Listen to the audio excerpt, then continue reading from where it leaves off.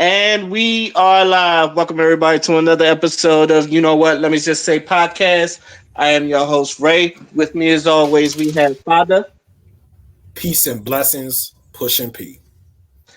We got D Wolf. Greetings. We got Crystal. Hola. We have Material Life Hello. and Q the Reach God. Fried shrimp are amazing. Wow. So how's everybody doing? Good. I mean, he ain't wrong. Now I'm hungry. I can't eat shrimp. Shrimp make me throw up, which is sad because I actually like shrimp. Damn. Damn, your life sucks. Is it just shrimp or seafood in general? Just shrimp because I can eat seafood. I've eaten crabs, I've eaten fish, I've eaten lobster, and all that stuff. None of that ever gives me that feeling that crab. I want to try crawfish, but I hate. I want to. I think crawfish might be the same. I don't know. Maybe I just don't like sea bugs. Sea bugs. Yeah, that's what they are. Just sea bugs. Yeah. Shrimp. Yeah, that's all they are. And the maggots I of the had sea. shrimp yesterday too.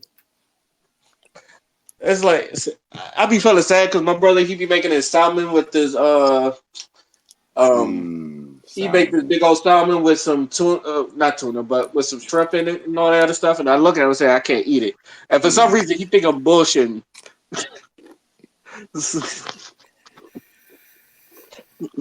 uh, also, before we get started, I just want to say, Q, why do our Cowboys always lose in stupid fashion? To this point, I don't even think I want to watch football for the next 5 years. I'm so tired of it. It's never normal. It's never a normal loss. It's like, what the fuck? If it's not against us, it's something that just happened that's just incredibly stupid. Right.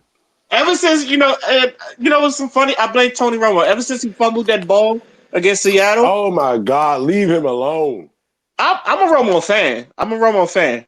But but every time we in the playoffs, we lose in some stupid fashion, like Des Bryant and like them saying Des didn't catch the ball, even though took 3 steps and rolled. He didn't catch the ball. I think the day Stephen A. Smith retires from ESPN is the day we'll win a Super Bowl. That's I sad feel, because I feel like when he does, it's only rigged for him to have one of the greatest episodes. It's just hilarious. As bad as I hate it. Like, you ever know that you're like, it's like watching a comedy show and there's a joke specifically directed towards you in your mind. So you kind of laugh, but you don't want to laugh because you know it's you that he's talking about. yeah. Yeah, it's that. I We're just, bad. I just had to take. I just had to take it. I'm not even gonna lie. I'm starting to call the Cowboys New Jersey twerk. That's it. New Jersey. I wouldn't go that far. Yes, they do. That's all they do. When you want them to win, they choke every time. I'm so tired. But still Cowboys for life. No matter. Okay.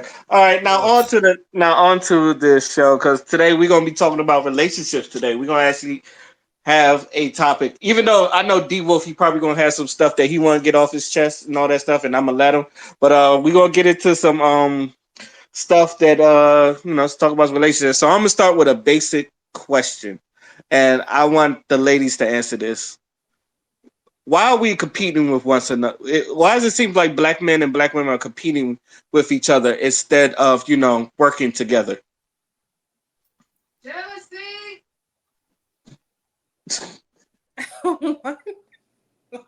I heard that one. That Yo. was, that was my little sister. I think it has a lot to do with the ego. I think that as black men and black women, we have been in that victim mentality state that now we don't know how to function without feeling like we're winning. So, for instance, with the financial portion in a relationship, as wife and husband, we have a situation where unless a woman is making her own money in a relationship, even if the man is making a lot of money, she don't feel like she's being taken care of. She feels vulnerable, which can play on her ego. Because the Black woman has been told that she's been weak all her fucking life. And everybody imitates the Black woman, but no one knows her pain or cares to give a fuck about her pain. So what happens when we go into relationships is that we're always in competition, not only with our counterpart, but we're also in competition with ourselves, but not in a positive way. We sabotage our own happiness. So, of course, we're going to be in competition with not only our counterparts, but the world, because that's what we were told. We were told we're not wanted. We're told that we're less educated. We're told so many negative shit that it plays on the ego, it plays on the feelings and the emotions of the typical Black woman. Yep. What do you think, B? All right. So I think it's you also have to so Tupac had a saying where he said the Black woman is the most disrespected woman, and that was like a long time ago. And then they had their feminist movement that happened that empowered them to become more, and now to this point now where women in general are making a they're not making more money, because when you look at the tally, but they're definitely making they're making more income than guys, because less guys are working, more females are working, and more females are being independent. And so yeah, if you look back in the 60s where it was less females that was independent and that would stay in relationships, and that wasn't more in a competitive state, they were remaining, constant. But now that more females are working, females are independent, they're they understand their value, they understand their worth, they know they're not sitting back no more, so they become competitive. And you're not gonna a competitive female is not gonna sit back no more like their grandpas and grandmas eras, and just allow the men to say and dictate exactly how things should flow. So the problem is we've now evolved, and us we've always been competitive, but the problem is now is we're competing with our own kind. So we're not just it's just not the Black female competing with another Black female, but we're now competing with the men to let them know that we're not the same. We're not our grandmas, we're not our moms. We are us.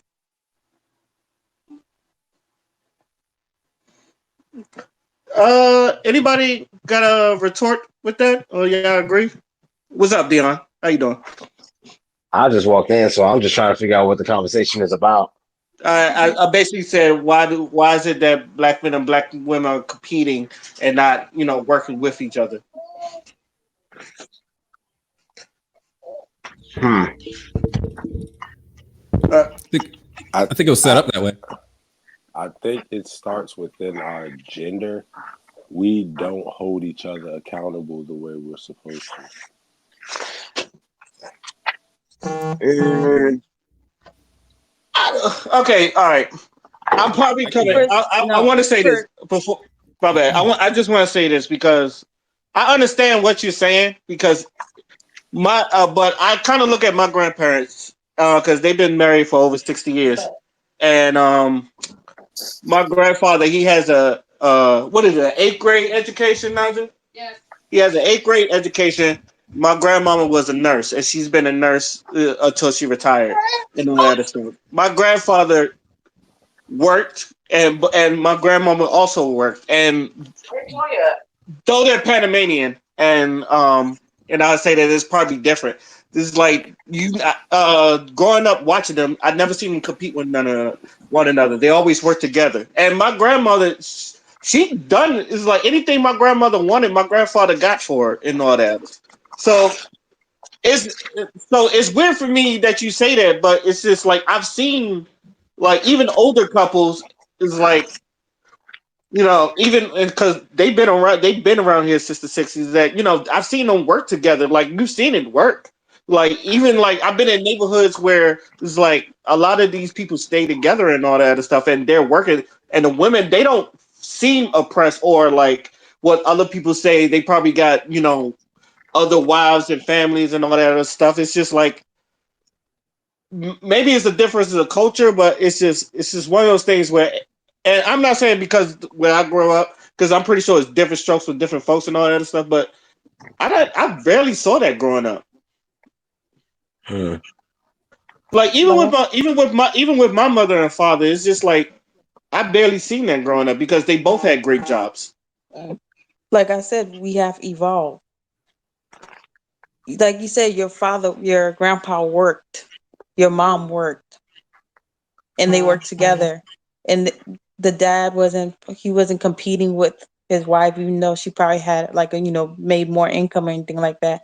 But the guys in like this new generation of young kids is a lot of them aren't working, and a lot of females are working, are tending to guys, and so females tend to. It's different when a guy is working and a female isn't working. But when a female is working and a guy isn't working, they tend to be a little bit more vicious in their, attacks. I feel that it's pushed more too for women to It be is. like more independent and things of that nature.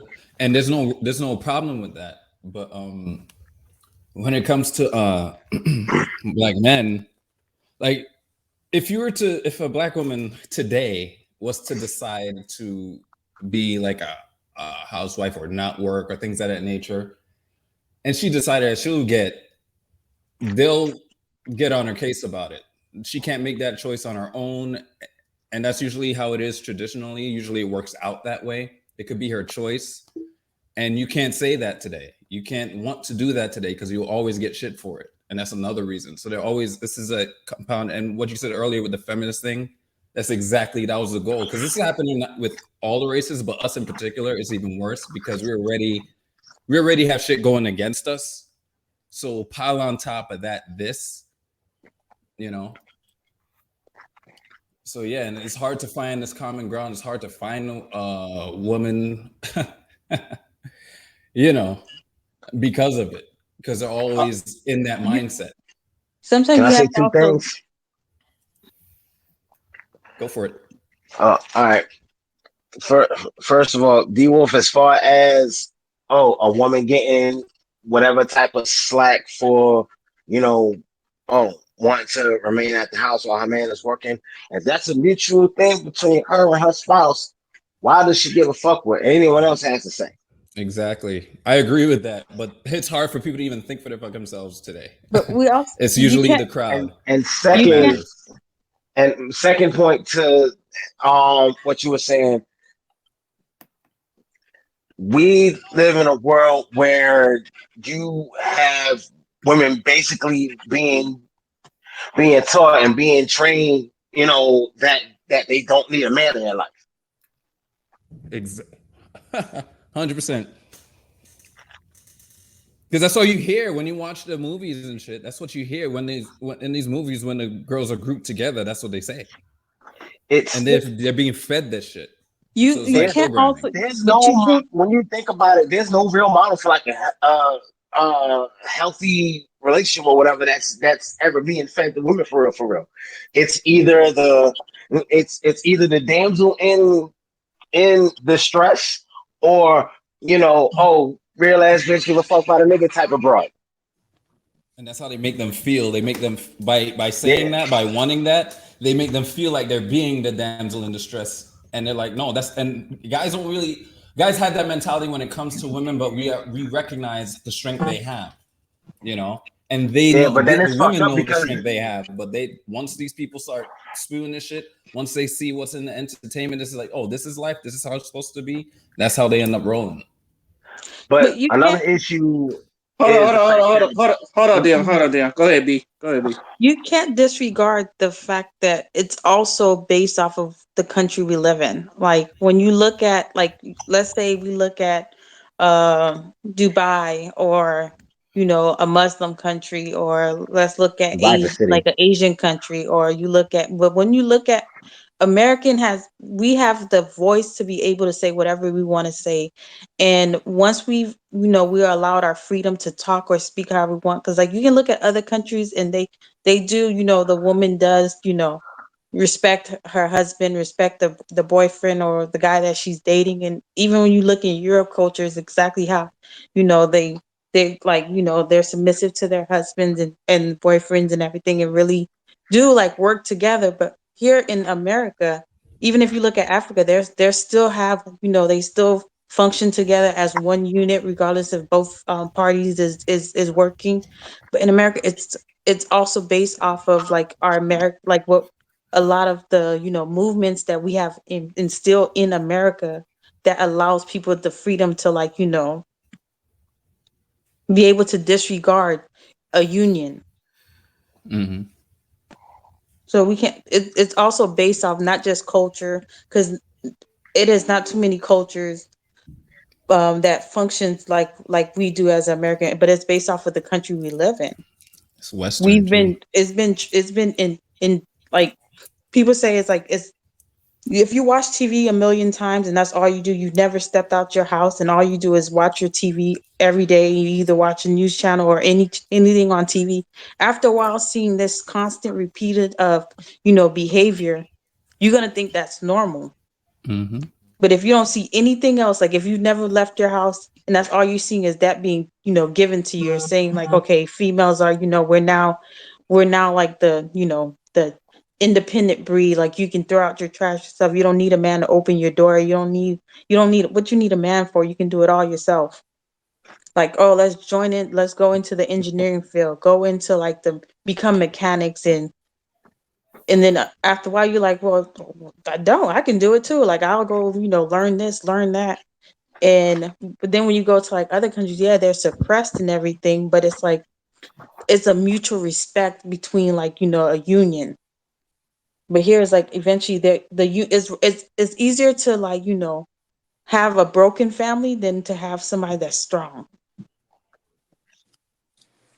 I Because agree. if you look at what's his name, Denzel Washington and his wife, they have the perfect union. But do you see anybody, like, do you really get to see like their relationship always being, used as like the epitome of, like, great relationship status? Nope. Why would Nah, they? you see all the ghetto stuff. So what you saying? We should look at Denzel Washington and his wife instead of Cardi B and Offset? Oh First Lord. of all, I ain't never looking at Cardi B and Offset. Why is that the I first couple you say bring up? disregard celebrities Because and their bullshit in general. Because they're Hmm. because human just like one everyone else. They go through shit just like everyone else. Stop using them as goals, models, whatever the fuck. Q, the reason why I bring them up because one, they are married, and two, um, not that many people like not that I would say this. I mean, people know Denzel Washington, but people in like this generation or younger, I don't think they're really looking at Denzel Washington as relationship goals. I think they're looking at the Moneybag Yo's and Ari Fletchers. They're looking at the Cardi B and Offsets. Hell, Ah, And that's the Well, you're groaning, but I have a point. I'm not gonna say I'm right can't because ah. tell you about Bob and Sarah relationship, because I don't know Bob and Sarah, but I can see Cardi B and Offset. I can see Denzel. So that's why we use them as like references and stuff, because those are relationships that you can see. Like I can't tell, like, people don't know about the other, the people who's like normal people relationship, like,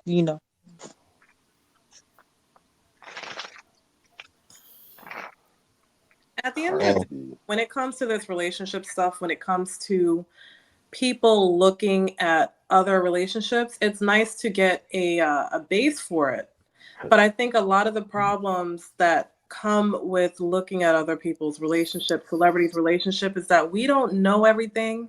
It's nice. It's a nice way to look at the base of where what you should do in the public's eye, but we don't know what goes on behind closed doors. But people take that basic information we have of these couples like Jada and Will, because Jada and Will, I thought they had the perfect relationship. I really did, until recently entanglement and shit came out. So they would take the basic information that they have of Will and Jada, and then if their relationship don't match up, they want to throw the whole relationship away. And these people have been together through everything.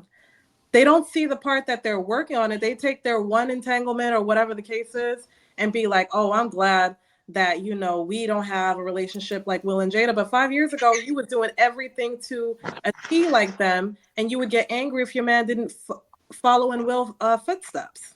So, people have to know what to take and what not to take and keep it fucking pushing, and don't make their relationship the model, or other people's relationship the model for their own relationship, because every relationship is different.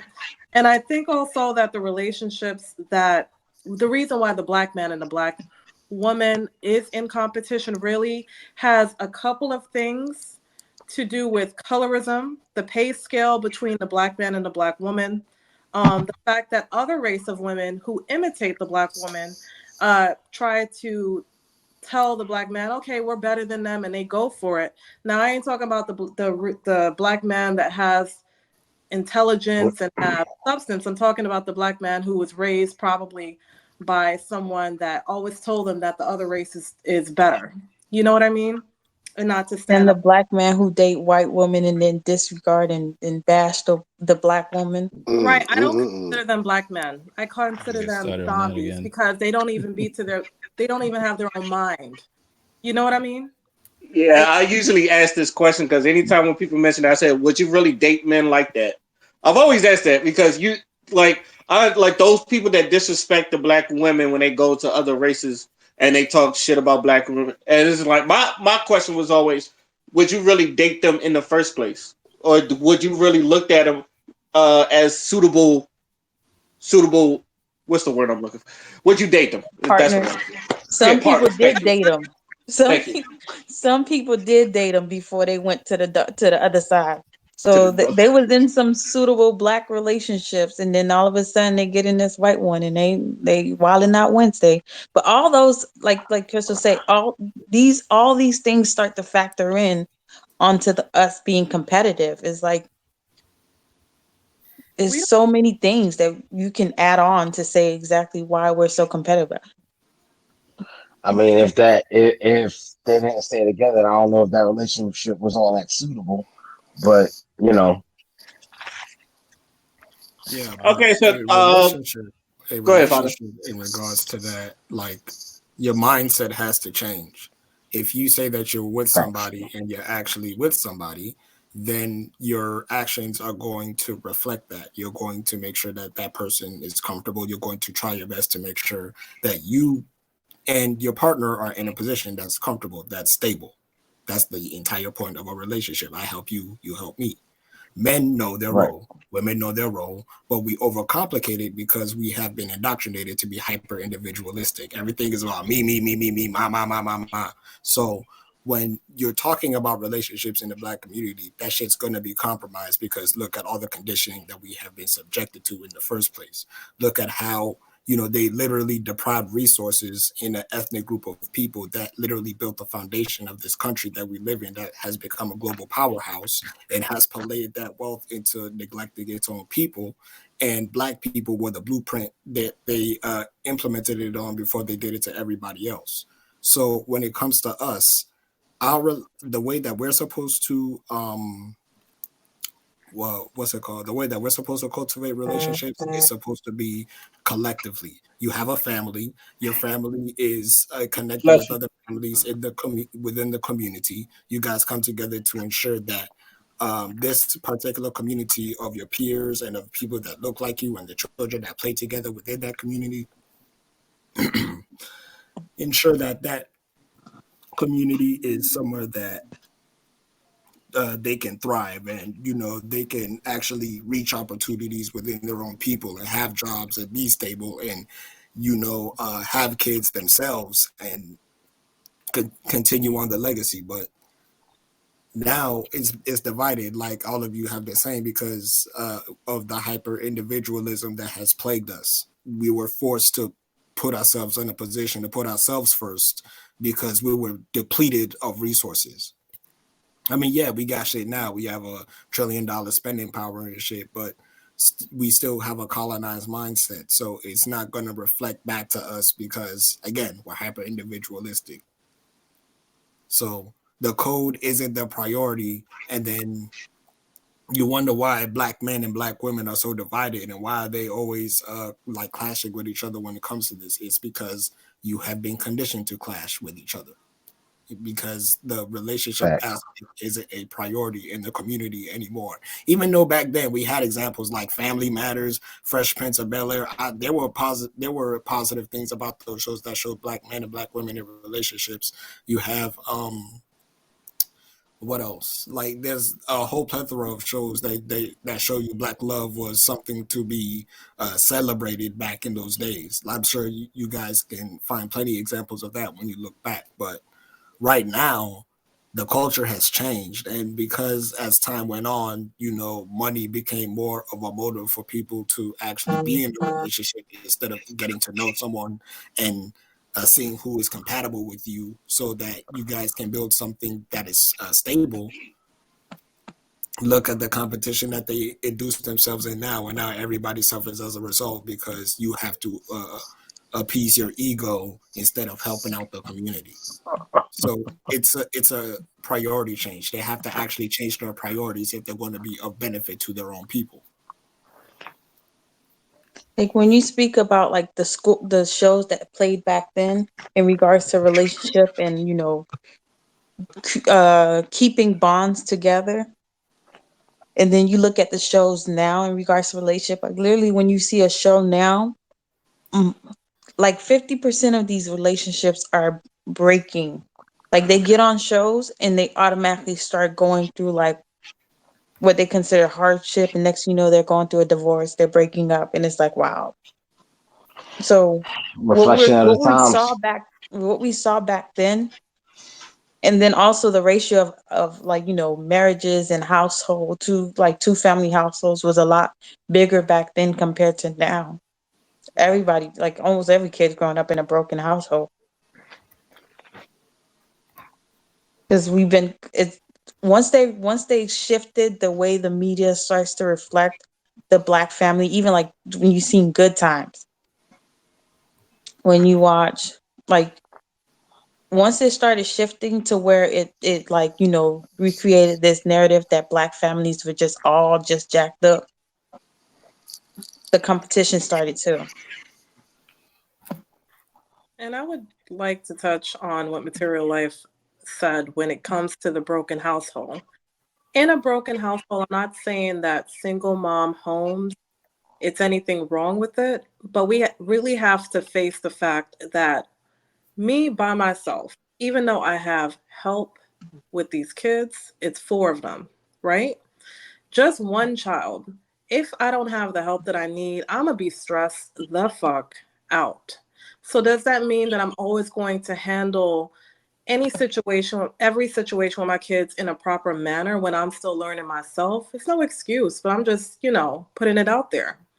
Now, if it was truly just me raising a boy child, how do you think that boy child's going to be raised if I'm always shouting, if I'm always stressed the fuck out? Like, you think he's going to be raised as a proper man that's mature and can handle things, or do you think he's going to be a very angry person? I was going my exact answer to that was about to be, if anything, you're breeding resentment. Huh? I was going to say, if anything, you're breeding resentment. Mm-hmm. Exactly. So am I creating a proper citizen that is going to be okay in marriage, going to be able to stay with things when I keep breaking character, when I keep breaking promises and shit like that? What am I teaching my fucking son? He's going to look for a woman just like me if I What's that saying? Every man grows up to marry his own fucking mother. don't. But that is because of the example that he has been shown in the environment that Exactly, he has been put exactly. in. That's what that statement means. Yeah. Not Right. enough So, of us have that example. and So then on you top know, of that, like I said before, like a lot of people really don't prioritize what it means to be an example or to put yourself in a position where you see people that look up to you, especially like the younger generation. You see people that look up to you and how you handle things and your behavior, and they soak that shit up, and then that in itself becomes the catalyst for how they are going to be in the future. So it's up to us as a people to realize that about how we are setting an example, and we have to prioritize that for our children, because they are the ones that are going to inherit the world that we leave behind. Like, you see the stuff that we're going on right now, the problems that we are having is a result of people before us that were very, very, very disorganized, and then also didn't pass down didn't pass down a world that was inhabitable to us. So right now, a lot of us in like the 24 to like 45-ish age, like is really tough out here. You know what I'm saying? So like in regards to that, in the environment that we're in, that has to be the priority. Otherwise, when those kids grow up, the problems are going to repeat itself because we didn't take that into priority when we were making the decisions that we were making and things of the sort. So I believe that for the example that you set for your son to see how to get a woman that is actually going to be his teammate instead of his competitor, is that you have to conduct yourself in a way that he will see that and be like, message received. When I grow older, this woman that I marry is going to cooperate with me instead of being my enemy. And right. that is what we're supposed to prioritize. Facts.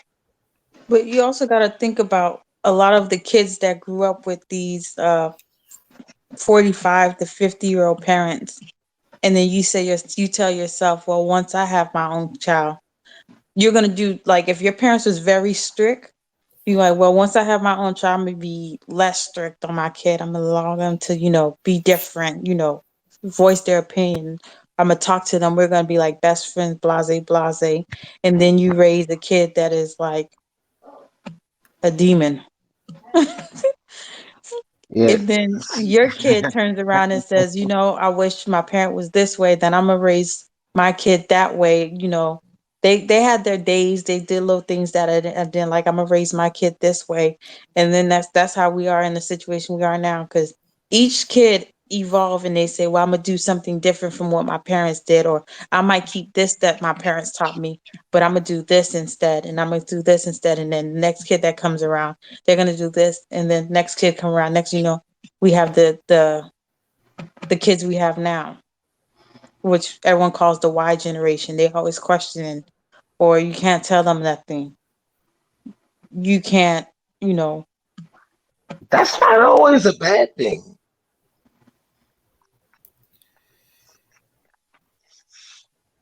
Sometimes it's good to ask about certain things. Like, that's not always a bad thing now. It's more of how they go about it. What you mean, Dion? All right. Okay, there's a difference between, okay, basically there's a difference between, okay, asking questions, why should I do this? Why shouldn't I do that? Whatever, whatever. And then just being outright wild and rebellious and, oh, I'm gonna do whatever the fuck I want, blah blah blah. You know? I'd rather my two kids come to me and ask me a million and one motherfucking questions about shit than go off in the world thinking they know every motherfucking thing already and get fucked up. You know? Here's another thing. So, We need to stop being best friends with our kids too. I was gonna say Instead, something about that, but yeah, go ahead. no more. Continue. Go ahead. I interrupted. Go ahead.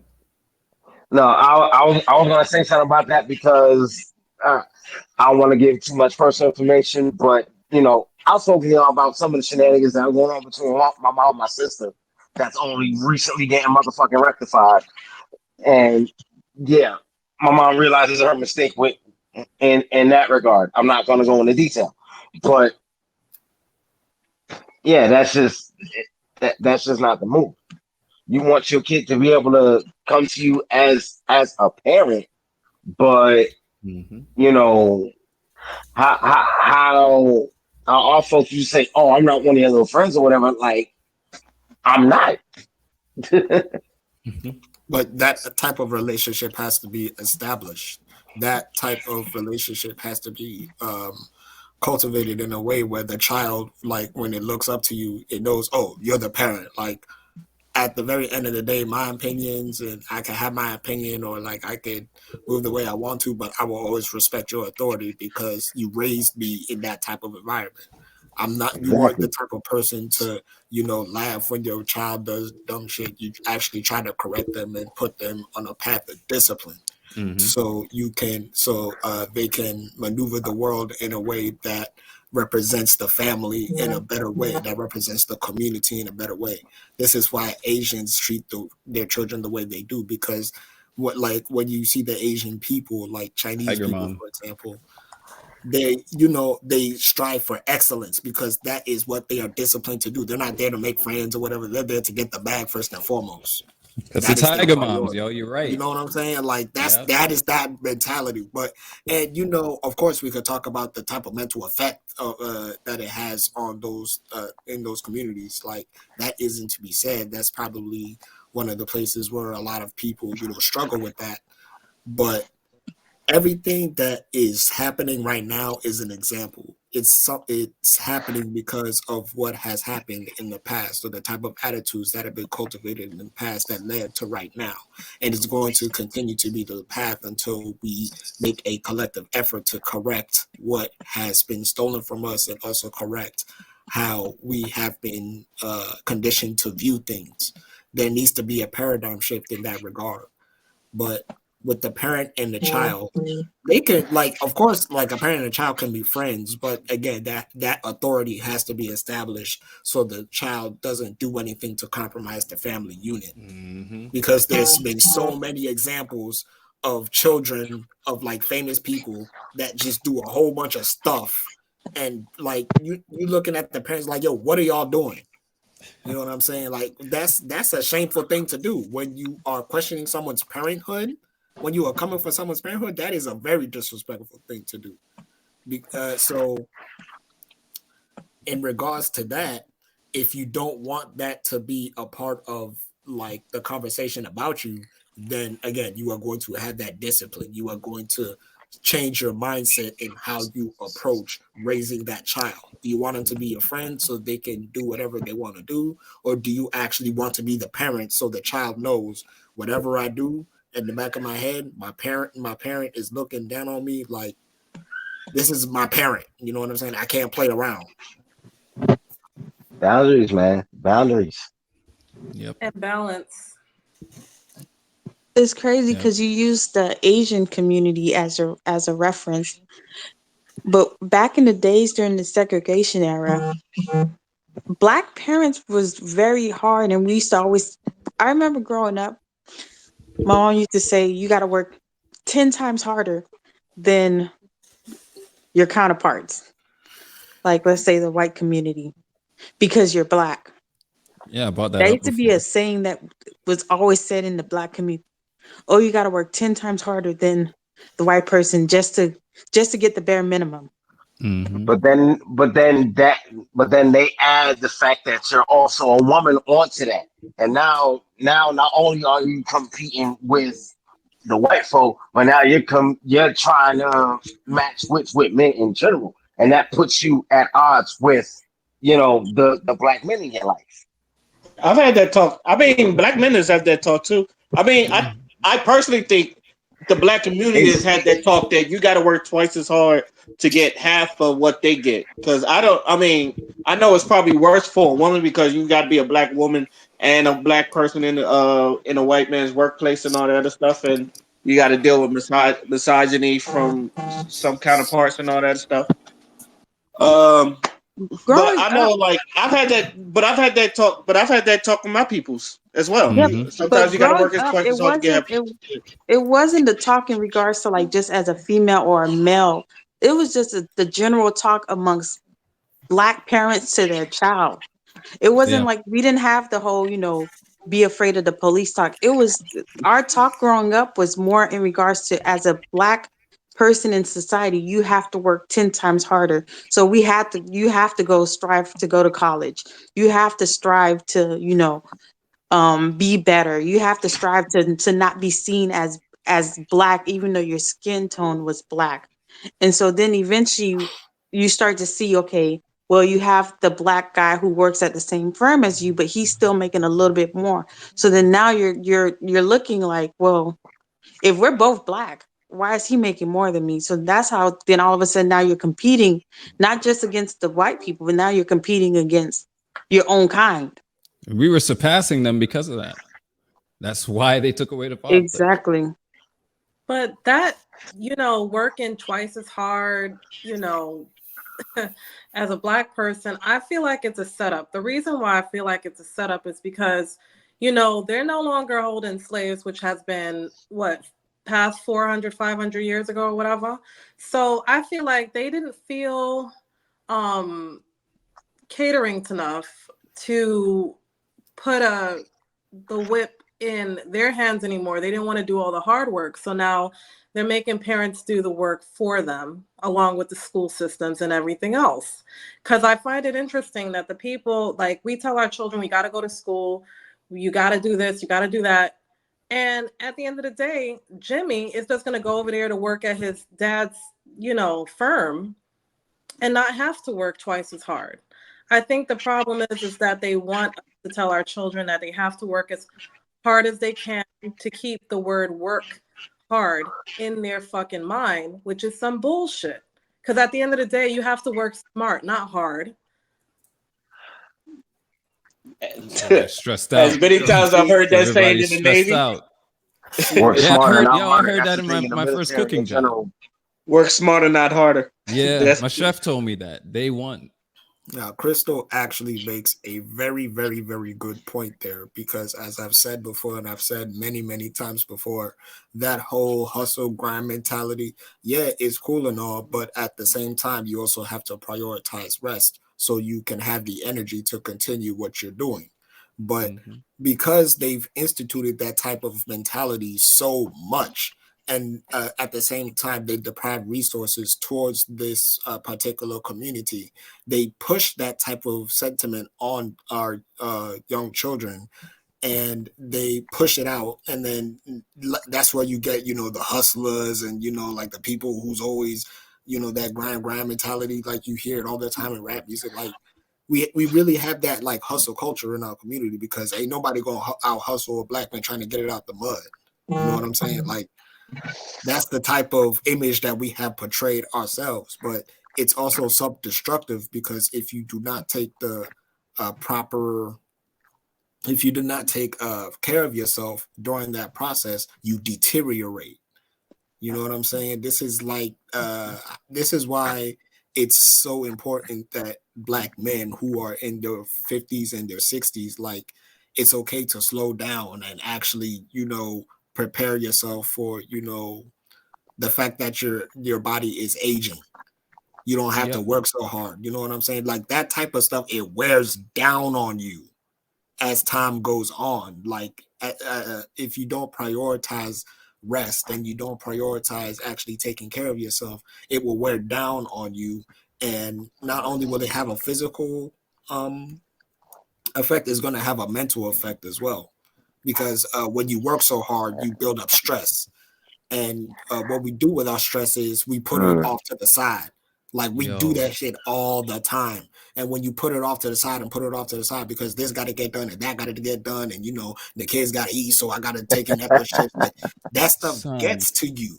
that's It why I make gets this. to you. It wears you down. And now we're Man, raising a generation of men that are like they don't even have the language to say I'm tired and I need to rest because Man, of the type of fatigue that has Father, been with inflicted everything on you me. said, let me tell you, I feel attacked. Yo, I Cause make hold on, That's oh shit. that's Let where me the tell you. narrative Hey, burnout is completely dead. real. yo, I make Burnout is I'm real. I make a Let me joke. tell you. Nah, Devo, go ahead. I'll cut you off. Go ahead. Yeah, I make a joke all the time. Like, this is proof that we're the original man on this fucking earth, yo. We ran this shit first. And then we fast forward and we're like, yo, there's a reason why black men are always late. Because we're like, what the fuck are we working this hard for, yo? We know something's up. Like, what are we working this hard for? Like this is insane. We work for what we want to earn ourselves. We don't have no fucking boss. We all own our own land and shit like that. We have this mentality stuck in us. So that's why we're always late to your fucking corporate job or whatever it is. Because we're like, for what? And we or not corporate job, lesser job and this, that, and the other. Even though you see everyone else coming on time, we're like, for what? This shit? What am I getting out of all this work for you? Son, you're kidding. That's how we are. We know this. But That's why I'm That's like with Man, black that joke is used against us, but I'm saying no, it's the other fucking way around, yo. We know with black here's better. my issue. Here's my issue, though. Okay, I'm gonna be 35 come this September, right? Now, damn. spiritually, I'm about that action. My body is like, hell no.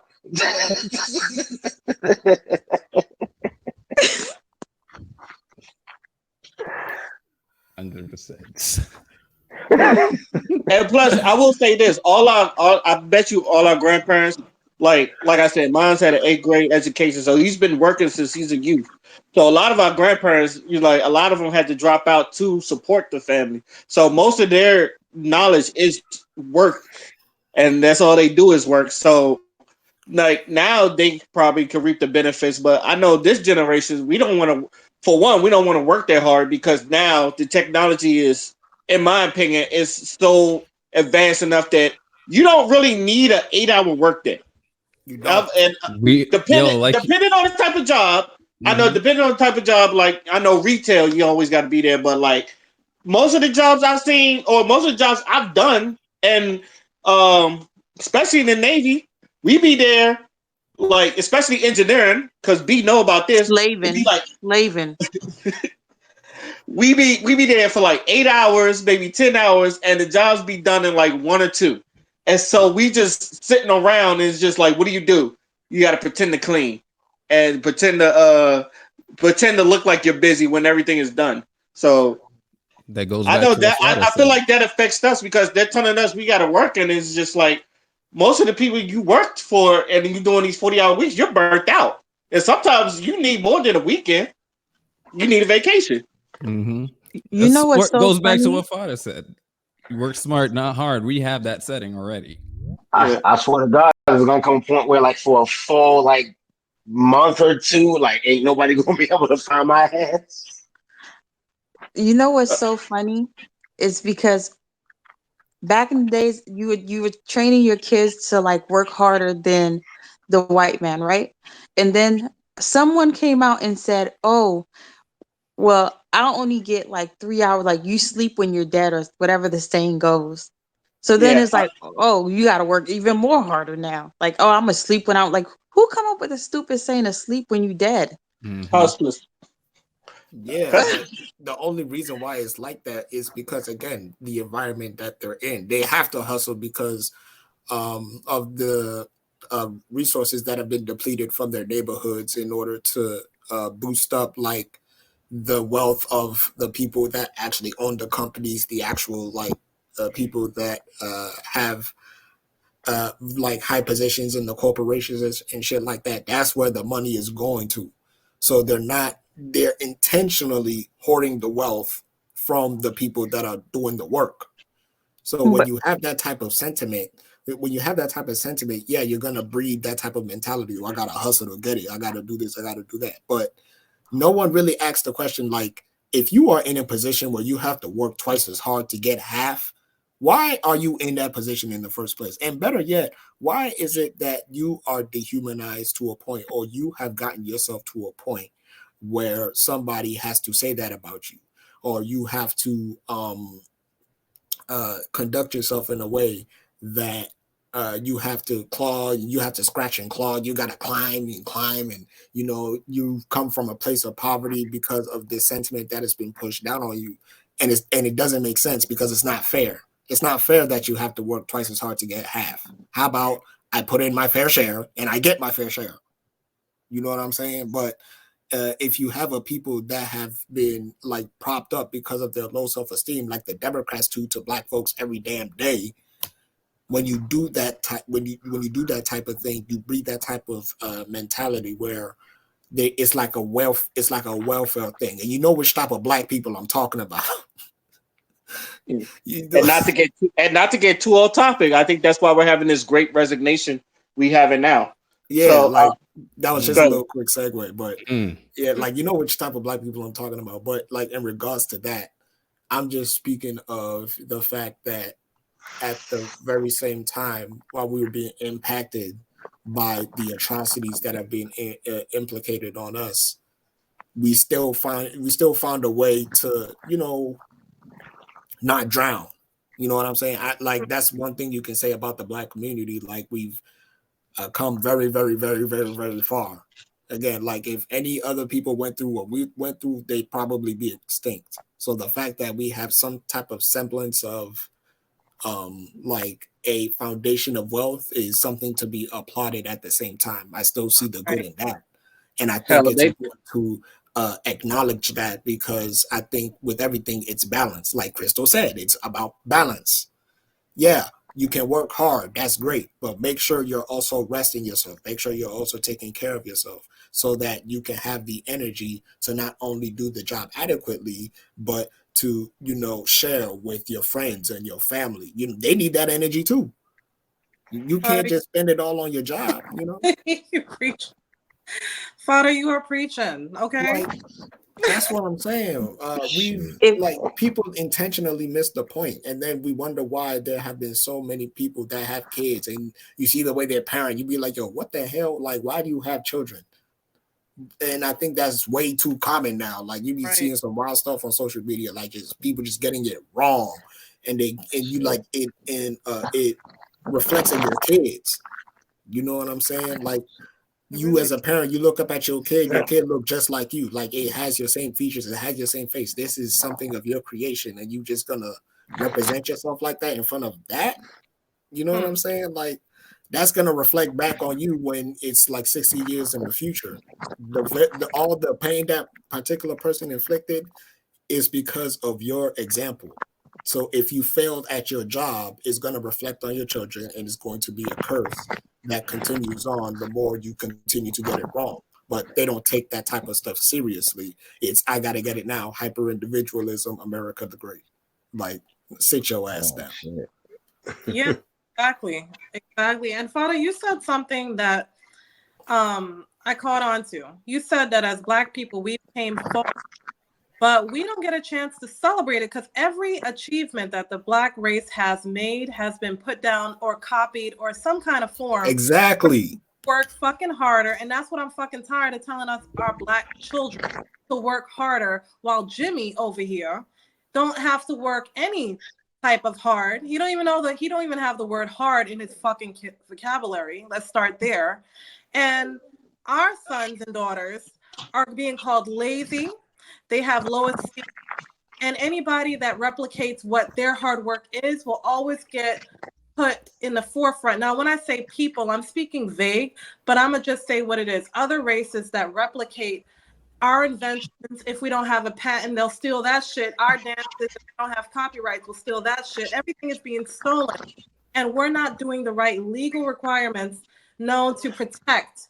Protection are fucking key. Copyrights are fucking key. So instead of teaching our boys and girls to fucking work harder, how about we teach them how to patent? How do we teach them how to write up their own things to get money from the government? Okay, our grants. That's the word. Our fucking the grants. actual way. Right. All right. So when we have now they're raised, and they've been telling their whole life that you got to work harder. Okay, now they got another, they have a Black woman that they're trying to entertain to make a wife, or versa versa, or whatever. Okay. Now the black woman is like looking at him like, black women got it harder. And the black man is like, no, we got it harder than y'all. And nobody's communicating. They don't even know how to start.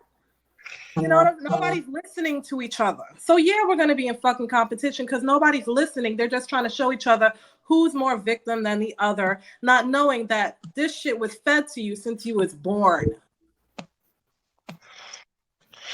So, keeping on that competition thing, because I do think it starts in the schools, and I do feel like education is more driven towards the women than are the men, and you could tell that because a lot of men drop out of school, especially in the '90s, because sometimes they just can't keep up, and I feel like when and this I could be wrong, but I feel like the education is feel like it's being pushed more to the women. That's why they enroll in school a lot, and that's why like even telling them they could be strong independent, which I don't have a problem with, but you could tell it's pushing them more, them getting to college and the degrees, and I don't feel like that's being pushed towards men like that. Do y'all agree with that or not? No. That kind of speaks to what I said earlier about how women are being trained so that like they don't need a man in their life. They don't need us. So Why you we say have to we but we have to be honest about the reason why a lot of men in the 90s or back in the days left school early and stopped their education, and more females remain in school. The men had to go work. The income that their father was making wasn't enough. And so the men had to leave school and go work. So the mom, like the girls in the household, yeah, all they probably didn't have to go work as much as the men did back then, but so they were able to like continue their education, or some of the parents couldn't afford to pay for school because That school. don't that don't entirely matter. If anything, what you're saying just proves, you know, it further drives my point home of how all this was by design. All this is a damn setup. You And I you put Crystal fellas in said a setup. position to Crystal where, said setup. well, Mm-hmm.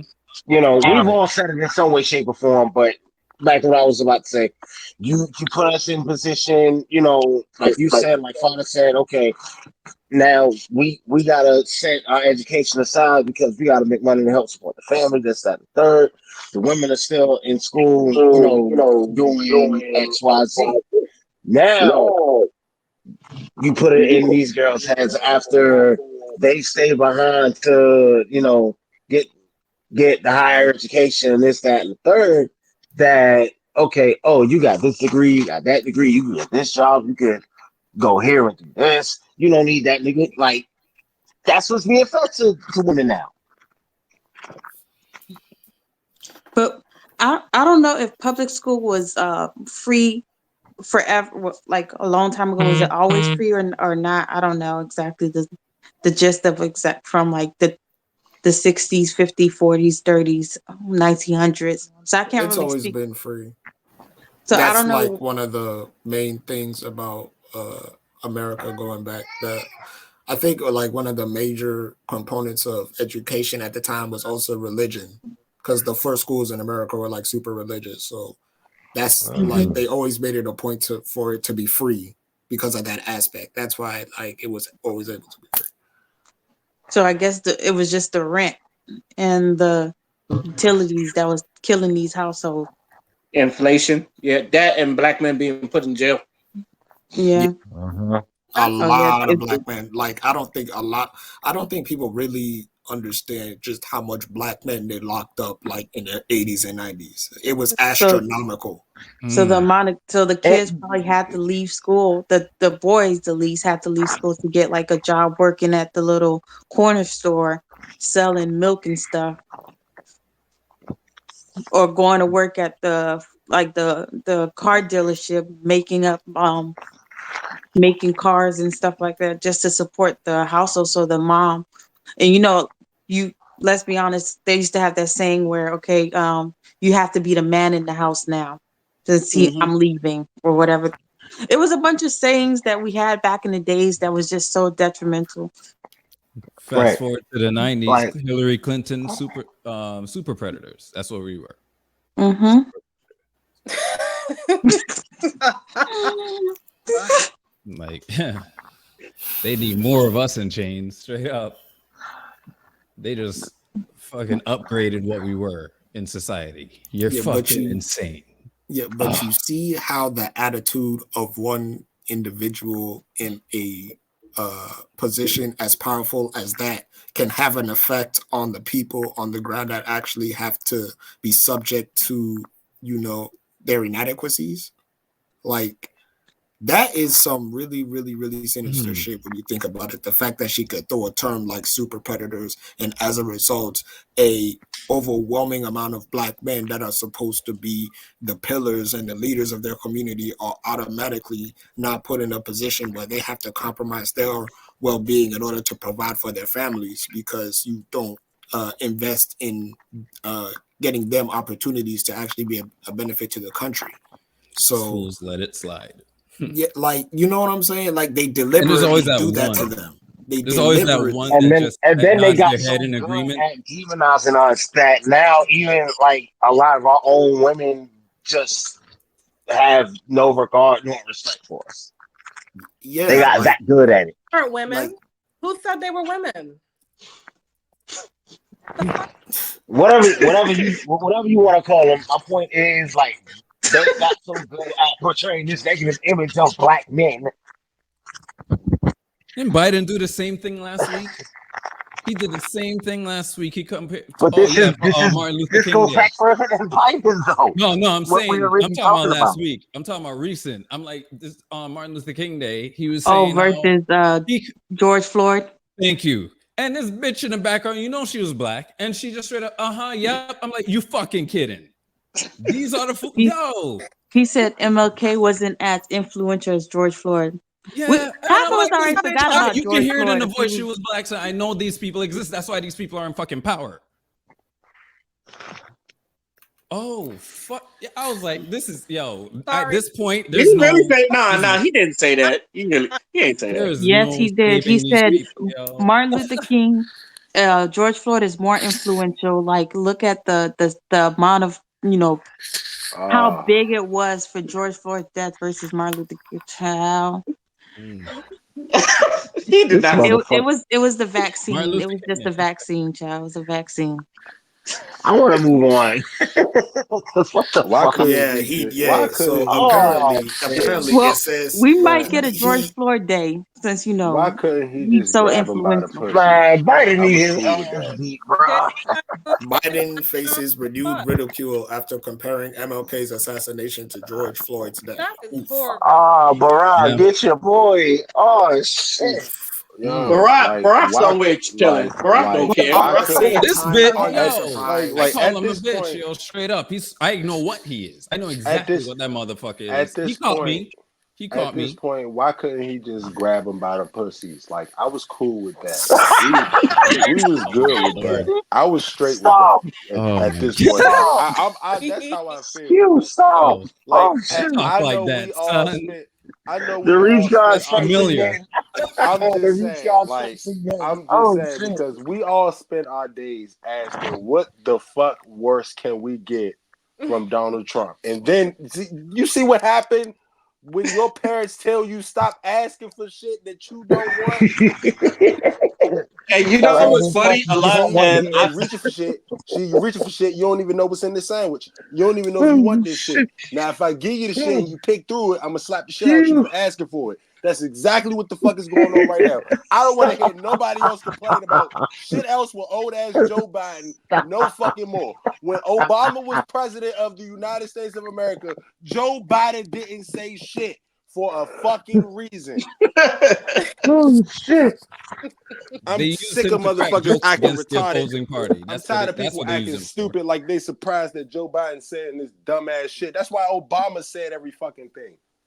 We didn't watch the fucking CIA speeches for motherfucker. Joe Biden. No, I think a lot of times people fail to realize exactly why Joe Biden came into office.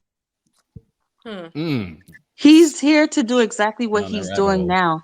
Like, I would have happily been happy with Trump, but let's be honest.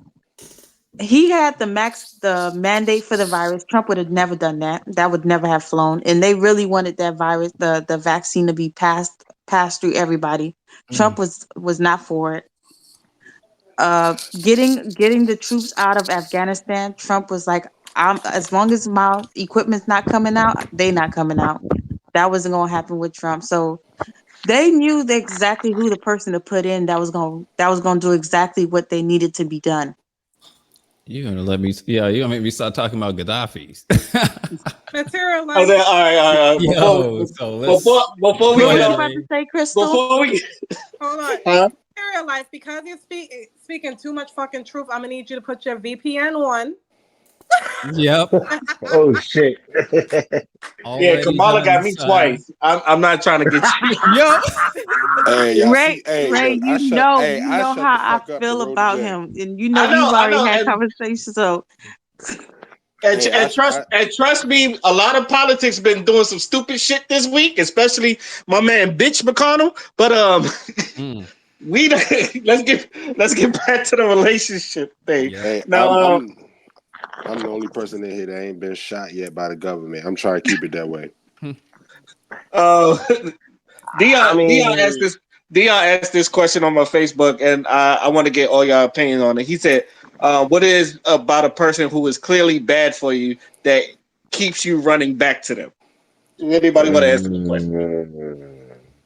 everything, That's I good. don't Good. everything. The fact that they bad for you keep you coming back is everything about them.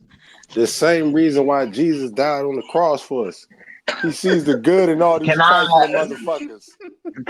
I gotta say something on that since I want to pose the question. It's your question. Go ahead, brother. Like, It's put it like this. It's the same thing that keeps a junkie coming back for that next hit of heroin or crack or whatever, man. It's like a motherfucking drug. You know what I'm saying? You know this shit's gonna have whatever negative effects on your body, on your mind, whatever. But you feel so good when you got that shit in your system. This motherfucker, especially when this motherfucker like you know he or she ain't shit because fellas, we do this shit too. You know what I'm saying? We know this motherfucker ain't shit, but they know us. They know the things that make a motherfucker feel like something. They know the things that make us smile, make us laugh, whatever that keep us coming back so they can continue to do whatever bullshit they do. Yeah, but you also know they I, know how to push your buttons as well. I think, hey, and this might Mm-hmm. be this might be tricky. What I'm about to say, I think sometimes it's an ego thing. I think some Mm. people's egos won't allow them to let go of something that they feel like they didn't conquer or fix. Who preach on that? Like Go you have, deeper into that. No, okay, that's go deeper into that, please, because okay, that's all right. yes. Let me break it down for you. I say it in the woman's perspective. When I break down every Every Browns, woman, let's sketch let's bounce. yeah, oh yeah, let's go. You already know how I'm about to do this. When every woman has this, well, I'm not gonna say every woman. Women have this thing with the bad boy that they can take. Bad boys seem to have an ambition to do bad shit. In a woman's perspective, they feel like if I could take that same bad guy and put some type of good in him, he'll take that same ambition towards bad shit and do it towards good shit. Until they realize that the reason that the nigga don't do good shit is because he's good at doing bad shit. That's a girl. He said that. Yeah, He that's said that was a woman. That's a girl. yeah. Okay, you get Oh what I'm saying. yeah, Okay, yeah, like Oh Crystal okay. said well, last week. yeah. I get what you're saying. I get what you're saying. I get what you're saying. But I'm A just grown saying ass woman will know better, but yeah. exactly. But these are the situations. These And a are the man days of our lives. and the man's perspective is it's more possessive. Fuck that. Ain't nobody gonna have her if I can look, fuck that shit. Bitch, I kill you before I let somebody else try to fix you. It's weird, but I'm just being honest. That's usually People after he has some great sex too. Bitch, I kill you. You exactly. go with another nigga. I kill you. Shit. It's really egotistic when people feel like they don't want to get rid of somebody. Like I know females who like literally thrive on like the fucking drama that comes with dealing with a nigga who brings the shit. Like they like the shit. Like they come. Like some women enjoy gossiping Ooh, about we had their a whole messy convo in ass the group chat lives. about that. Hold Like on, I'm hold gonna on, give hold you. on, Q. Hold on. I gotta put this video in. I gotta put this video. Is peace scarier Oh than shit! You chaos? segued it right into this video. Oh, this is the It's video gonna we was sound talking about bad, too. but yeah, for a lot of women, This is the video we I was can't talking speak about. for all women. I'm not trying to speak for all women, but the a lot of the women that I know, and also speaking for myself, it's not something that I'm proud to admit, but peace can be very scary because in certain situations or in certain, I guess, women's lives, that's not the norm. That's not familiar. And sometimes peace looks like the calm before the storm.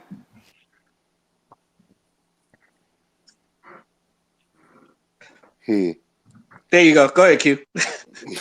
God damn, Don DeMarco. See, there you go. Throwing alley hoops. But that just goes to say that women, some women thrive off of, the drama, and some women are so traumatized that all they do is expect the bullshit and then they just brace themselves for it. Like it's almost like somebody who's been in a car crash 1,000,001 times and then they get in a car with somebody who drives 100 miles everywhere they go. They're always bracing because they feel like if a person who didn't drive this fast crash, I'm pretty sure you're going to crash if you keep doing this shit. So I don't know. I really think it's really egotistic when people don't when they feel like they don't want to leave, or like how somebody can complain about their relationship so much but still like smile like everything is fine. Like I feel like at the end of the day, as an adult, you should be able to have the conversation and say something is not right. I agree. Mm. I Okay. go ahead. Sorry. See, here's the thing. Like I said, and honestly, that video, because again, we had a whole thing in our group chat or whatever. That's what inspired that question I asked. You know what I'm saying? Now, on that same token, we talked about how a person, because they're so used to the bullshit and the chaos, they'll self-sabotage. They'll intentionally start that shit simply because that's all they fucking know. Yeah, self-sabotage is what is definitely a key thing, but it's also that trauma bonding shit where both parties is like, oh, I've been through A, B, and C, and no one else can deal with me, so I guess I'll just settle. Is the same thing as being fucking stagnant. And the thing that keeps each other keep running back to each other sometimes, and I'm speaking from fucking experience, it's disgusting, but I had to go through it to learn the fuckery in my early 20s. So the thing is a couple of things that is of a low energy that would keep you running back. One of them is sex. One of them is that victim mentality that you have, where you would speak to somebody all about your childhood traumas and only they understand.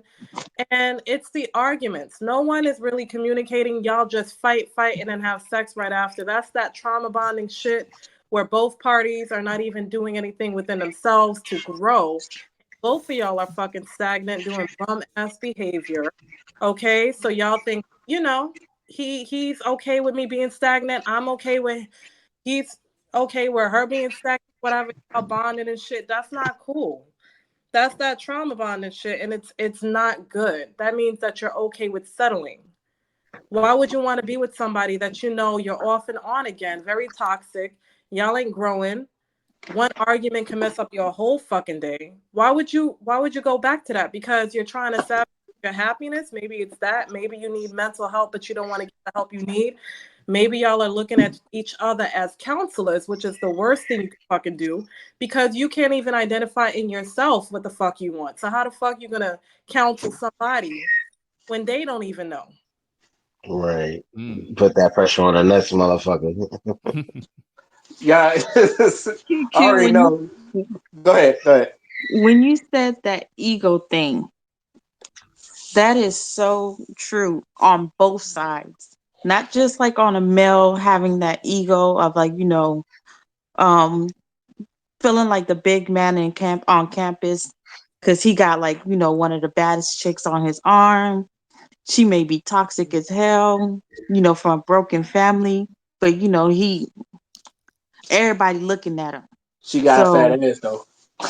he can't let her go because everybody already noticed him. He probably get more bitches and stuff from having just that girl around his on his record of exactly girls he slept with. So more girls are just like, but also when you look at it also from a female perspective, a female when she sees, I don't even understand the thought process of that because when I see a bad boy or ghetto hyperactive boy or whatever, I don't see like, oh my gosh, this is the guy I'm gonna spend the rest of my life with. And I was not raised with a father in the household, so I don't understand where we can't say that it's females who've been raised without a father, so they're always looking for somebody to like make them feel like they're being loved or whatever the case may be. But Oh, the I can tell you the answer to that. They're always outliers. I can tell yeah, you the but answer to that. the I thought always thought it was because of their presence. I would say that. But go Again, ahead. Go ahead.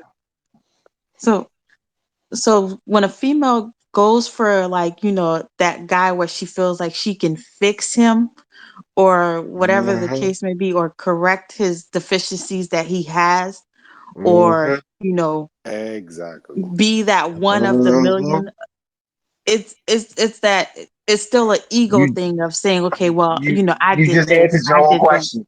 You just Hmm? answered your original question right there. Yeah, but what I'm saying is I don't understand. First of all, that's just a weird mentality because we used to say all the time that it's girls from broken families that go seek men that's broken too. I wasn't raised with a father. I don't go seek broken men. Would you call your family a broken family though? Even with the Yeah. father not being in the house? Because I know some people that their father's not in the house, and you wouldn't really call them a broken family either. I don't consider my family a broken family. I don't consider one either. So Yeah, that's what. Yeah, that's what I'm asking. And another thing we have to acknowledge when we say these things like because the parent wasn't in the household or it was a one household parent, we have to take in consideration of how that situation was perceived because I was a kid who was in a one parent household, but one thing my father didn't do, he didn't badmouth my mother. So I didn't live with resentment until I understood or until I got to an age where I did was able to understand what my mother, what the choices that she made.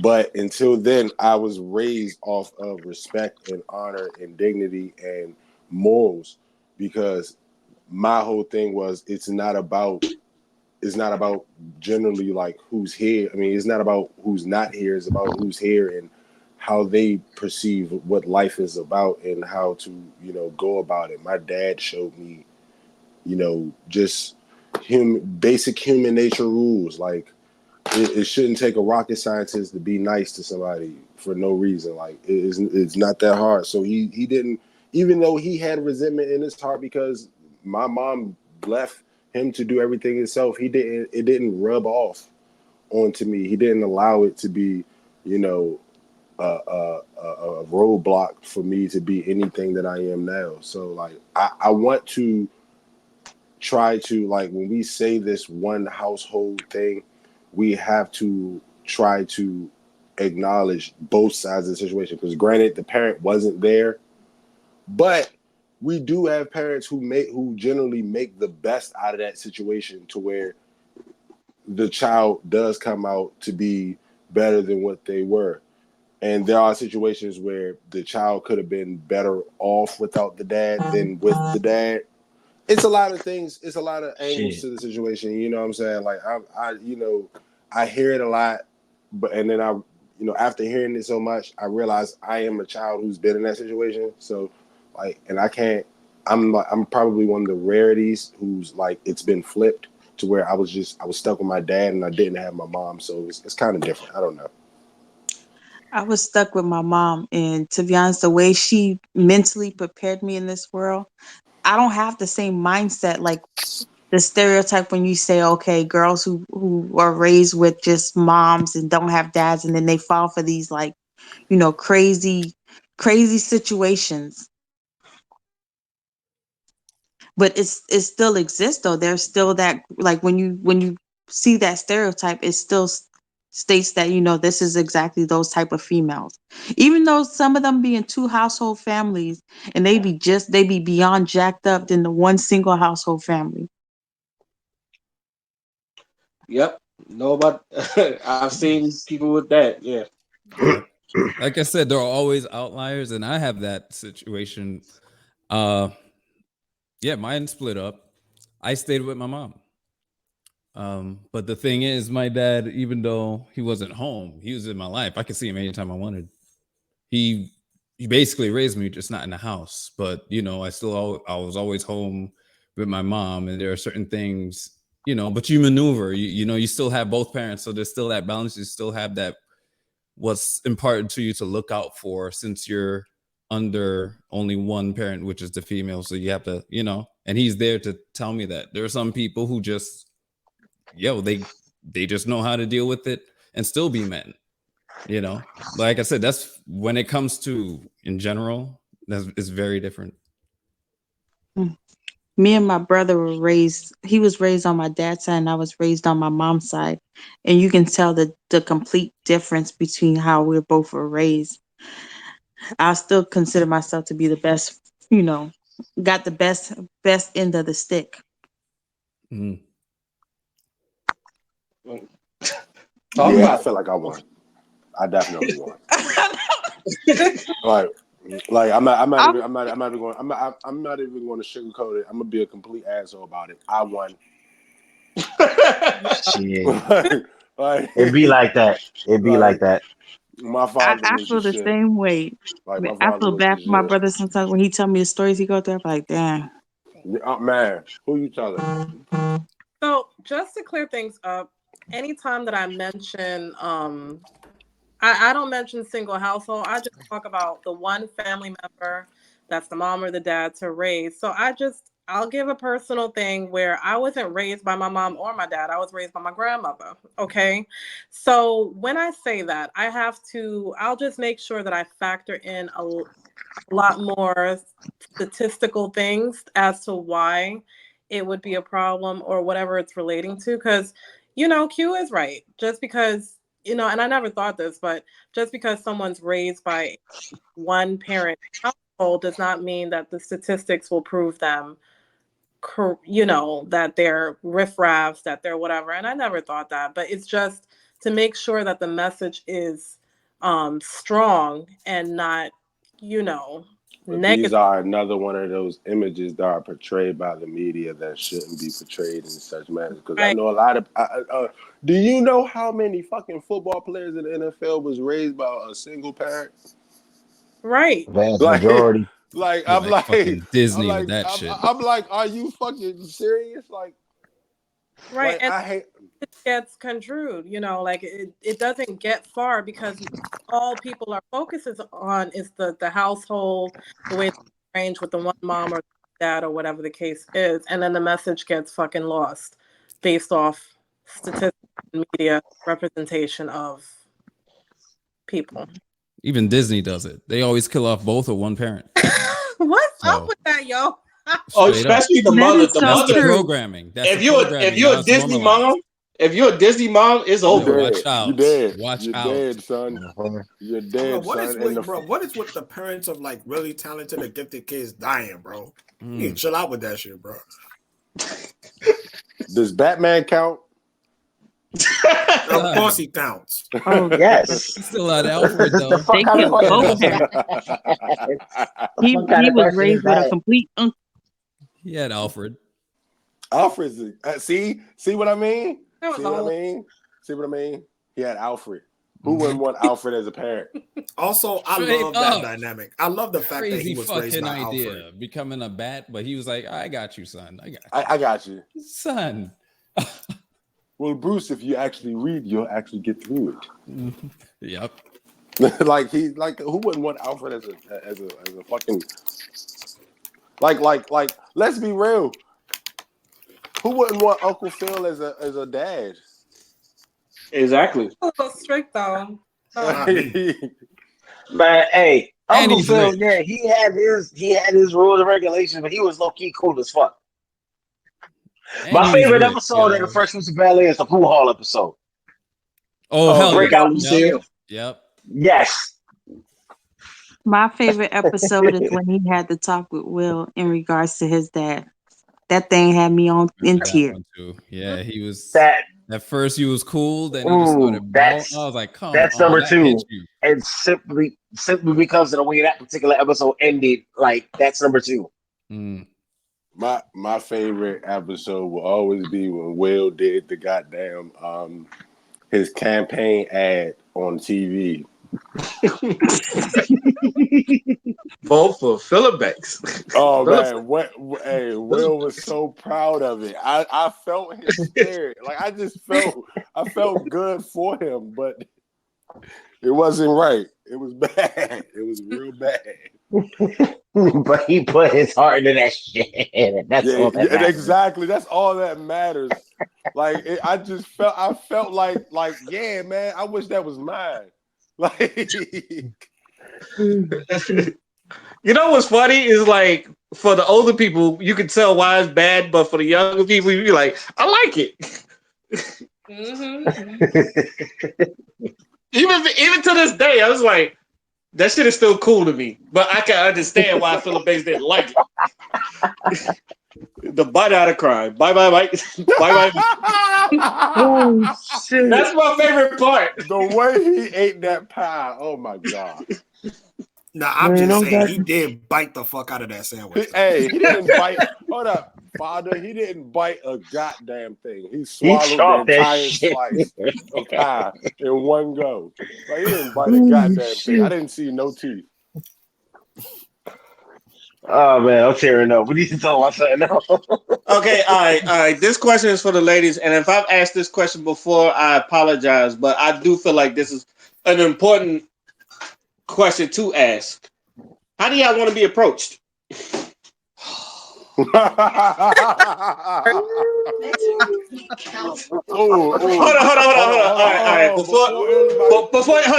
Before y'all start, Naja, come here. My little sister's about to talk. Go ahead. Hold on. I need a pad. Hold on, let me get this pad real quick. I need to refill my drink. This is gonna be good. Nah, I need to write this down. Hi, y'all. Name's Naja. I'm Raymond's little sister. Hey, Lil Ray. Hey. Okay. Oh my Bacardi ass like this. I'm glad Raymond asked this question because I get hit on a constant basis. And the stories that I tell him, he still doesn't believe me, but it's funny to him. No, I believe you. I can't believe it. Yeah. But go ahead. Tell one of them. I don't even know. Oh, this one actually happened recently. So I went to the 7-Eleven to get some stuff, and a guy was staring at me, literally creeped up on me, staring at me hard. I didn't know who he was. So I went back to, finish getting my quarter-pound hot dog with nacho cheese. And then he creased up on me, talking about, hi. I was like, Lord Jesus, have mercy. When you said it like that, I automatically thought of like a peeping Tom. That's exactly what it looked like. Out of a movie. I legit was like, Jesus. hi. He was like, how are you? I'm all right. How are you? I'm good. My name is Charles. I said, that's great. Oh, run away. His name is Last Charles. name Wilson. I His was name is Charles. wondering. You don't trust no. Okay. You don't trust nobody. I know she hasn't finished the story yet, but was anyone else just immediately nauseated? When she said hi. Right. That's what made my stomach turn. That's what made my stomach turn. Because I Everything was else, just hearing him. I'm everything else was a imagining me red being a flag. bystander, overhearing this conversation, and just that like that creepy ass just It was like and it's just my it was stomach like turning. it was a non-cute version of Stitch from Lilo Stitch. You see, the problem is I imagine a white man. No, I'm a girl. No, it's not even So white. So you know, when you said it like that, I didn't imagine a black man saying hi. no, I, this is a true nigga. Lord Jesus. He's a true nigga. Literally was like, and he asked for my name. I was like, nah. And I was like, nah. And he was like, oh, nah, nice to meet you. I was like, oh, God. Oh, So, Wow. and then he was like, how old are Damn, you? you got bad luck like your brother. Ooh-wee. And he was like, how old are you? I was like, 30. He's like, oh, okay, just so you know, I'm 31. I'm from here. And I just been seeing you and I thought you was really attractive and I would like to get to know you. And I was like, no, not interested. I truly appreciate it though. But no, I'm good. Thank you. No, you didn't. You So didn't appreciate that shit. I didn't. I'm just saying it to be nice. But she let him off easy though. I did. So then She tried. The real question is, did he breathe on your hot dog? Because I know, I know that's what you really wanted. Q. I'm no, and if sorry. he did, I would Q. have whooped his ass because I'm I love sorry. food. I'm sorry. I gotta ask Q. these questions because that's the most I important love part. food. I don't It's let Corona. nobody breathe. I don't It's let nobody Corona. breathe on my food. That's just Dion, it's not working. Corona. I'm Dion, with you there. it's Corona. I'm mad that I you even love asked food. that question. I'm mad that you've even asked me that question. Not I'm fucking my stomach, concerned. yo. What are you talking about? Like this is true concerning. This is a concerning Anyway, situation. that's not even the end of the story. Oh Anyway, no. I go to give my father some hot dogs because he also wanted some hot dogs. This man comes back after he walks away. Few seconds comes back and was like, I could give you my number if you decide to change your mind. And I was like, no, I'm Bold. good. I was like, no, my mind is completely sealed. It's great. It's Bold. there. Okay, so I Thank- got a question. So he really tried to. At least he Christ. wasn't rude. Wait, But somebody He he has would a have been question. better off being rude than being. Go ahead, Crystal. Go ahead, Crystal. Ask your Man. question. Okay, was that the end of the story though? Because I want to make sure that she got This man stared at me the entire time I was at the store. Okay. It didn't. My story didn't end until I got in my dad's car. Once I got in my dad's car, that was the end of the story. I gotta ask this question before I say what I'm gonna say. When he said hi, was it kind of like a hey girl type of hi, or No, imagine a light-skinned fat version of like Malik Yoba with a hood on, coming straight at you, smelling all kinds of Hennessy, just saying hi. Father, Girl, June child. it's not June getting All I child. any need is better. a source of No, light skin. not That's all I June need to know child. from Shut there. the fuck up. You said he was But light skinned. That's all I need to know. Anyway. yeah, but to answer Raymond's question, don't do that. No, honestly, if you're gonna approach a woman, just approach a woman with just respect. I don't like when a guy be like, "Hey, yo, mom, hey, yo, babe, hey, sweetheart, you know you can hear me, sweetheart, the one with the blue dress, Yeah, that's DC. like, hey, yo, sweetheart, Hey, little baby. hey, little booty, hey, little booty." Hey, little baby. Let me No, the one I got when I was walking past this one guy, he was like, "Hey, yo, sweetheart with the big titties, bruh." Why did you Why? just say a one eye? Girl, what hood is you finding these people at? Yeah, you need to like move. I don't. I know. That's why now I just wear big old hoodies and a sweatpants, a t-shirt. I don't want to be bothered. But then that Smart. also doesn't help because they still get shown. It's weird. It's hard to explain. But anyway, come to a woman with respect and just let her know that, hey, I appreciate it. I just want to say you're very beautiful. And then if she says, oh, thank you, it depends on a woman because every woman takes it a little different. I would be like, oh, thank you. That's someone be like, I know I'm good, whatever. So depending on how the woman comes looking at you and how she is, you got to approach women differently. Secondly,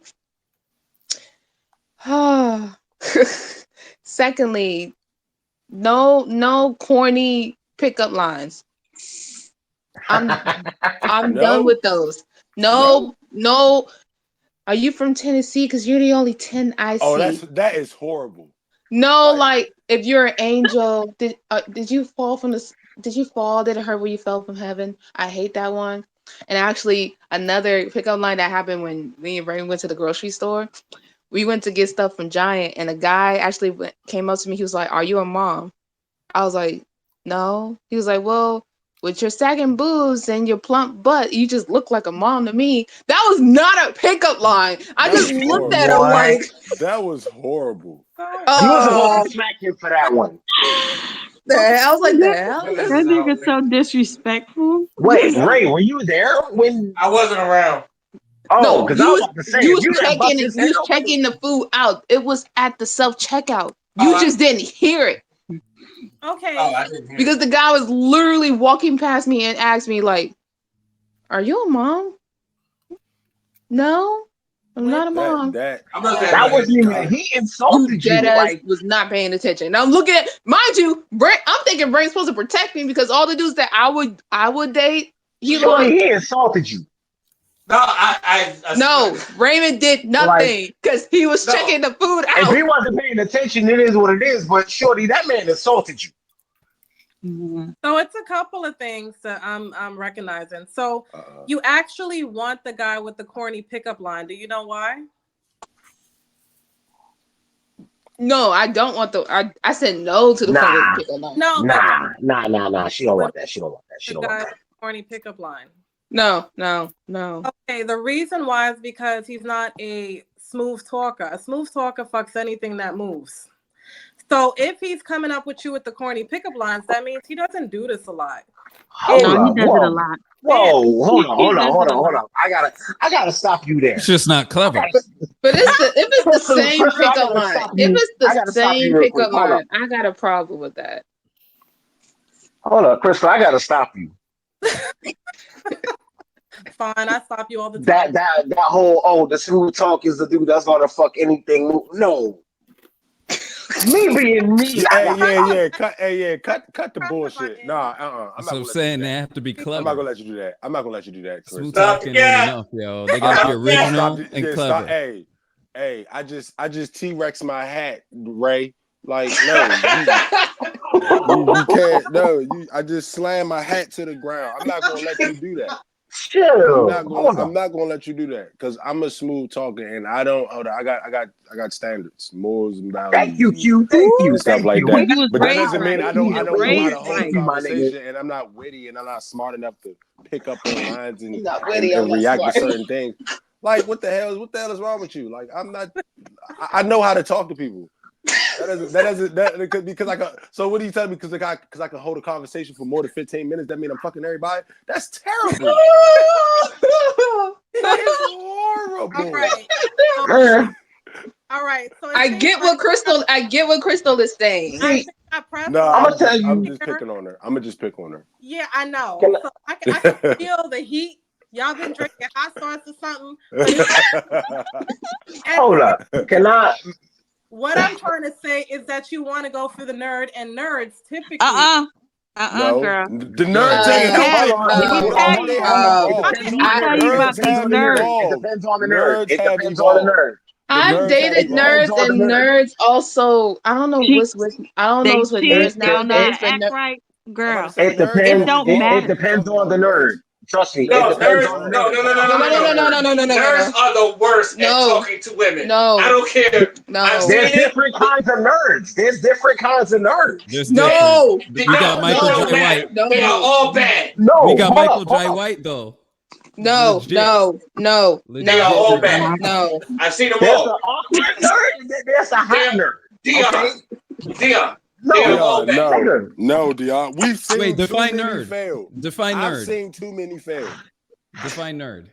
You seen the awkward nerds? That Then there's the okay, you hot gotta talk nerd. about that because there's No, different levels of nerd. imagine There's a going to an difference. anime convention, not dressing up as See, you fucked anybody, up right and there. No, you you get. fucked up right there. Let me finish. Let me finish. You already finished. You fucked up right there. No. Dion, let her finish. No. Let her Because finish. I didn't dress up as nobody, mind you. I dressed up as myself. And I got pictures taken while my best friend was cosplaying as Jenny from Pokemon and got no love. Damn, that's weird. That is sad. That's tragic. I've dated jackasses of the mall to the nerdiest of the mall, and they both Niggas are ain't shit. yeah, they both are neck to neck. But the reason why nerds are bad is not only because they don't know how to talk to women, but when their insecurity is hyphen, and then you have to sit and deal with that insecurity, try to reassure them like, "Hey, babe, you're doing a great job. I love you." They be like, But then that's I'm why I not say good enough for you. You're so hot. You're so sexy, and all the guys will be able to take you away from me." And I'm like, That's why I nigga, said that there's different kinds of nerds. nigga, There's different kinds I of am with nerds. you. No, No, that's let me tell you. Any guy. Dion, you obviously not listening. You're not listening at all. No, I'm I'm not. hearing When her, you but said What you say, Crystal? the best thing you said was niggas ain't shit. Me. That was it. Cause it That was don't me. matter if My it's a see, bad. nerd. I'm telling don't you, be one of them, please, people. because If you get you a good man, that's a different story. But when you get you a nigga, regardless of what race, color, gender, or whatever it is, when you get you a little ignorant ass nigga, that nigga ain't shit. Hey, And Crystal, what were regardless, you saying, Crystal? yeah. I'm really quickly when I talk about nerds, I'm not talking about the guys that can't even form the word a. I'm talking about the intellectual guys. That's who I call nerd. I don't know the definition of nerd. I didn't know how big of a spectrum it was until Yeah. now. But I ain't talking about the guys that's so like nervous for a guy to even come up to you and try to spit game. At least he's Oh, okay. Henry Cavill, but Michael Just Jai for the White. record, that There's still that level. doesn't That's what change. we're talking about. The That awkward still nerd. doesn't change the fact. Yeah, you can get you a nerd, and you probably think he's not going to do anything out of the norm. He He's going still to ain't only care shit. for you. just for The the record, moment, Father has a tier the list of nerds moment that I them follow. females start So running through because they notice that like, oh wow, well, he got him a bad one, blase blase, or he must be doing this, and he get a little bit of attention, that nigga It's become a nigga. over. It's All right, over. listen up. Yeah. So I'm hearing everything y'all are saying, and I just want to make sure that there is a distinction because there is a distinction. show when him the you are tier talking list. about Show him the nerd. tier list. Okay, so Oh Lord. you have again, there's you different have your kinds of nerds. blurs, you have your blurs, just black folks that just happen to like nerdy shit, but Yeah, That's that's black me. me. folk, That's regular black Hi. me. folk. That's That's me. You me. know, Hi. Like I'm a big and ass then Pokemon fan. Hell yeah, shit. and then you got me, the nigga nerds. We like anime and shit too. We're just niggas. All right, okay, Oh, y'all that kill might me. be then we me. Y'all have kill me. That Y'all might kill be me. me. That might be me. yeah, Y'all nah, kill Key, me yeah, because y'all love the me, same thing I Q, love, and but y'all do Rain. nigga shit. Yeah, we're niggas, but we love Yeah. anime and shit. You know what I'm saying? So But y'all now annoying though. you have the alternative blacks, and I like the alternative blacks. Your goths, your rejects, your those type of brothers and sisters. Yeah. They doing their own thing. I don't hate on them. They over there. Then you got your weircoons. The weircoons are the ones that they be having the fucking chapped lips. They don't be having shape ups coming to you talking about, hey, I like you. Would you like to go? And then you're like, bruh, you're not even wearing the same like size shirt as your what? You know what I'm saying? Those type of people. And then they internalize that shit because it was picked on, and then they start getting these little ugly ass white girls with a pouch as a stomach and shit. I dated one. You know the Ray, type I of know niggas I'm somebody like talking that. about. Yes, Ray, I know somebody dated like that. one. You know that same person. Or like sometimes the women be like dating these white dudes and they be having the bad wigs. Damn. Wait. Look at look at that. Hold it. White girl. Well, we gonna have to talk about that nigga Bill Gates because that nigga had a whole goddamn side piece cheating on his wife. Well, they was in cahoots with it. So regardless what nerds, people you wouldn't expect to be doing the stuff you're not expecting them to do, and then you find out. He's also a Niggas ain't. billionaire. Yeah, I was about to say he also has money. Money talks. Yeah, Money yeah. Money talks. Bill talks. Gates He can got do a whatever lot the of fuck money. he want. Money does He got- Yeah, wonders. but he was only sleeping with the other little woman. So it's like it's you can't say, oh, just because they're a nerd, they're gonna treat. No, No, I you'll think No, be no, no, no, surprised. no. I They'll think you're they'll taking it. they'll I break get your heart, hurt your feelings, lead to the All wolves right. No, till you fail. I get what you're saying, I but I think you're kind of out of the scope. What I was more referring to was like the type of dudes that she was dealing with, that she was Hmm. explaining before. When it comes to nerd, there's a lot of definitions when it comes to nerd. You know what I'm saying? But like, a nerd when you see one. But it oh just yeah, very depends much. on like what type of environment that you're in. I think that's what she was trying to clarify. But what I was saying is that there's like different distinctions of nerds, and then not only that, all of them, like, they're gonna come with a certain degree of awkwardness. A lot of it can hide it better. Like me, like, I'm gonna use myself for an example. Like, I'm a nerd, and it'd be very apparent that I'm a nerd. You'd be seeing me in all the cons and shit. But at the same time, like, we can shoot the shit. You know what I'm saying? Like, I'm hip to a lot of that other shit because like, being a nerd is just a part of me. It's not who I am. You feel what I'm saying? Like, but a lot of nerds, that shit is their whole personality. Like, they're dudes, they swear they actually Avatar the Last Airbender. And I'm like, bruh, Oh nigga. gosh. You know what I'm saying? Like, the niggas that be fucking through I the get little what you're Naruto runs saying. and shit. Like, Yeah, I actually get what you're saying because my last ex, we was on and off, but my last ex is a well popular DJ within the anime conventions and stuff. And problem with him was he's very insecure and always worries about other people. That's the type of nerd that I was dating. So when like he's well loved, he dresses up cosplay, but he gets all the groupies. People would think that I would get jealous of those, and I'm like, no, because he lays in bed with me. I don't care about those stuff. But when we actually broke up, I was like, yeah, I don't want to talk to any more anime guys ever again. Can I ask a question? Yeah. What did he do? Oh, No, I hold okay. on, don't. wait, Do wait, you hold want on, to hold get on. into No, that? Because I no, don't hold on, hold know. on, hold on. No, hold on. Let me rephrase the question. Let me rephrase the question. What caused the breakup?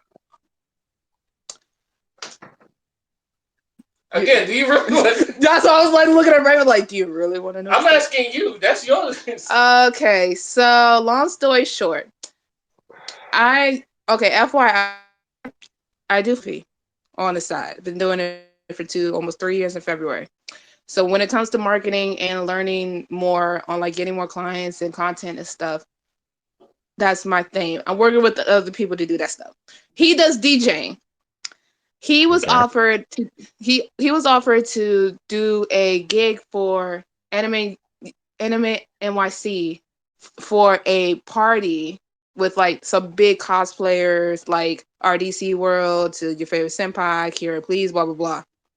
Long story short, that interfered with the current management team that he was in because he was on the contract. So the management made him come like pretty much like get cut from that gig to do their gig, even though they never posted that their gig was actually on Saturday. So he got upset and pissed, and I gave him my then he he got upset, and I was trying to give him advice, but every time I gave him advice, he never listens to me. But when his friends gave him advice, it was like, oh, okay, cool, nice, I'll take your advice. And I'm like, what the fuck?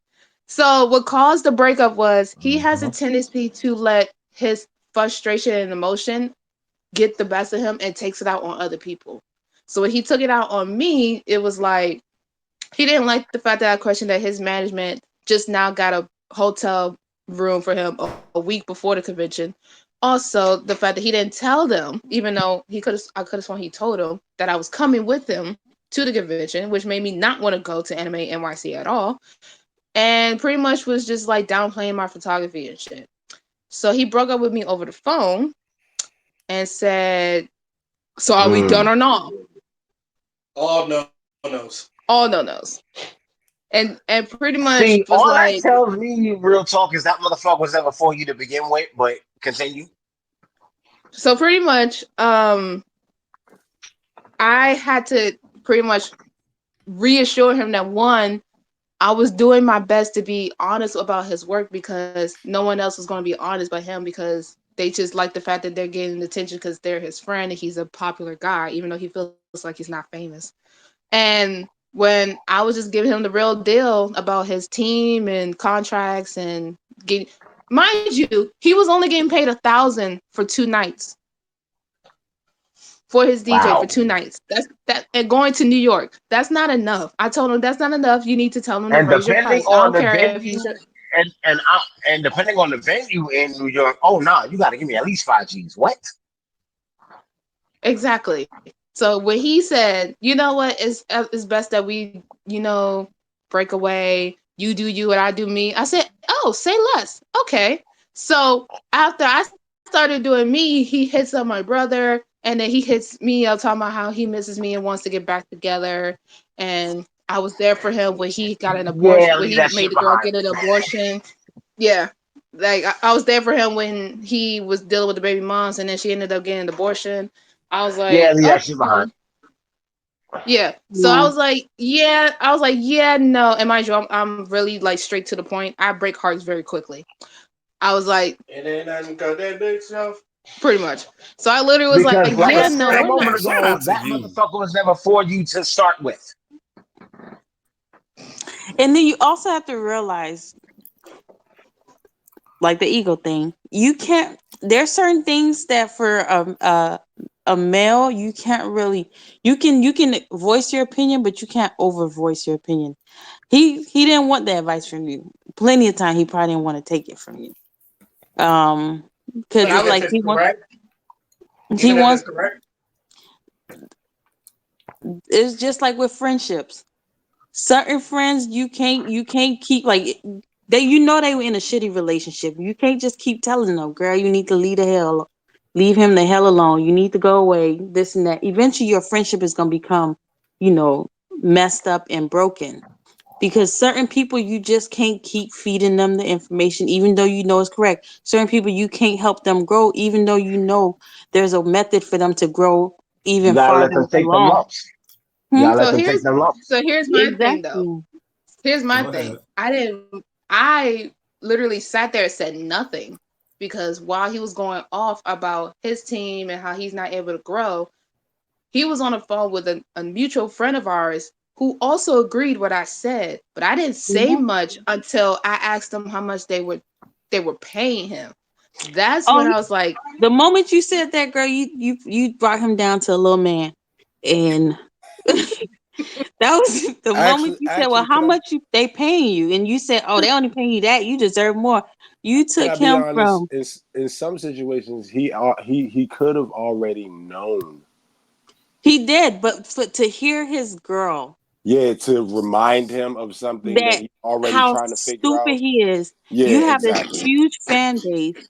You Yeah. going all the way God to New damn. York golly, I City. thought I was how stupid he is. Oh gosh, no.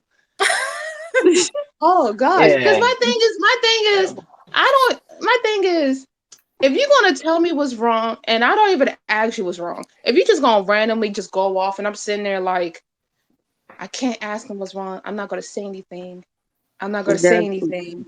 But then it's like, it's just the back of my throat because I'm just like, sir, if you well, knew that's that what you're he being wanted. paid, He wanted a whole lot of yes around him. Yes, Yeah, And he you did. yes, was man. That's and you all. was too Absolutely. you wanted him to be something he was not ready to be yet. Facts. Then don't ask a then question. don't ask me. Then don't ask the question you're not Oh ready for. no, they gonna still Don't ask. ask. No No questions. question. No. But I Asking think Cause, all the no. but questions. But that's the here's the But thing. that's Asking why I thing. all was the like, don't questions. Why ask you me. asking Like, all there's the certain questions? friends that I don't even talk to about my issues because I'm like, I have some friends that are really sad and pessimistic, and I stay away from those. And then there are some that are only my friends because they have a crush on me. I stay away from those. So it's like I know who I would go to when it comes to brutal honesty, and they will give it to me brutal honesty because I'd rather have that than a yes, ma'am, no, ma'am kind of Mm. See thing. that's With you see that's him, like that he had that's that your personality. You're super independent. You know exactly where you want to go in life. You're building for something where you want to go in life. But there's some people who's just not there. Mm. And it don't matter if you feel like you have the power couple. Some people are not made to be part of a power couple. They're made to be like part of the, the crowd.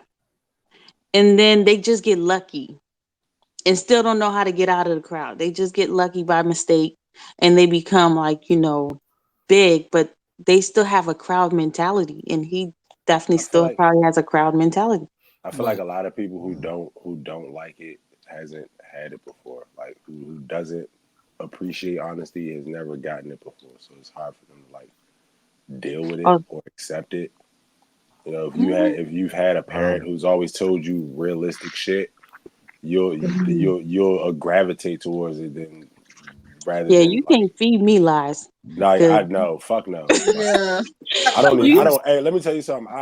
I cannot, as a parent, I cannot wait for my daughter to turn 13 years old because that Oh Lord. I told if y'all all know me, y'all know I am going to give her the most realist conversation in the world about how this shit goes. You got to. I I had to am. tell my ex that he was a crap. Like, You so you can't. I don't. If you No, don't want, it's like, some people, I understand they don't want it, and I'm gonna give it to you, and that's why he still might. But it's like, dude, how can you be so comfortable being a crab for so long? Eventually, you gotta want to come out the pot. But some people just like yeah. that, and sometimes you Um, just gotta let them go. Like, I Yeah, don't. and I I even and wouldn't. I if should have known, and I take responsibility because I should have known because his parents, even though they're divorced, his father has like real bad mental issues. That he's always a yes sir, yes ma'am, you, no ma'am, and his mom is very like independent. That's why I gravitate towards her more. It was just hmm annoying that when I had conversation with her and the sister, they'd be like, "We tried to tell him, but he don't listen to us." Like he had car issues. Like his car got messed up where I had to take his car for work and his car was leaking gas as I was putting gas in the car. So I no. Damn. realized that Mm. Well, his gas leaking out gas. Yes. yes. Jack, Like Oh, if you put gas in the car, it's leaking out gas. So you yeah. have Yeah, to And he put a out here gas. certain going to amount New of York to be gas. DJing. And your car to work. Boy, that management team Right. would have had me in a brand new You doing Mercedes two Benz the you next doing week. two I know how much money I'm giving y'all niggas. I'm Y'all about to better say go. you doing two shows for $1,000 back to what? again, you Boy, they would have for been. and again, this is for an event in New York City. 2 nights. You're giving me at least 5 G's, and that's Let me tell five you, it G's wouldn't per have night. if my gas tank was leaking gas, it wouldn't The have took fuck you my mean? woman to tell me not to get $1,000 for this event. She wouldn't even have to tell me. That's what I'm saying. My What? Hey, look, hey, You're baby. giving me They five they G's offered. per show. Look at baby. They offered me 1,000, but in my estimate, the gas tank is going to cost 1,000. So we might need a little bit more than that. So I'm thinking about Man, four. man, my lawyer been looking at that contract because something ain't right by this contract. My safety is being questioned here. That's but why I if got I upset with may, him. I was like, bruh, I'm missing a day of work and I could have smelled like gas. Your whole car smells like gas. And he's like, oh, I forgot to tell you that it leaks gas when you put man, the over What? raw, I don't $20. mind What? smelling like Are you gas. And I serious? Yo, paid this and shit I is paid gas. The for raw thing his could have bus happened. Your ticket. shit could have blown the fuck up. I paid for his bus ticket to Thank New God you York. don't smoke. I was like, Oh, you such a good yo, one. She don't You such a smoke. good one. like no, I don't smoke. My thing is I'm when it comes to being in a relationship with people, it's a Taurus in me. I am so Oh, loyal. that is true. We are loyal, All right, and D. we too All right, D. independent. That's So true. It's like I got a All question. right, before we get into all the Hold on, Chris. zodiac talk, though, I want to get back to the original Hold on, question Crystal in was about to terms say of. something. Hold on. Yeah. She I was about to say something interesting. Go ahead. Okay, so thanks for so my thing is, did you look at him as a project or a potential person? Because both are, kind of downsided. So I just wanted to make sure. You say you're loyal, but at the same time, you are fucking loyal, right? But did you look at a right. project to make it that your loyalty stands out? And then he just looked at your loyalty as nothing because the red flag for me that you mentioned was the fact that you was telling him something that is not only for his safety, but his financial gain. And he just ignored it and was willing to listen to other fucking people that ain't got his back like you. So I just want to make sure that he doesn't get okay. No, I actually looked at him at like I seen the potential in him. I just want him to see what I see. Mm-hmm. And the people that he had around, the people that he had around were not really honest with him. Like his true best friends that I had dinner with, they all said the same thing that I said. It was like, no, you're not completely wrong. He needs to get his shit together. But he don't talk to them. He talks to the people that he so-called calls his besties at the convention. That's the issue. But also because of the fact that he's also an Aries, so I realized that dealing with him, I had to sugarcoat because I'm brutally honest. So with him, how sensitive he is, how he's very like worried about other people and stuff, I had to sugarcoat. So when it came to that point, I was like, look, I can't sugarcoat no more. I love you, dog, but this ain't it, sir. Like you got a team. I'm by my mind you, I'm a photographer. I'm doing it by myself. I'm trying to get clients by myself. I'm trying to network, get content all by myself. I don't have a team. You have a team. So it's stupid that you're selling yourself short all because they're your best friends and they put you on, which is great, but you're selling yourself short and your car is not fixed. I still would have took the damn Your car. seats is crooked. You don't have heat or AC in your car. Your car is leaking gas. You let your drunk cousin. I'm going off on a rant. He's riding in a death trap. What the fuck? Crystal, at what I was like, point, Ray, Naja, what potential did you see? That's why I was just like, No, I'm going off a rant. Okay, with all the bad. Crystal, I understand your hold question. on. I see a project Stop for a too. moment. Hold on. With all the bad shit, the dude, like she said, dude talented. He's talented. And he's very fucking. And I told him many a times, you need to stop being fucking humble because he likes to like, oh, I ain't that big. I was like, nigga, and I've hung out with him. I said, nigga, everybody says like everybody stops you. Everybody stops you and tells you hi. And I've been to like 2 or 3 conventions with him. Everybody that when I'm hung around him, everybody that I've been to, he stops. He's really a fucking nice dude. And contrary to the belief, he has so much love for Naja. Like even to this day, he has so much love for Naja. It's just the red flags just keep popping up. But dude's really talented, and he's not only been in like. He's been in the Midwest. He's been down south. He done shows like damn near across the country and shit. But that's why when she told me he was doing only 1,000 a show, even I was like, bruh, that nigga need to up his motherfucking numbers. Since I'm a tourist, especially since he's doing shows in New York, he's doing shows in Ohio, Atlanta, and it's like all the black major parts and all the real big conventions, and everybody saying his name. I've been on his live and people just hoard his live. It's just like you need to up your numbers. I'd have told him the same shit. You need to up your numbers. Because I'm a tourist, so I understand her. You know, we always see potential in everybody. Like we want everyone to be successful, everyone to grow. But sometimes them potentials be major projects, and some potentials we really want to show. Like we're gonna stick through you. We're gonna help you out, get you somewhere. Because we know exactly what we want in life. But some people, it gets to a breaking point. I just be like, dog. That was definitely a project, right? That was the potential was lost in the parenting. No, but here's what I want to highlight. Here's what I want to highlight real quick. So as she told the story, she told him that I see this in you. You know what I'm saying? And I want to just highlight that is actually the actual role of the woman in the relationship. When we as men, because like men have to face the world, you know what I'm saying? Like we the first in defense, like that gets tiring after a while. That like we have to put up a front all the motherfucking time, and that gets tiring. And you're supposed to have that woman that's supposed to speak life into you because that is her role. She played her role to the best that she could do. But it takes a person that actually sees that within himself to receive it and let that water water it in his soul so like he can flourish from that. But in this particular case, because he didn't have that type of foundation within himself to receive it.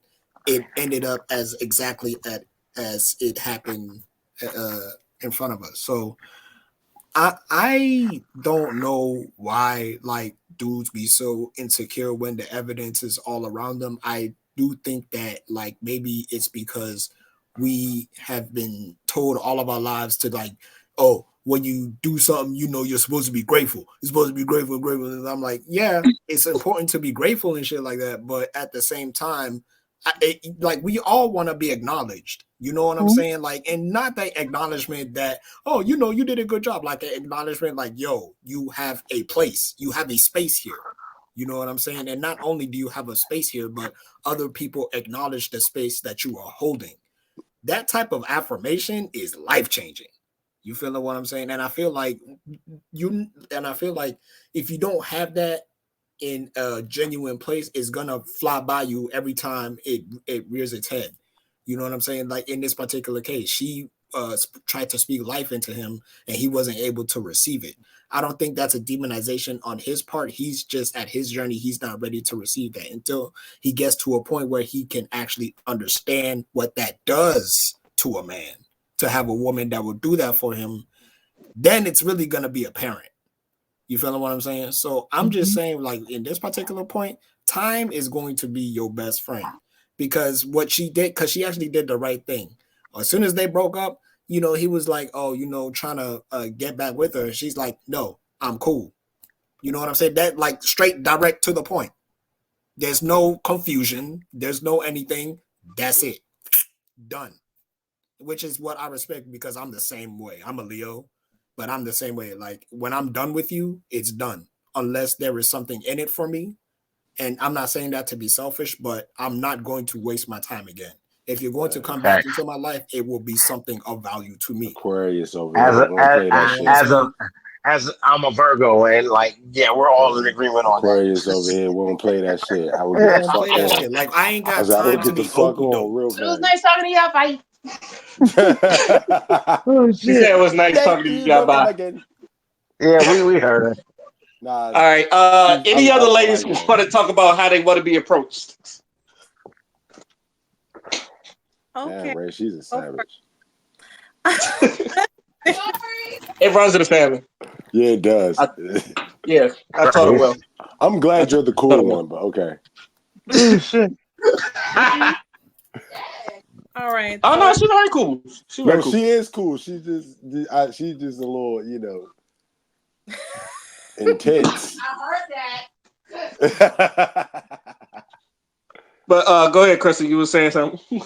All right. So I guess there's a couple of ways depending on what type of dude I'm dealing with. So if it's the guy that stares, and I'm interested, I'm actually going to be the first one to approach because they may be too scared to say anything.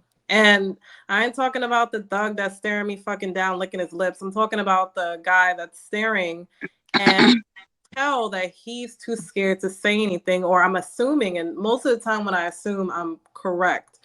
So I would approach that person, but typically like a guy to approach me with respect. So say for instance, if they want to start a conversation, just, you know, say, hey, how's your day?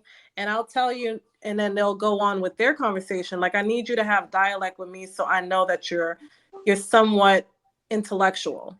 On top of that, I would also like them to have manners. So say for instance, if I'm coming to the store and they want to talk to me, but you let me open the door by myself, then your chances with me has went down dramatically because I see that you don't have mannerism.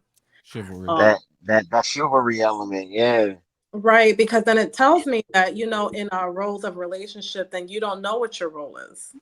So I'm not going to have enough time to show you what your role is if you don't even know. I'm too busy trying to sustain mine, so that's not going to work.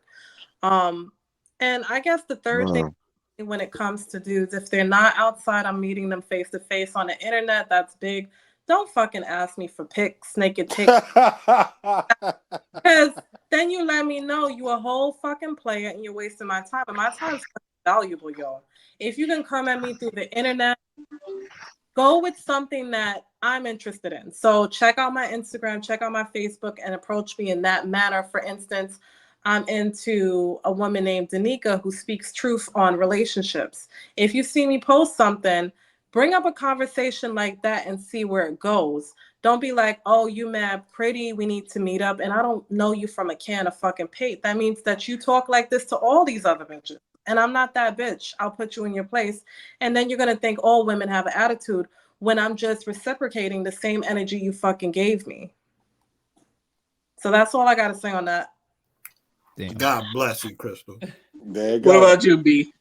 So me being from Miami, Florida, and starting my life there, I'm the type, I want to be approached, but I don't want to be approached. If that makes sense. Because It in makes Florida, sense, but at the same time, it's confusing as fuck. Yeah, I'm gonna that's be what I honest said. with That's you. what I said. No, Oh it makes God. sense, but at the same time, it's confusing as fuck because I don't know. It's like double dutch. You don't know when to jump in. so But go ahead.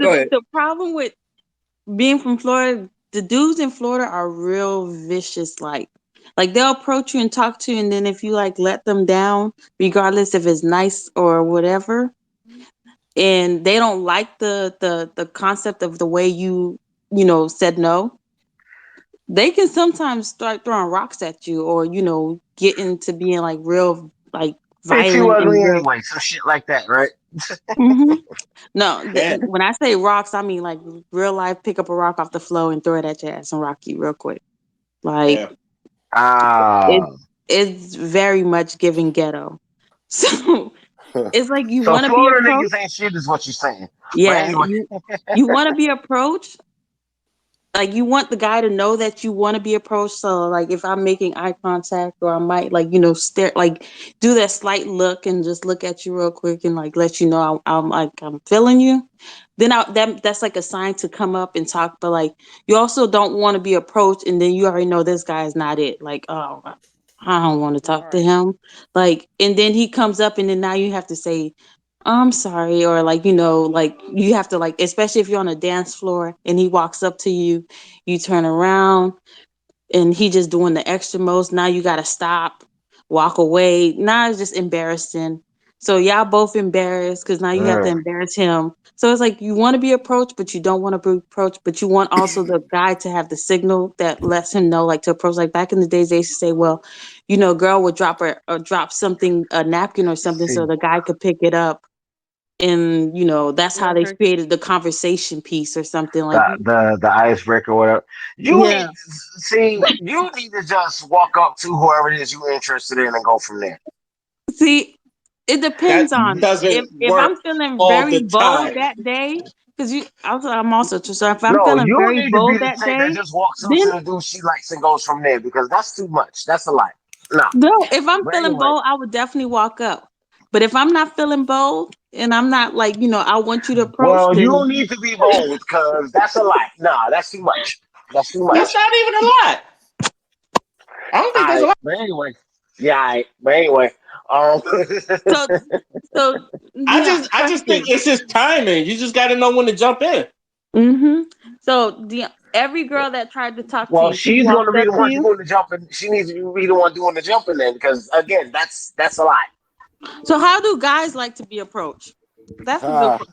Oh being my approached. god. Nigga, it's Being the approached. easiest thing in the world to approach a guy, Hey, honestly. let me tell you Dudes are something. pretty I was easy. about to say the nigga Just could be in the middle introduce of yourself. the nigga could literally Yep. be in the middle of a fight, like swinging at another dude. You just come over the shoulder. It's like, hi. It's like, hey, how you doing? Hey, what's up, Yeah, baby? so she can Dudes get are the socked and Might get bust easiest this a nigga out real damn quick. big ass bump on State the your top of her head. intentions. What up? Honestly, for a woman, just introduce yourself. If he digging you, the conversation will take off from there. Mm-hmm. If So I if it so ain't, so they can get you embarrassed know, with the no. The Yeah, that's the same huh? things the we gotta same fears learn. that males might have is the same fears females have too. it's just something you got to motherfucking deal with. Wait, nah, but okay. I because I don't have a problem approaching women. It is, but I do know timing. Cause like Metro, I don't approach women at all in the Metro At all. because it's Never. it's creeps. It's creeps, and I don't want to be mistaken for a creep. But Facts. this is like in a social area or like in school or like, you know, anything that I don't have a problem approaching. But I also like I done heard no so many times that I'm just used to it, and it's just like, all right, next, go on to the next one. It's When I want to me, a chick tell me no, it's just you lost. Yeah, but unfortunately, a lot of dudes aren't like that. Be Mm-hmm. some real sensitive dudes out here. Mm-hmm. I was yeah, taught by my No, big cousins how to handle that shit. you know what I'm saying? Like, I think it's across the board too. Like, you're not gonna know how people are gonna respond if you turn them down or if you know, make light of their Right. This is advancement. That's But true. you can't. At the very end of the day, you just gotta see where you at. That's what I feel like. You're gonna get a But certain that see, response that's at a why I'm club, like, but when like it at comes if a another woman area. I if a woman generally, turn me down, that's an L on her part. Like I know I me, I know what generally, I'm about. The I fuck. generally feel If like I don't I approach because okay, I'm gonna reverse the question because I don't feel like women approach me. I don't expect a woman to approach me. So how I approach women, I don't approach women with an agenda. How about that? I generally approach women to very have few. general conversation. Mm-hmm. If she decides to give me her number because of the conversation, so be it. But if the conversation ends with, all right, you have a nice day, then that's what it is. But You I don't get it. approach people. I don't approach people wanting like to, I'm not approaching you expecting to get your number. Because the conversation we have, I might not want to get your number. I like it's really just being generally just being a nice person. Like if you know, I have enough numbers in my phone to generally be like, I'm just a nice person. I don't know. I'm just a nice person. Some people I don't want to talk to. There are You see, people in my um, phone who text me that I don't want to respond to. I'm not even gonna lie to you. that's I what I was one of meant. those dudes that would get a number and then not call it just to say that I got the number. Like, but it's like I don't even like Rand tell you I talk to everybody. yeah. They just some girls just so happen to want to give me their number. It's not me. That's just how I'm programmed. I don't have an agenda. I don't really care. I've had I'm at peace by myself. So if somebody wants to I've spend had that happen. if somebody wants to be peaceful by themselves with me, then so be it. If they don't, I'll go home and be fine. I got You enough Hey you yo, women said to Q. last me. you said exactly what I was trying to say, but it probably didn't come out Can exactly I like that. Nah, I Like understood it. can I give an the example on something? Can I give an example on something? mm-hmm. All right. So let's say I'm at a club, bar, whatever fuck, you know, see a chick I think is, nice look or whatever. I'm looking at her, she looking back at me or whatever. First off, you know how to say a woman know whether or not she interested in a cat just, from the moment she lay eyes on him or whatever. See, first off, I'm gonna read like, oh, whether or not you even like look back at me, checking me out, saying, well, I'm checking you out, whatever, and go from there. If out the gate I can tell, oh nah, she ain't she ain't trying to do nothing. I ain't her type, whatever. I'm not gonna waste my energy. It is what it is. But it's like, oh, okay. She like what she see, I like what I see. I I might, should have got this in pull butter. up and say a little something like this. Excuse me, miss. Can I ask your name before I get to, running my mouth and rambling on whatever? Hypothetically, let's say her name was like Arlene or some shit. Okay, Arlene, my name's Dion, whatever. You know, De- I was kind of Dion, looking at you. I didn't want to be. What's up? can I ask you a question? What's up? Right, referring to what you said, isn't it funny how like when a woman truly wants to like when they really want to be like approached or like in chaotic situations like the club, they always find their way to like some way somehow interact with the person they want to talk to. Mm-hmm. Like it's weird. Like Yeah, you, but it, it, it Because Yeah, but you paid attention to that person for she'll make a that while. space. Yeah. She'll make that space. She'll make that opening for someone to come to her. You know what I'm saying? If you know that's what she wants. She'll create that opening. If she, assuming she don't come to you herself, she'll create that opening for you to come to her Yeah, but somehow, some some way. girls also don't want friendly dudes. Like, so you pay attention to the things that, is happening. You kind of listen into some of their conversations, how they talk. If they got 7, 20, 30, 40, 50 females, they don't walk to every one of these girls. You But I even if don't. the visual is gorgeous, at But this then point you even like, oh, still, he want I I don't need. talk to everybody. That I was don't. my issue because I used to be like I used to be very friendly. That's why I had like all those numbers on me. But then I realized like, bro, I'm not really calling any of these women or nothing like that. But like, if I could get a number, I can get it. That's not an issue for me. You know what I'm saying? And I think it got to a point where I was making more female friends than actual like women to like mess around with, type shit. Mhm. And I was like, okay, let me let me tone it down. But it got to a point where like I became the guy where I would have like regular general interactions with women, and like I would be the guy that my friends would be like, "Damn, why you ain't get her number while you was over there?" Because I ain't think about it. I never approach it like that. I don't Right, care for like it's never my agenda. Like right. if a girl wants to give me her number, she'll tell me to put my number in your phone. She'll do that. Mm-hmm. She will. I won't have to ask her for a number. That's facts. Right. Like I won't. Like If the conversation is so great, if the person you're talking to you just like, man, I could see, like, I could see something with that person. You gonna make sure you get that number. You're exactly. not leaving, even if you gotta knock on the window of his car, be like, how come you But nah, but like you see what Q was Kristen, saying, like you get a little bit crazy. that's a fact. But like you see what Q was saying, but like Q's a man, so like we know when like a woman isn't feeling the vibe. Like we'll instantly fucking know because we're men. Like Right. that's our nature. You know what I'm saying? Like whenever like it's always weird to me what a man don't know how his woman is feeling. Cause like a nigga like me, I'm gonna make it my business to know what my woman is feeling because that'll be less issues for me. I'm gonna know how to navigate towards my woman because that's my woman. You know, and that's a testament Right. to how strong our relationship is.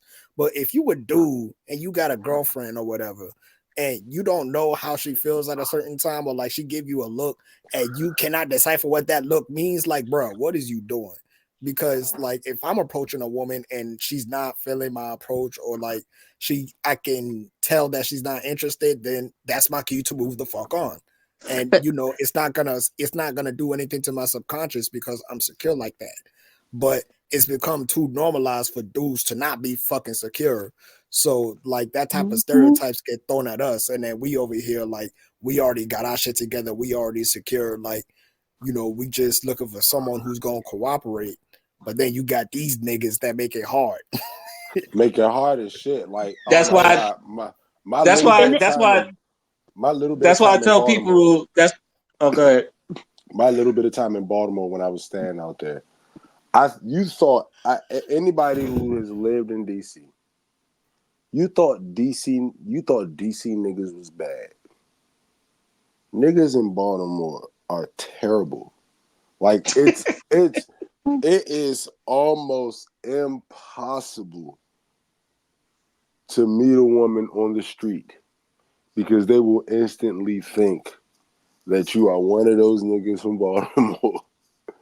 Just trying to Chase fuck. just trying to fuck Chase, Avenue. walking her all the way to her building to try to get her number while she's spending from her car to her building, she's telling you no. Like it shouldn't Wow. even take from the car to the building for a no to even be thought I out don't like see that. how niggas do like. You got one Some, time to tell some, me no, or you'll never hear from me again. I don't see how niggas keep some chasing niggas do after a not woman. read. No.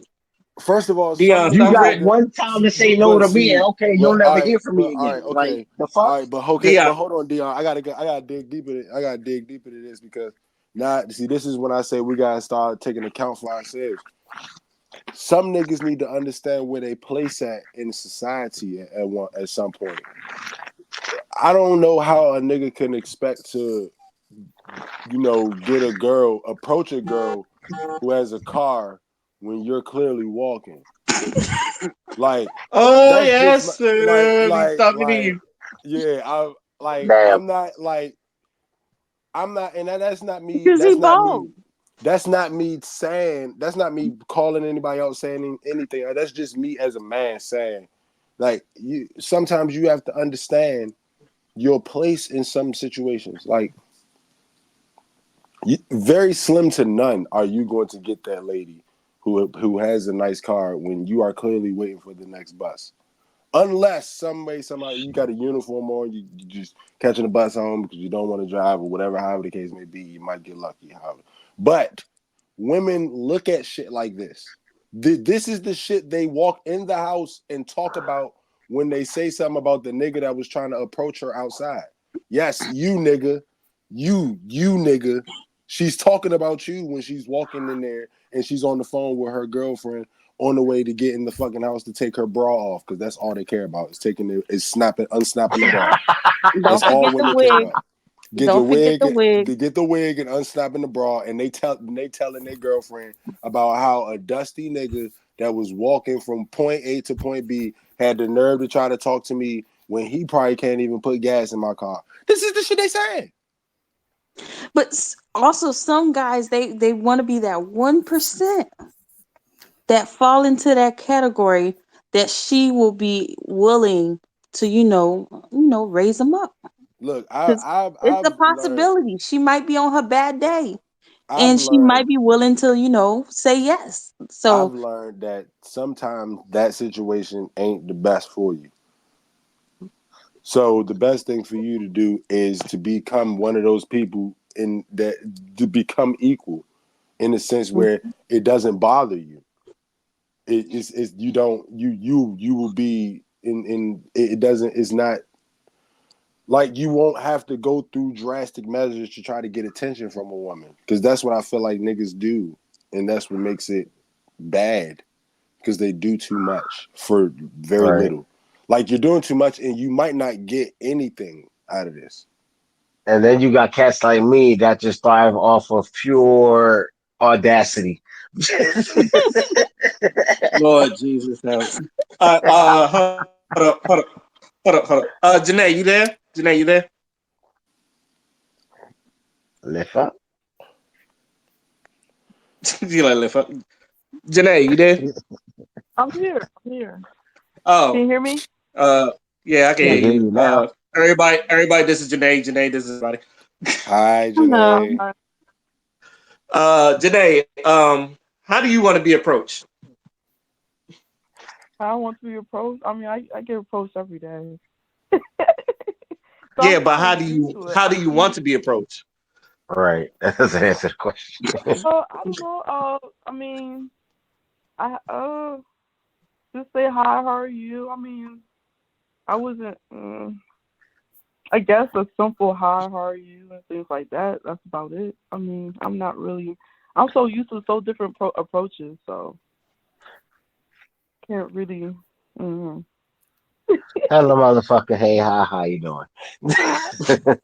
Yeah. How Hi. about niggas be Doing normal? something skippy. Be Yeah. normal. Yeah. I mean, Define of course, you normal. have to be normal. Define normal. Man, Not what being a So, motherfucking weirdo. What's How normal? like about that, What's that's nigga? normal it. to a Like spider? What's normal to a spider is chaos to a Dion, fly. nah. What we not gonna do? we We're ain't not gonna spiders, do that bitch. shit.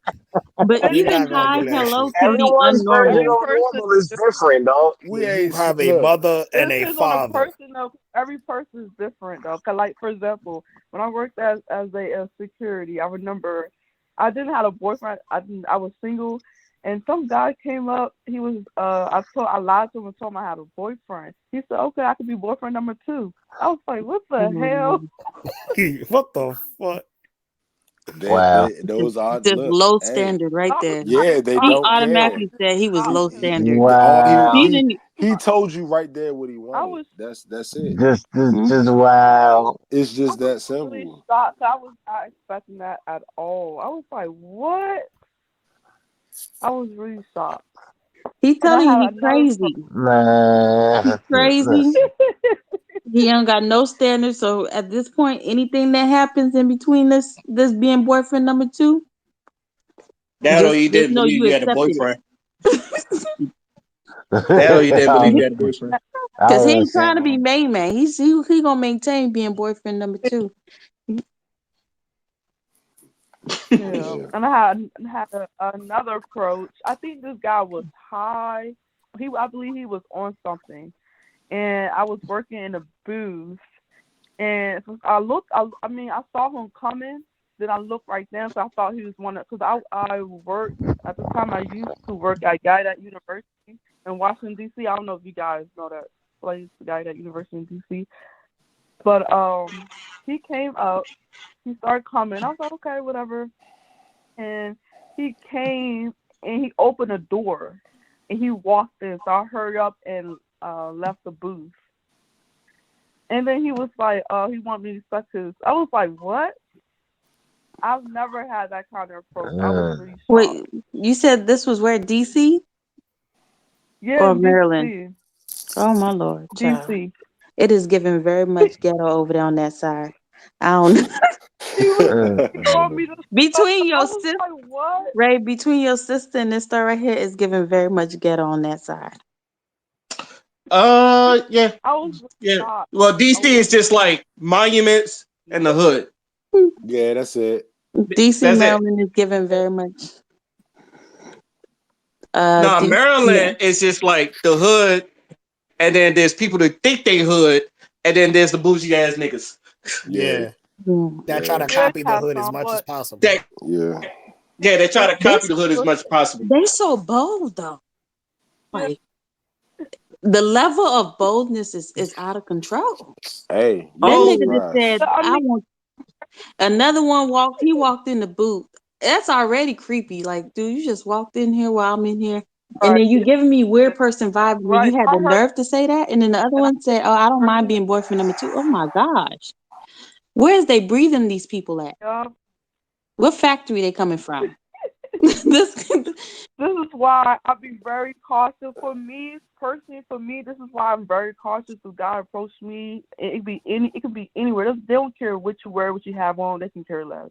But for my safety, I don't mind God approach me, complimenting. I say thank you. If they say, "Oh, you beautiful," I love what you have. I say thank you. I don't just brush them off because again, you don't know how they will react. So I'm very cautious of what I say to them. But that's You sad just that you never have know. to For my be that you safety, have to do that. That you have to take those precautions for your safety. You have to. yeah, you have to because any guy can snap. Like if a guy comes up to me and says, well, can I have your number?" Because now knowing that I want to let you guys know, knowing that I'm hard of hearing, so I have to be really aware of my surroundings and everything. It's just that when guys do approach me, I give them my first and I give them my full number. I just change the last digit. So just in case he said, "Oh, what's the number?" I say 240-678, and I just renumber that last digit. Just in case, you just never know. You just gotta be very cautious. So some guys do not take rejection easily. girl. That's Maybe sad. God he bless your don't. So you gotta sister. Girl, I thought Florida was ghetto, child. Never mind. Never. oh no, I'll we take ain't the throwing rocks rocks at over. niggas though. Yeah, we damn sure I ain't would throwing rocks definitely at me. take the rocks over the boldness. I'll definitely take the rocks over the boldness. You might I get even one or had That's two that some might catch, that you is might some get Florida a ass shit hand you would grab say. or something like that, but you don't get that's a level of boldness that be going on over there in DC. Mm-mm. You even have Wow. stalkers too. Stalkers, because I remember when I used to work at Library of Congress. What happened? Oh, I was on the metro. So this guy it's so weird because I see this guy every morning, and I'm like, something isn't right. he's we on the bus at the same time and everything. He be looking at me. I'm like, something just ain't right here. So I decided to change, switch up my schedule, and I never saw him again. So that's how I knew he was following me. Girl, This is So you why can I kind of never tell. holler at girls at the metro. Niggas done Thank So ruined you you. just that. gotta be Thank careful. you. you probably walk around with pepper spray at this point. You got Yeah, to at yeah, this I point. got one. That spray. I really didn't have it. I brought it like what 2 months ago. I did. Yeah, It's just be that's cautious. weird that you really do. I was just joking about that, not like not being serious. Nah, But niggas is weird. Niggas that ride the metro, even though that's like what most, at least 60% of the transportation around here, because everything is so close. But niggas that ride the metro are weird. Hmm. Terrible. Horrible. Like you can't, like you a Yeah. dude, and sometimes you not safe because they might be over here stabbing niggas for no reason. For Yeah, no niggas fucking is weird. reason. Yeah, red line fucking sucks. Yeah, That's you have to be real cautious because I remember I had like one incident like on my birthday at the time. I had only had like a couple of drinks and it was me. It was my other friend's name was Ray. My other friend, her name was Alicia. So I always had a good time and everything. And I told Alicia, I said, look, I don't want to be drunk. I want to be able to sober and see what the heck is going on. And we riding the metro. This is when metro was running until what 1 or 2 o'clock at that time before yeah. they changed the time. So what happened was I was who was it? Oh, it was two guys that approached us, and I wasn't interested. I said no, thank you. And I guess he felt some type of way. And I guess when I got on the metro, that's when things just got out of control. Things just got out of control. Girl, you might want to be not approach at all. Tell them to don't approach you at all. Leave. You have to walk around with a teacher said, "Don't approach me. Leave me alone." That ain't gonna stop shit in Even this. if I tell them I'm deaf, they like, oh, I can like text. They say, oh, you can text. Like they text it or they try to talk to me. You can try all kinds of methods. They up on their game. But with me, I just make sure I just respond respectfully, and that's about it. See, just like I said, guys do not take rejection easily, I give them a and I smile. don't want to put myself in a situation. I just don't want to put myself in a dangerous situation. You just never know, because guys can snap these days. My conversations Some be guys, short. I give you a little smile here and there. Be done with the conversation 5 minutes later. I'll be running, get in my car so quick, couldn't even get the name. Yeah, that's why I just don't. I just, if I did approach a woman, I'll do it like in a very public place, like in a grocery store aisle or like in a checkout line or mm-hmm. something, like somewhere where they feel like I'm not trying to they feel like approach you in a way where it's like you have to feel like you can say no and walk away, and I won't be weird about it. So yeah. I don't I Okay. mean, even I'll give the take a compliment. opportunity to say no. I'll be moving so quick. You're like, damn. You thought she was being chased after or something.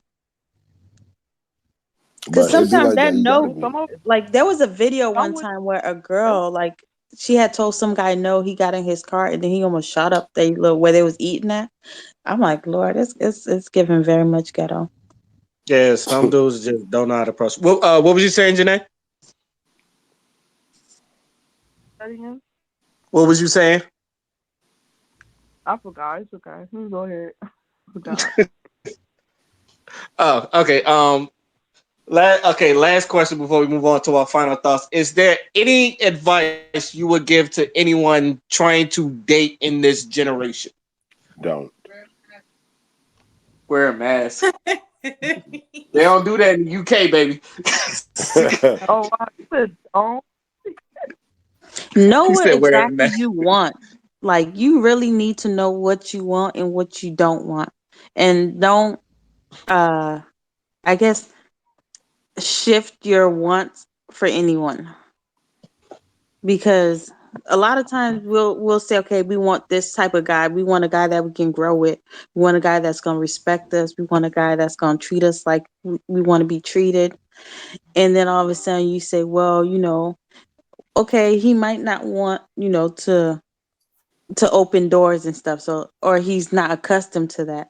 And then you start, giving that one leeway, and the next thing you know, it's another leeway that comes up later on. So know what you want and stick with it. Because the person that has the same value as you, they're gonna go a little bit farther than trying to True. change something, change a little bit. If you keep trying to change somebody pretty soon, then you're not gonna know what you got. All I'm gonna say is it's not about you. If you want to put yourself in a position where you are building with somebody, you're in a relationship, understand one thing. It's not about you. It's about the motherfucking collective. It's about the relationship.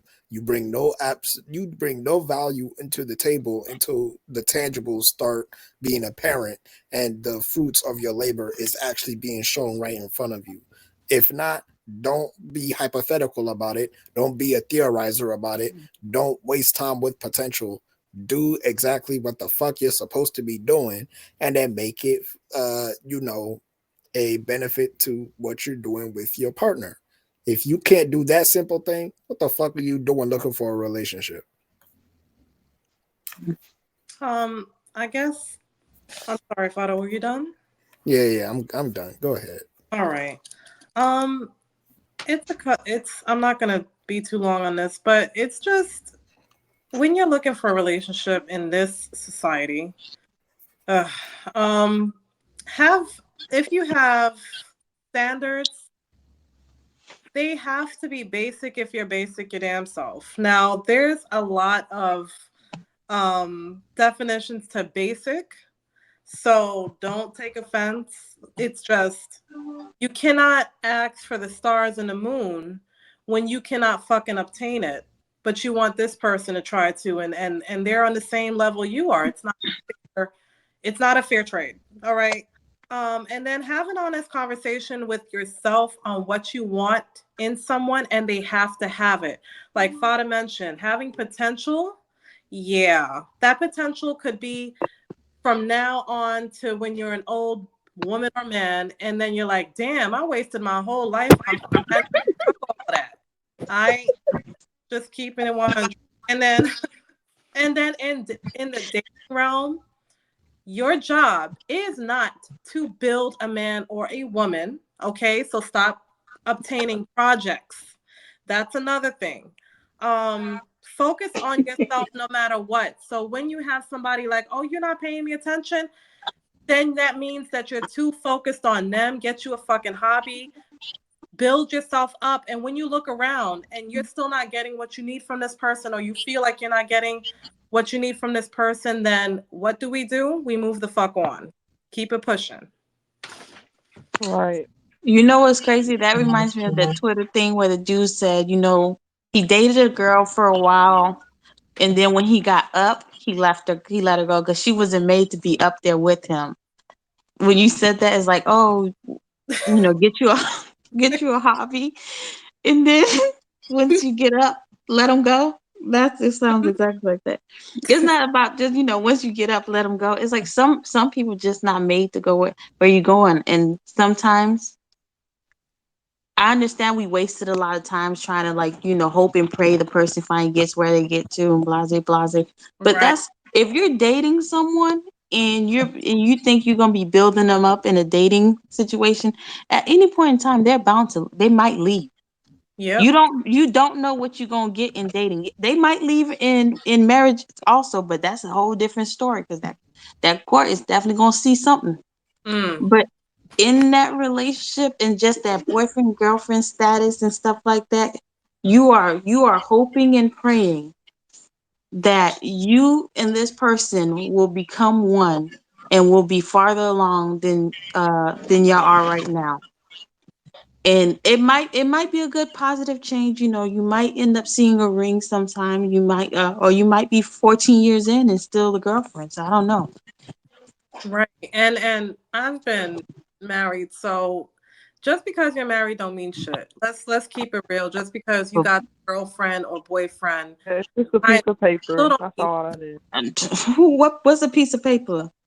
A boy let his ass get to the hospital and be on that life bed. What's a piece of paper? Y'all better stop saying it's a piece of paper, girl. That thing hold weight in society. It's not just a piece of paper, it holds weight. His That's mom me a doesn't have divorce. the same value. Yeah, until the divorce happens, but as it don't matter if y'all separated or not, that thing holds weight. Mm. So it's not just a piece of paper. It is definitely something because like what's his name? DMX, his girlfriend, Oh Lord. because they wasn't married, she wasn't able to get so regardless if y'all think it's just a piece of paper, it holds weight. And it holds a lot of weight. She didn't value herself. So, Mhm. that's So a her kids are gonna be safe because she had a kid with him and everything. But she once the kid turned 18, the kid has full access to his own money. It don't need the mom anymore. And if it chooses at the age of 13 to go to court and considers itself to be a legal adult, because mm-hmm. that's kids are doing that now. They're take like what's his name, Will Smith's son.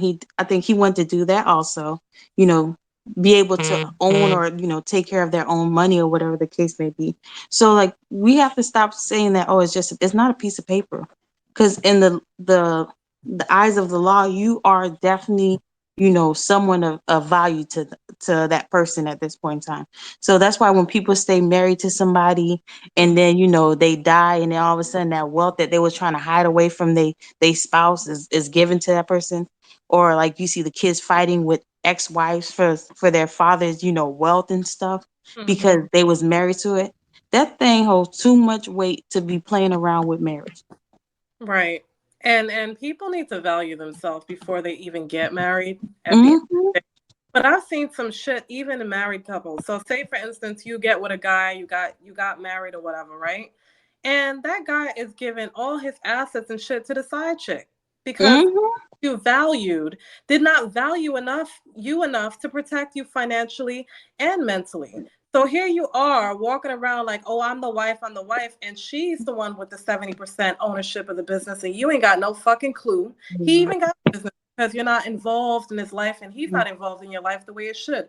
Y'all just doing it for the fame of looking like the perfect couple. So the Exactly. part that the the married portion does hold weight, but it will only hold weight if the man values you because he can take everything away from you just as that piece of paper, What? kind of like it stays. What? Once he does the will.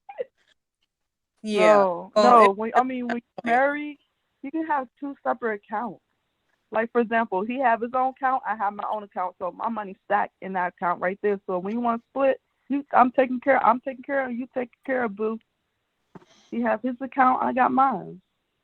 hmm. So That's even how. so you think okay, That's how. it requires a judge still to like y'all have to go to court, fight against it. He can fight to have to have half of the money in your account Yes, he or can. any money that was built during y'all You have marriage to or know. anything after your relation, like after y'all got married. He can fight for your money.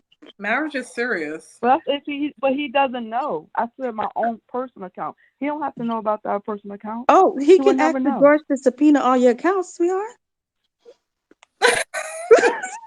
Yes, Lord. Yes, he can.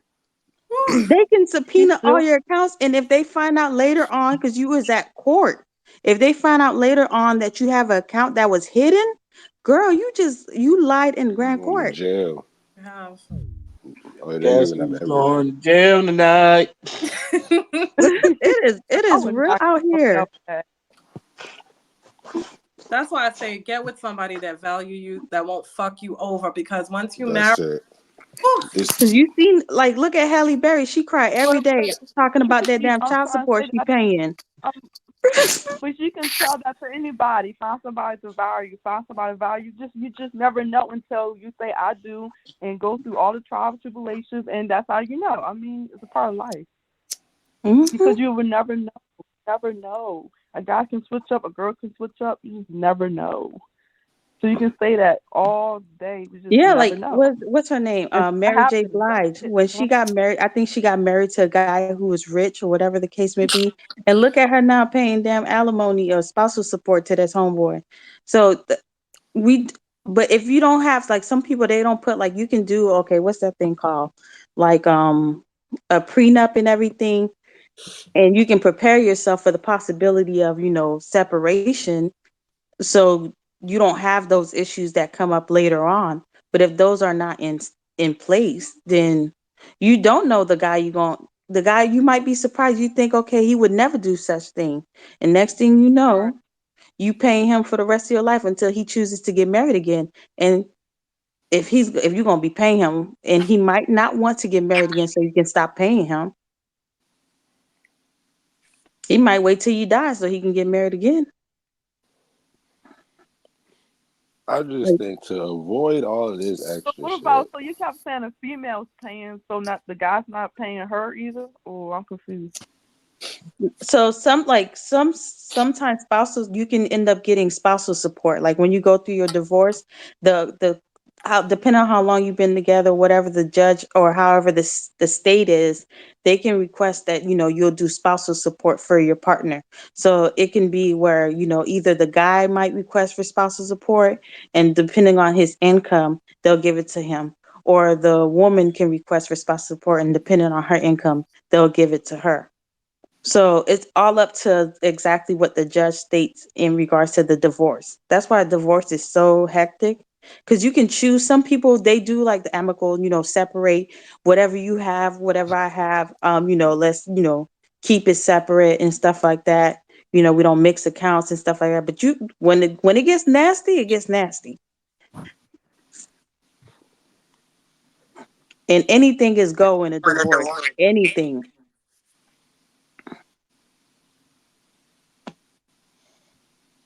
I just think So it's what's just I easier say? I don't want to than get what this divorced. He would this have to kill me if you want to get divorced. He might kill you, girl, Hell because he might nah. have a life You want insurance on your ass and you don't even know. $2 million. I kill you for $2 million. $2 million. I kill myself. So it's real out here in these streets, girl. Anything goes.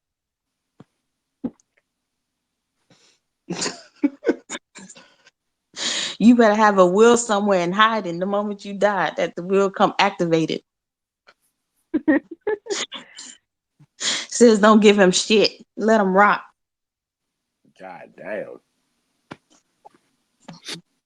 And you wonder why he trying to kill your ass before you leave. You got some of those that refuse to get divorced. Like, what's that movie? I forgot that name of that movie. She did that. God damn it! After all the shit I dealt with you, you gonna take everything with me? I kill you. You down me? I kill you. No, we not getting divorced. We in this together forever. That's cute. Forever. I'll be chasing you forever. Nah, That's I don't even like the way that forever sound. Used to It's cute though. It's real cute. Nah, it's not. I don't like the way that forever sounded. I don't. Yeah. No, I'm good. I never want to get divorced. I think nobody ever wants to get divorced, but if Exactly. I heard that, I'd still be scared. Be like, shit. I just know I'm in there for the long run, though. It's like, I shit. just feel like if someone goes into marriage for divorce, that's weird. There's some people that do. People do. I think Janet Jackson did. She You went to got marriage paid for the really divorce. well too. Oh, I didn't hear Yeah, what that's. she said. What she said? She says whoever goes into marriage for the divorce is weird. Oh. That's why I say I think Janet Jackson did that. But I'm too paranoid because I'm like, what if I accidentally get to the hospital and I'm in a deathbed and this motherfucker don't even love me? So I can't get you. Like, I gotta love you to marry you. We're not doing that. I've been waiting all my life for this to happen. For that goddamn years. What type of lifetime movie shit are y'all living? This shit is bad. My in nigga these rub streets. his palms like Birdman and shit is just like for that goddamn years. I've been.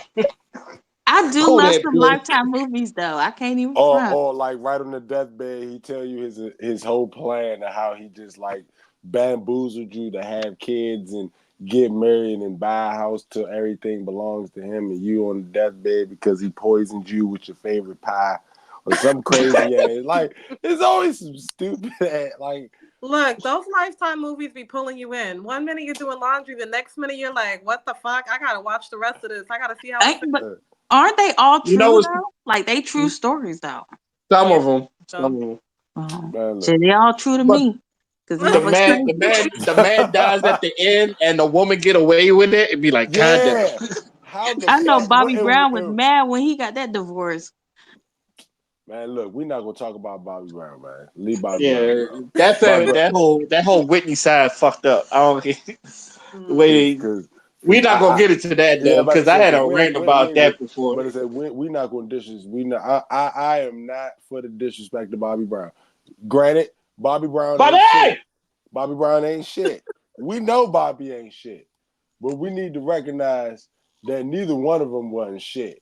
Bobby loved him some Whitney, child. He really did. and one thing he would die for is Whitney goddamn Houston, and I don't blame him not one bit. That's goddamn Whitney Houston. But he realized they were toxic together, so he had to let it Yes, go. exactly. They weren't going to help each But other. that will, she should have updated it so it didn't let him go. God damn it! I love that. I love. That's my favorite couple ever in life. My favorite couple in life because it's so real. It was so realistic. Like it was too real. It was too real. Like how can you not love a Bobby and Whitney love story? Like it's like you know what's going to happen. You just waiting for it to happen. Because you love toxicity. Nah, it's not even that I love toxicity. Xavier? Yes, that is Xavier. You motherfucker. You don't just come in here and just insult me like that and not acknowledge it. I've been in here for a long time. He's been in here for a while. I've been like, yo, who's fellow just is? Yeah, I didn't even realize. No, he said, I'm back a while ago. Oh shoot. But I don't like toxic. I like it a little bit, but I don't like it to where it's like dangerous to your health and your life and you're smoking shit Who's that the you're one not that supposed like to. Asian doll? Oh, that was me, my bad. Oh, so you do like toxicity. Nah, that's not that. That's not that. That's just Oh my God. that's me. That You no stuttering. Q, I'm you not stuttering. going You stuttering, Q. I'm trying not to laugh. That's why. All right, okay. But that's not because I just enjoy toxicity. It's just the fact that I just really think that in the future she's going to be like very well rounded and she's going to be a better individual. I just really think so. Or maybe I'm just you stupid hoping like the rest of us. No, you just hoping. Yeah, I am hoping. I am hoping. Because Like I don't mother see it. I don't see it. I'm starting to like just call it what it is. But like I don't like to give up on people. Not yet. You know, so I'm gonna keep hope alive for now. But don't bring up my I love Asian doll, but Asian she doll. be trying me like the serpent tried Jesus. So when you say that you like warriors, does that sound much better? Oh my God. No, it doesn't. It sounds worse. Look, it's okay. I love Tahiri, and I think Tahiri toxic as hell. Toxic as fuck, boy. She threw the way. Oh my God. She should play The way she threw baseball. that apple at Should, Vado. I swear, dog. She should play baseball. That's what I said. Like seriously. Like the celebrity baseball game, she should win MVP every year because the accuracy of that fucking apple to that man's face and chest. Yo, I know Vado saw red. I know he choked her later, but I know he saw red. Hey, I'm not gonna lie. Excuse me, black women. Excuse me, beautiful black women. I'd have been in jail. I'd have choked that bitch. 1-800 choke that hoe. Yeah, I'd have choked. I'd have choked the shit out of her. I'd have choked the fuck out of her. Why I'd you- have choked the shit out of her. That's I'm probably sorry. a lot harder. If she threw an apple, you throw an apple back. Nah, because if I throw an apple back, I'm a Roger Staubach that motherfucker. What is she talking about? That motherfucker's going 80 miles to a dome. And Nigga, men are famous for hitting y'all dead in the face with round shit. That is true. Like kickballs, basketballs, soccer balls. You really want to get hit in the face with an apple? Hell no. I wouldn't even be throwing no apple. No, I know you're not throwing an apple. I'm just saying if I you were as automatically assume y'all toxic. gonna throw one back. So Exactly. hell Oh, no. that's Nah, smart. I'm gonna turn into Ultra Instinct Ike Turner. That's what the fuck I'm. That's all you gonna hear. Duh, duh, duh, duh, duh. Oh shit. I don't hit women. I don't condone hitting women, but nah, there's some shit. If you ever hit by an just can't do apple, that Nah, shit you just hurts. It's you just hard. can't. You just can't. That's a baseball. Apples don't even like break apart when they fall on the floor. They just roll. No, Exactly. You can't, And because there was some people saying she just threw an apple, and I said you have never been hit by a goddamn apple before. I said because you would not be saying that. You ain't ran into a strategic bully that'll throw a bunch of apples at your stupid ass. Like, imagine somebody beating you with a bag of oranges. Like that's like that's the type of shit you got to worry about her doing. Like you sleep in your bed and you wake up, she got a bunch of plums in her bag and she beating the fuck out you with them. No, that's some real DV-ish going on over there. Yeah, exactly. That's why I said Ultra Instinct Ike Turner. Yeah, that's yeah. Again, I don't condone hitting women, nor do I want to put my hands on a woman. But yeah, If you there's put your lines. hands on a male, you better be prepared. myself. Because I sure enough trained my son. That hoe touch you one time, myself. hit her ass right back. Yeah, my mom always said, hit that heifer back if she ever put her hands on you. So I have the permission. I just choose not to. So I was taught I to never defend myself. understand why girls do that though. I never understood it. I never put my hands on guys. Never. Because guys are not expected to hit a woman back.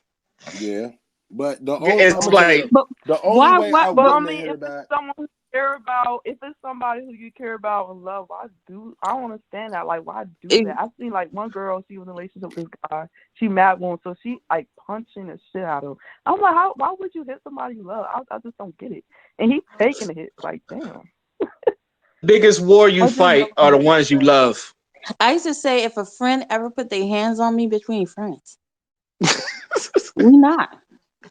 We can't be friends because you are willing to hurt me. That is not a friend. You sound so dramatic. I'm sorry. Yo, no, Q. that is true. Q, that's why we here. No, that's so true. Like a lot of these people, they be in these toxic friendships where they fight with each other, like, go to brawling and then be right back cool with each other. I'm like, That's not a true friend. Who Okay, is this gender specific?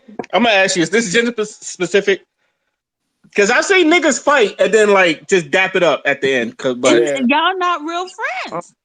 Y'all can argue with each other in regards to something, but like if y'all really mad at each other and y'all start fighting for real, no. Nah, see, niggas will Go ahead, portray. Q. Niggas will show that they're really mad at each other different ways than just fighting.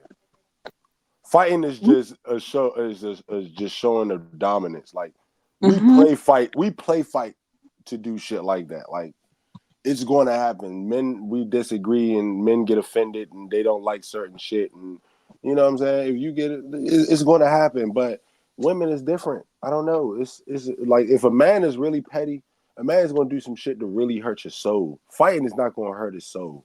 Mm-hmm. You know, a man also is and I believe I forgot. Yeah.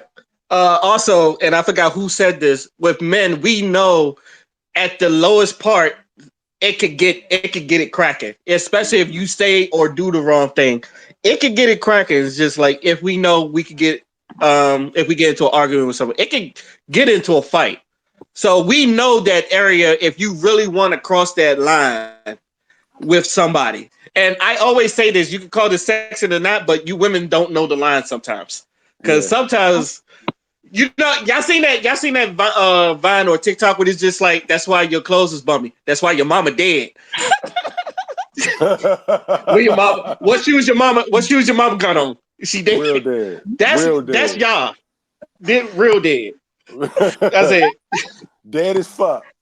Like, all I know is Yeah. you put your fucking hand on me, it's on and popping, and we not friends after.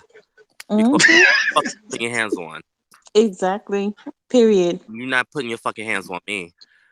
Bitch, I'm gonna fuck you up or you gonna fuck me up, and that's that. And we're done. Unless you come back and apologize. But we ain't doing all that fist fighting shit.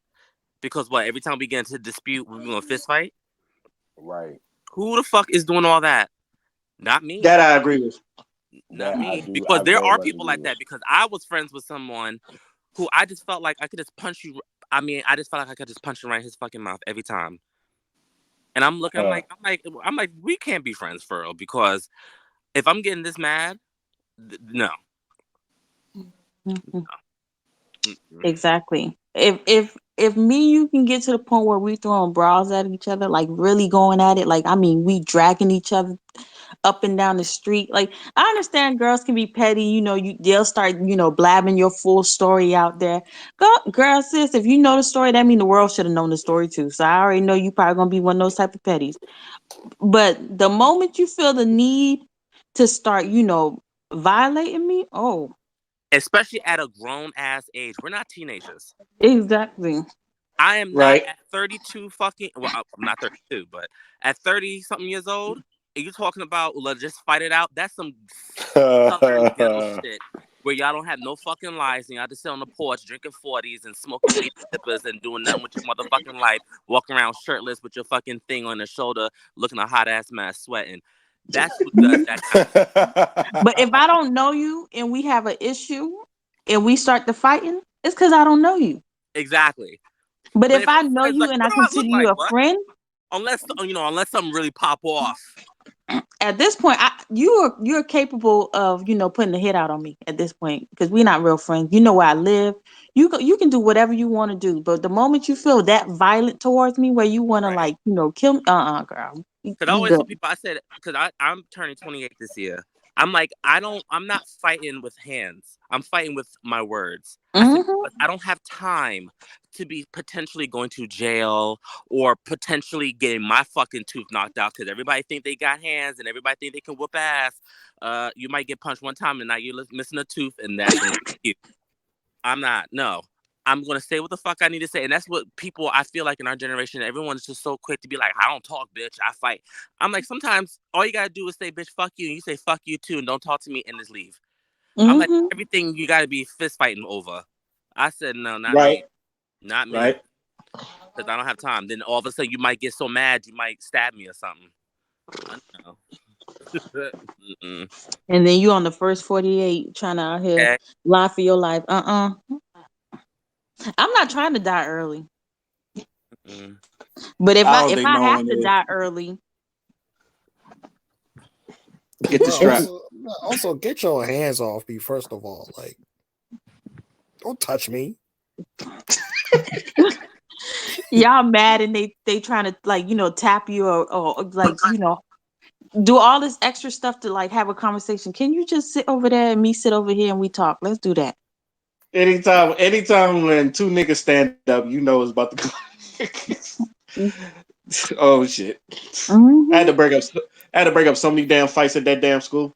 Nah, especially I be in certain places and then there be some white boy who be super overhyped and whenever he be seeing someone like me or just a black dude, they be extra animated for no fucking reason. Like, hey yo man, hey! I'm like, bruh. I pictured somebody that was in the fucking lounge every day as soon as you said that. Oh my god. Exactly the exact fucking description. White guy over animated as soon as he's seen you and he did it every time. I know exactly. Keep I going. I had to know stop. thank you. I have a good two in my head.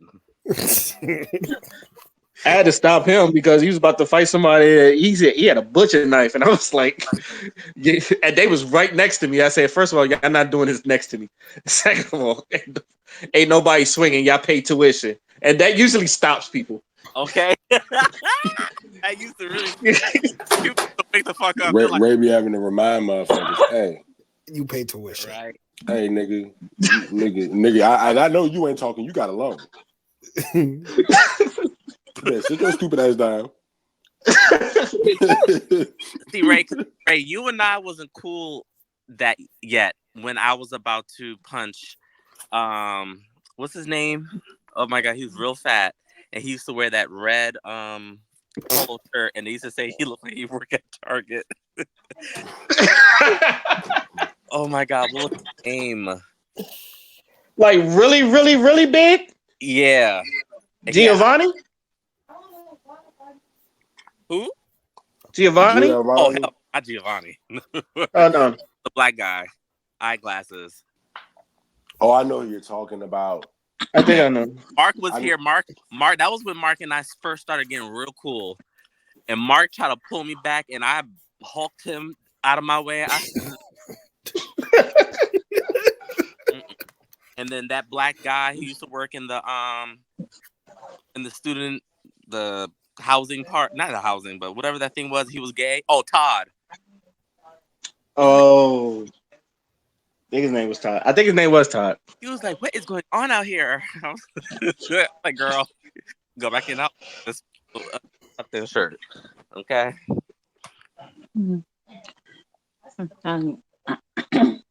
Those were the It's days. like the only other big dude I know. I used to call him Honey Mustard on the beat because he always played his damn beat in the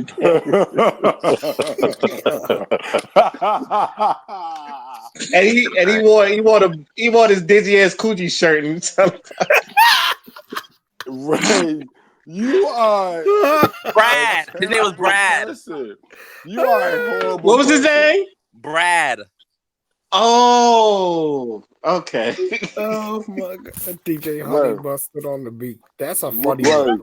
One. You are a horrible individual. You know I'm right. You know I'm right, Q. You know. Look, all I said was, you ought to be ashamed of yourself. Wait, I wanted to give my opinion about this dating thing. Go ahead. Go ahead, Xavier. People these days need to stop idolizing Instagram famous and young rapper celebs' life and try to reciprocate and try to have it go through their life as well and think that that's what being 20, 21, 22, 23 is supposed to be like in the dating world. Because Instagram really changed people. Mm-hmm. They're seeing all these young girls who they think, I don't know if they really like. I'm like, do you guys really think they have a job? I said they're having sex for pocketbooks and wigs, and Facts. they're scamming, or their little boo thing is scamming. Mm-hmm. How do you think this ghetto fried chicken is able to afford all these Chanel bags, $1,000 wigs? Not ghetto fried chicken. Yeah, that's a Xavier quote that he says all the time. It gets me every time. Where they get this idea, and then they think, because like one of the in here said, how are you expecting the stars and the moon and you can't fucking get there yourself? So you're telling me you sit here and you work at Target at the register, but your man is supposed to Dior you. If he adores you, he's supposed to Dior you, or whatever the fuck that quote is. I don't know what society I don't understand.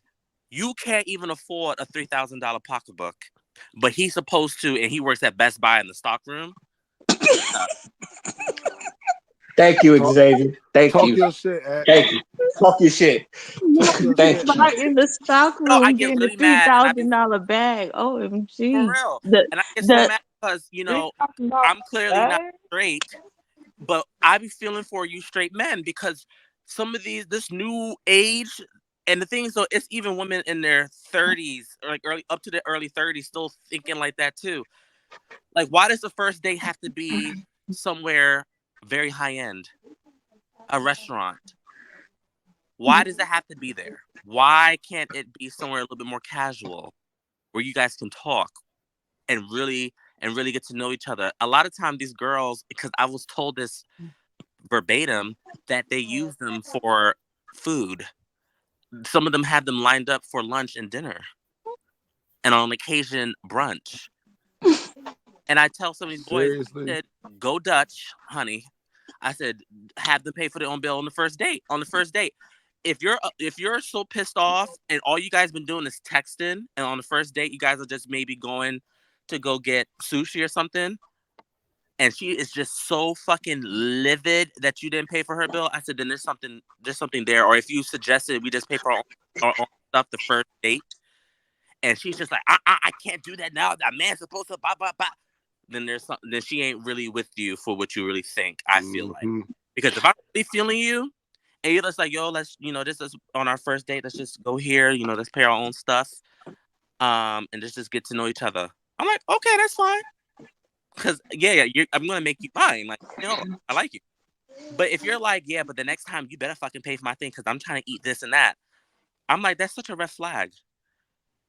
I'm sorry. And then my thing is, though, you didn't even grow up eating at Ruth Chris at all these other restaurants, but he's supposed to be able to afford you that, and you're so used to seeing these rappers uploading their fucking bill showing it $16,000. I think that's retarded. What is they eating? Honey, I mean, the stuff can be really expensive. Like at the Four Seasons, I go to the Four Seasons. It's called Bourbon Steak. Your stuff is really expensive. You have $80 dishes, $90 dishes, but they're amazing. They're fabulous. But my thing is though, they're paying for everybody else, or not even that they're paying for everybody else, but it's like a big dinner. That's why it's $16,000 because they're sitting there buying champagne bottles. That's like $2,000. Like, who's showing off? First of all, champagne tastes like regurgitation in a bottle. My mom works for Moet Hennessy, and I've tried a $2,000 bottle of fucking. Is it 2000 or it's close to 2000? The Louis 13.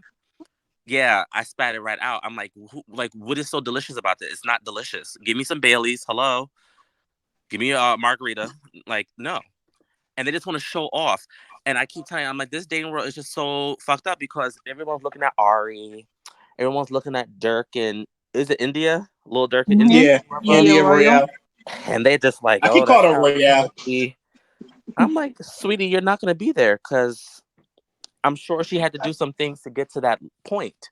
And at the same time, I'm like, where do these girls get money from?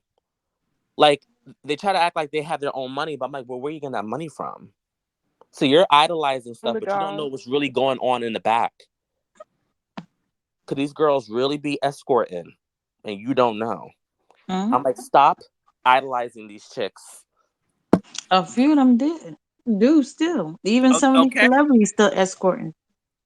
It's high in escorting now, but right. I know I for me, think Black China be escorting. no, she definitely be in that thing heavy. Let me tell you, I've been at these restaurants where I'm seeing black women who are with these old white men, kikiing and giggling, and I'm sitting here looking at her like, we know what you're doing. The man is not even handsome. She is surviving. He's not even good looking. Because don't get me wrong, I could date somebody in their 50s, but you gotta be very good looking and well dressed and all this other stuff. Like, you gotta look amazing for it to make sense. If you're over here looking dry boots and balding and looking crazy, but he got a Rolex. Okay, I don't care. You look a mess. You look old. Absolutely not. That's the ones that's surviving. The ones who like at this point they like, okay, you know what? You go to a surviving, go restaurant, get a I'm job gonna at go, Target. like, even when the waiter brings the check, you be like, well, can you split it? And she look at you crazy, like, why you asking to split? First of all, this is the first time we're going on a date. I don't want him to assume or think, because you have to assume, like, okay, he might see, oh, well, I paid for this. Because, people nowadays, they so insecure. Well, I paid for this meal. She should at least give me something or give me a kiss or something outlandish that just for a little $80, $90, $100, I could eat that by myself. So you spent, what, a little 120, and then now you expecting a whole kiss. You expecting your dick to be sucked. You expecting your toes to be rubbed for just one little solid meal. Like, boy, come on now. But at the same time, these heifers are expecting this $120 dinner, and all of a sudden now she's supposed to be a kept woman, and you're supposed to be buying her all the shit. Because suddenly, then the next day is, oh, can you send me some money to get my hair done? Excuse me, girl. You guys just went on the first date. How are you this That's comfortable? crazy. And the things though, I'm not even It, making this shit it's up. the guy I'm on he's Twitter dealing with. seeing stuff like this. I'm Oh on yeah, I'm Twitter saying. seeing people Oh talk my like this, and I'm like, god. oh, y'all dead ass, and they're arguing with me, calling me a bum nigga. I'm like, first of all, I'm gay, sweetie, so you have nothing to worry about, because I'm not jealous and I'm not Oh, hating. I know that's right. Like, come on. I'm All I'm sorry. saying It's is, a level of like they don't have any more standards because I be like, damn, what like, you look at them you're like, man, they living their best life right now because if you bold enough to ask a man on the first date that you meet to get your car done broke down, sis, you got a lot of problems going on right now in your yeah, she life. don't. Hey, she want a sponsor. Right, Mm-hmm. because my thing is though, why don't you have the money to get that fixed? Well, that's But why who she's said dating. no? She'll say, who said I don't have the money? I'm not trying to spend mine. Oh, It's okay. Yeah, a lot of these Working girls are then. Debo. A Okay. lot of these You're girls are not, Debo. I'm I like, you're not even do, but driving a I want to Benz, spend honey. Brand's money. I never understood because I was just talking to my family, but I was like, I never understood how people can live, you know, like over their means. Like even me when I'm looking at cars and stuff, you'll see somebody go buy a Rolls Royce for what? Right, and they're driving it Like, and you themselves, don't, you even though you it's you new you're trend. not, you Like, didn't buy it. You're making like that's literally like 90 or $10,000 payment every month for a Rolls Royce for what? Like I understand live, it's cute, but now if and you you're don't Bill even Gates getting a remember Rolls Royce, amazing. that's understandable. But when you Mm-hmm. struggling getting a Rolls Royce, that's not understandable. Like, why are you in? So I'm from Right. You right. Brooklyn. In Brooklyn, you will see dudes in Brownsville. Brownsville, if anybody's from DC in here who knows DC, Brownsville is like the Berry Farms Anacostia of Brooklyn. Why do you have an S-Class Mercedes In and you're trying to Browns. flex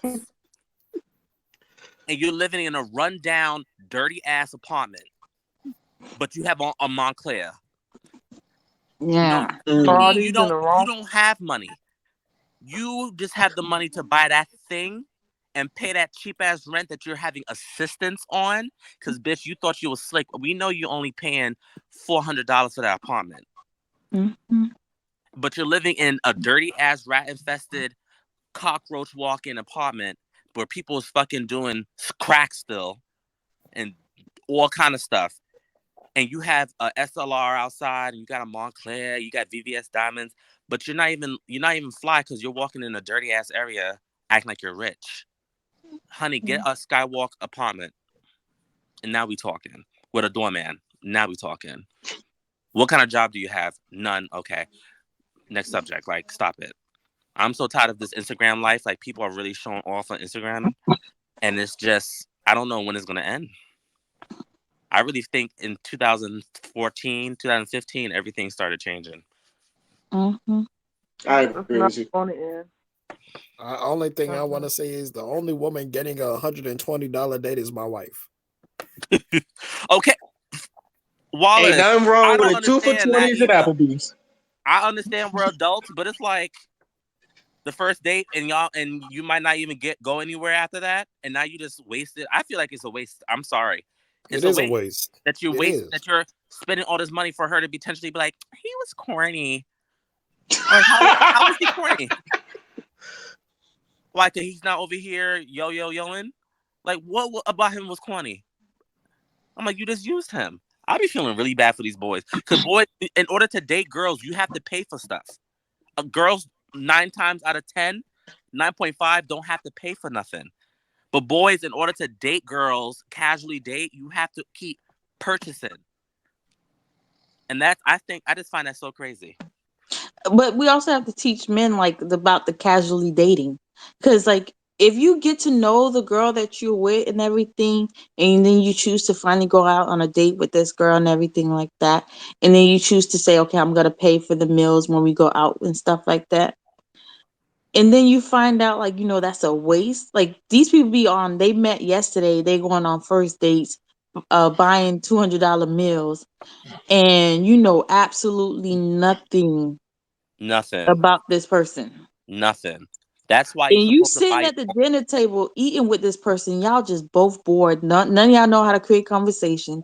Y'all looking at each other, and then you thinking to yourself, "I just spent $200, so she definitely going." You know that to her, that probably excites her at this point. You don't even know. You don't know her background. She probably makes $5,000 every 2 weeks or $10,000 every 2 weeks. So to her, that you thinking you doing something major, to find out that sis, she don't even like, to her that's like that was a little chump change. So like you have to really get to know these people, that like these people be sitting there thinking, okay, yeah, she got a big old booty and this and that. Oh, let me, razzle dazzle her and think it's gonna be like, she gonna give it up. And then next thing you know, you found out you done met your whole a scammer. I was right about to say that. But things though, obviously, men find women who fall for that, just like Mhm. women find men who fall for that. Yeah. And it's to each his own. It's whatever you feel like doing. Obviously, because you're a grown ass person. My friend But top found a guy that said he was in sales. I said, what sales? Because the only okay, sales I could think of.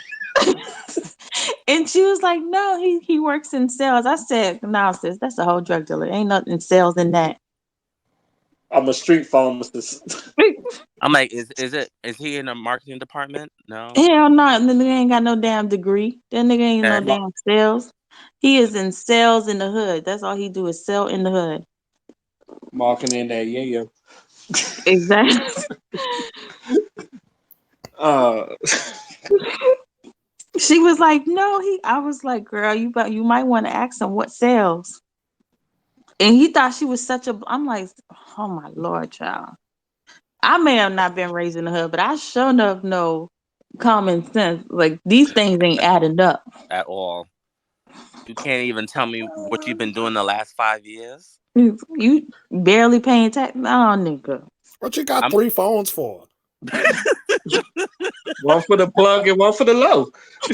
No, I just imagine myself saying that out my mouth, and I'm just looking at him crazy. Like, why do you have 3 phones? And why is one a flip phone? Get me out of here. Uh, ain't nothing wrong with a 2 for 20 for Applebee's. I don't care what anybody say. No, not Hey, even some of the joints we here. not even that. Don't they also have the 2 for 25? They do. Oh, you got a little fancier now. Stepping up the game. Because I'm no, a, everyone thinks I'm not. I am such a cheap date. Because at the Four Seasons, I would get the black truffle mac and cheese, and that costs maybe $15, and I'm set. And I am set. Okay, I don't need to eat all the steak. So you can go somewhere real fancy, but still, I'm letting you know I ain't nothing no. close to cheap. My meal plan is very hefty and expensive, and I pay for it freely and happily. And I will never leave my house without my wallet. I don't give a damn if you said you was paying for something or not. Because Okay, because you never know. I'm gonna go use I'm my. a dinner and a movie type of dude. I've always been that, a dinner and a movie. and I'm still getting stuff at the damn movie theaters, nigga. I am. Oh, I that's one thing. I work I work real hard to be living very happily. First of all, not even myself. I'm not paying any more at the fucking movie theater. Why is the small ass Pizza Hut personal pizza size $13? No. It's only A $13 large. over there. I don't even It's know. only. This is maybe like I went to the movies 3 years ago. I haven't been in the movies since 2019. And the price So, the price definitely inflated like a motherfucker now. because those kind of personal pizzas are supposed to be like $5. Yeah, at Little Caesars, and Little Caesars don't even have the $5 pieces no more. So Then the drink, a large drink, is almost $10. Then you talking about that name brand candy. I'm going to Five Below or Dollar Tree, and I'm stuffing my bag with candy. it's well, that's considered ghetto, but who gives a damn? You know That what, should be girl? smelling Please. like Burger King. Okay, I will put it right in my Valentino bag and walk right up in there. And I nudge my boo. I said, so you want the goobers first or you want the airheads? Which one? Okay. Mm-mm. Now, what's ghettos is speaking some damn food now, some real food. You Pop. stick a whole chicken in the damn. Hell yeah. And they pull it out freely, put it Okay. down there, and then you can smell that shit And hit you making a real quick. face Like like you I trying wish to figure one of out y'all would have where. something. You want a piece? You want a piece? The I hell you bring one a of y'all whole would chicken from? I sure can. You done took that little roast from the grocery store, brought a little cup of rice already. You had Mm. a whole meal. Yeah. All that And All you right. still buying popcorn and a drink over there. So you Mm. not being Just buy me a selfish. slushy. All right. Any last words before we move on to our final thoughts? Oh my God, it's No. 4 o'clock. Yeah, it's time to end this. Jesus. Yeah. All right. So we're gonna go to our final thoughts. Janae, usually when I do the final thoughts, you could say anything that's on your mind. You want to get off your chest or something like that. So since you're new, you going first. What? Usually What's in our on my final mind? thoughts, you can say like whatever you want to say. You can keep it short, or most people do. But it's on you. You first. It's on you. So what you I don't really like what? Like Anything, whatever's on your mind. Anyway. mm, um, I don't. That was me. That was Oh, me last week. oh, you last week, so I'm not alone. Oh no, it gets You everybody caught me off off guard. guard. Yeah, it catches everybody Yeah, off you caught guard. me off guard. My final thoughts. Final thoughts. Um, guess getting ready to go to work tomorrow. I guess I don't know. That's my final thought. I can't think of anything. That's good enough. That's good Can't think enough. of. That's good. That's I'm good. gonna go next because I'm gonna Birthday. slow down. Oh, I was about to come to you. Xavier Okay. is on you. So I need to remember that you are doing these podcasts on Thursdays because I'm always playing Destiny. So I am trying to come back on time so I can join these conversations again. And I'm back on my weight loss, 14 pounds down. I am going back to my goal, Ray. You're gonna see anorexic Xavier again. I'm gonna And see it. and everyone stay safe. Please be COVID safe. Get tested, get vaccinated, and have a good night. Have a good night. By the way, you feeling better? You feeling better? Oh wait, oh yeah, oh yeah. I'm just glad it was this one and not the first two. Okay. All right. Q the Reach God is on you.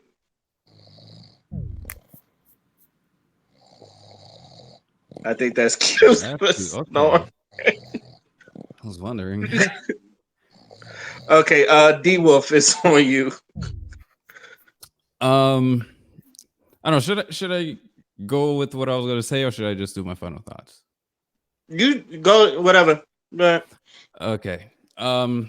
Before I say anything, I just want to make this clear that because of things I say, some people think or come to the conclusion that I'm a Republican, and I'm like, no. If you go to my channel, you'll see why. In my stance, Democrats are evil and Republicans are pussies. Okay, I already know the story about how it all started. I know how the Republican Party was the black party in the beginning. Blah blah blah. We went through this. I told you they're rhinos now. They don't matter to me. I don't do this.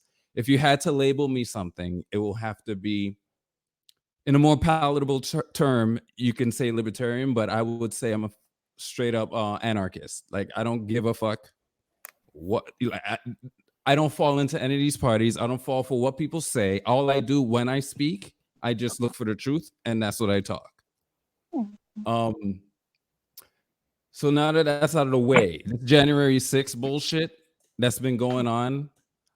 This must be the worst the most blatant false flag thing I've ever seen in my fucking life. It's the most blatant shit I've ever seen, and it's clear that this is only to cause the divide. All right, because we're talking a group of people who went into the Capitol, basically did nothing, but were invited in, took some pictures, acted the fool. Do I agree with that shit? Hell no. Do I think a lot of those people did not belong there?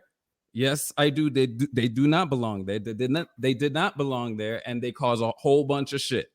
But people are looking past what went on, and now it's being shown as the worst thing since 9/11. And I'm like, okay, so we need to stop, think, and remember what the news does, what media does. Okay, because the FBI were involved, and we know the history of the FBI. We know what we do. I could go back to any situation, even Martin Luther King. We already know what they did to him.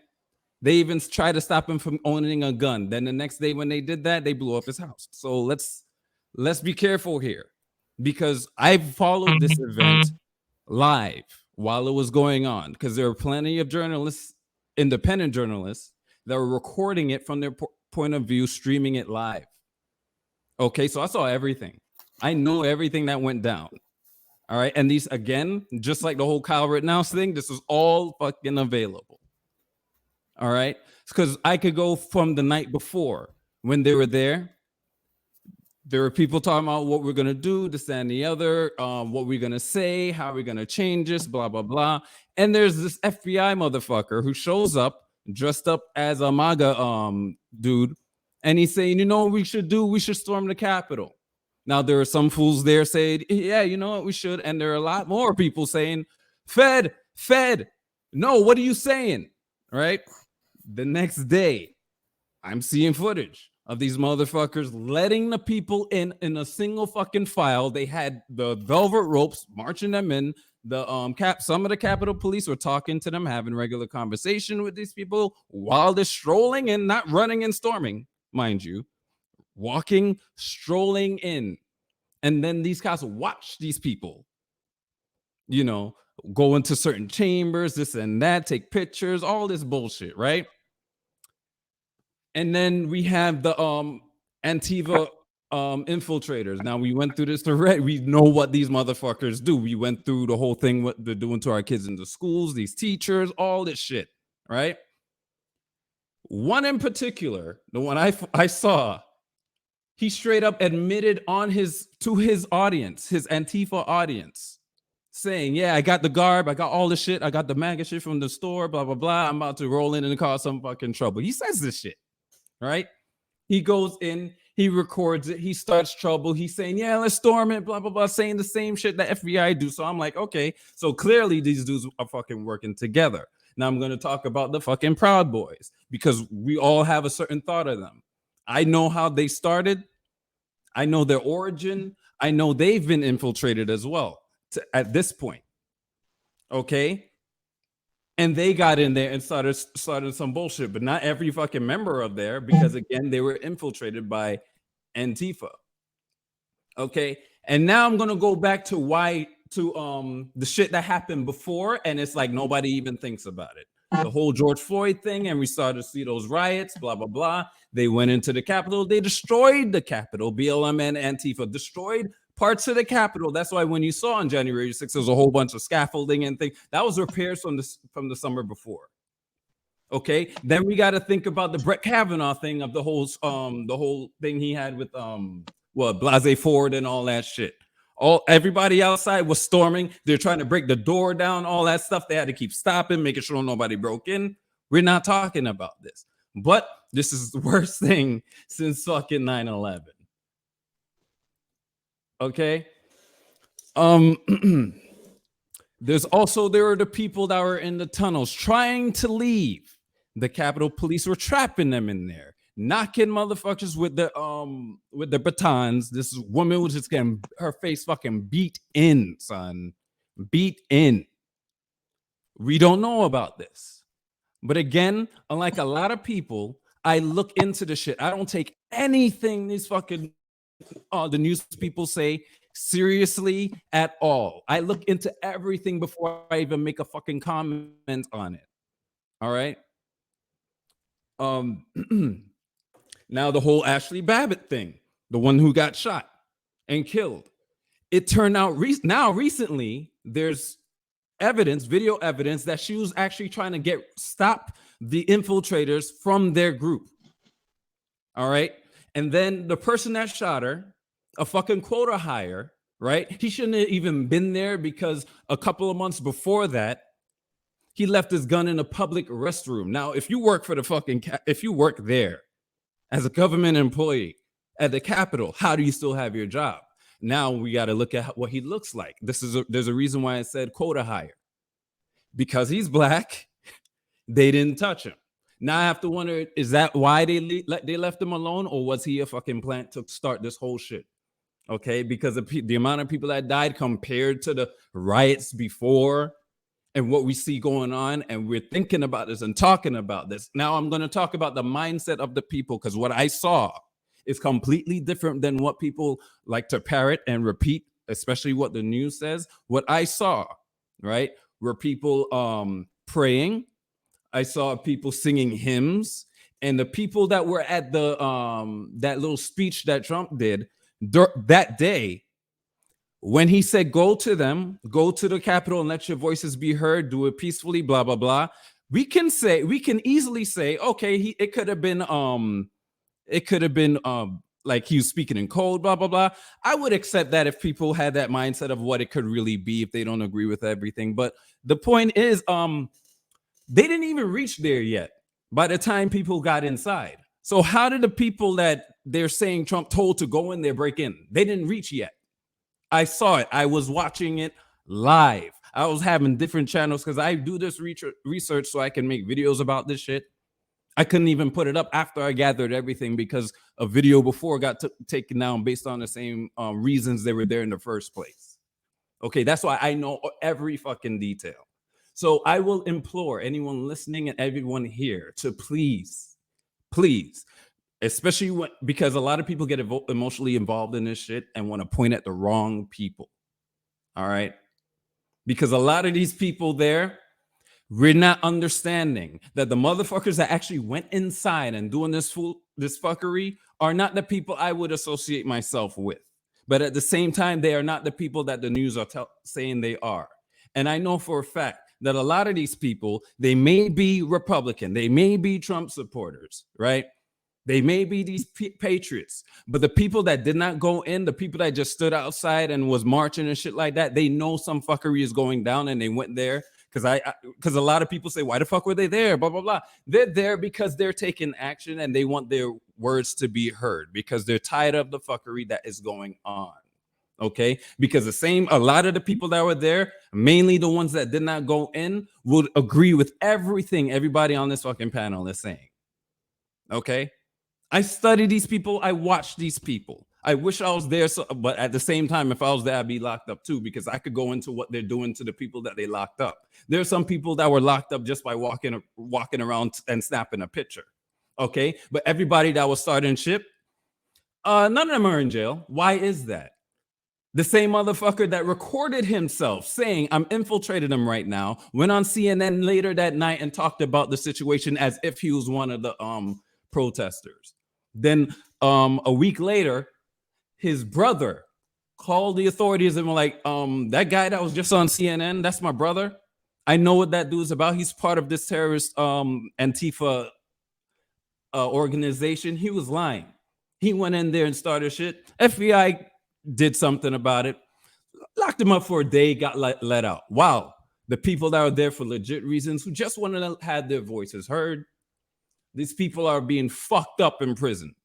Okay? They're locked in prison. They can't do anything. A lot of them are in the hole. I'm hearing this testimony from all of them. Okay? These things are not on the news that we like to watch and parrot and get emotional about and fight each other about. And I could go back to last week with Material Life and the movies you watch and how we see people who are different from us and all this shit. Why? And again, when it comes to this racist shit, I'm like, why would you, as black people, we know better. We are not like these motherfuckers. Okay? So why would you want to impart the same shit to them? Why would you want to become the fucking devil himself? Then we have no fucking excuse when they say something to us. When they point out the shit we do, all we could say is, oh, but you did it. But then again, okay, well, you don't have a mind of your own. You can't think of something on your own. You're supposed to be again. I said this before. If we were kings, son, where's that big dick energy, son? We can do this better than them.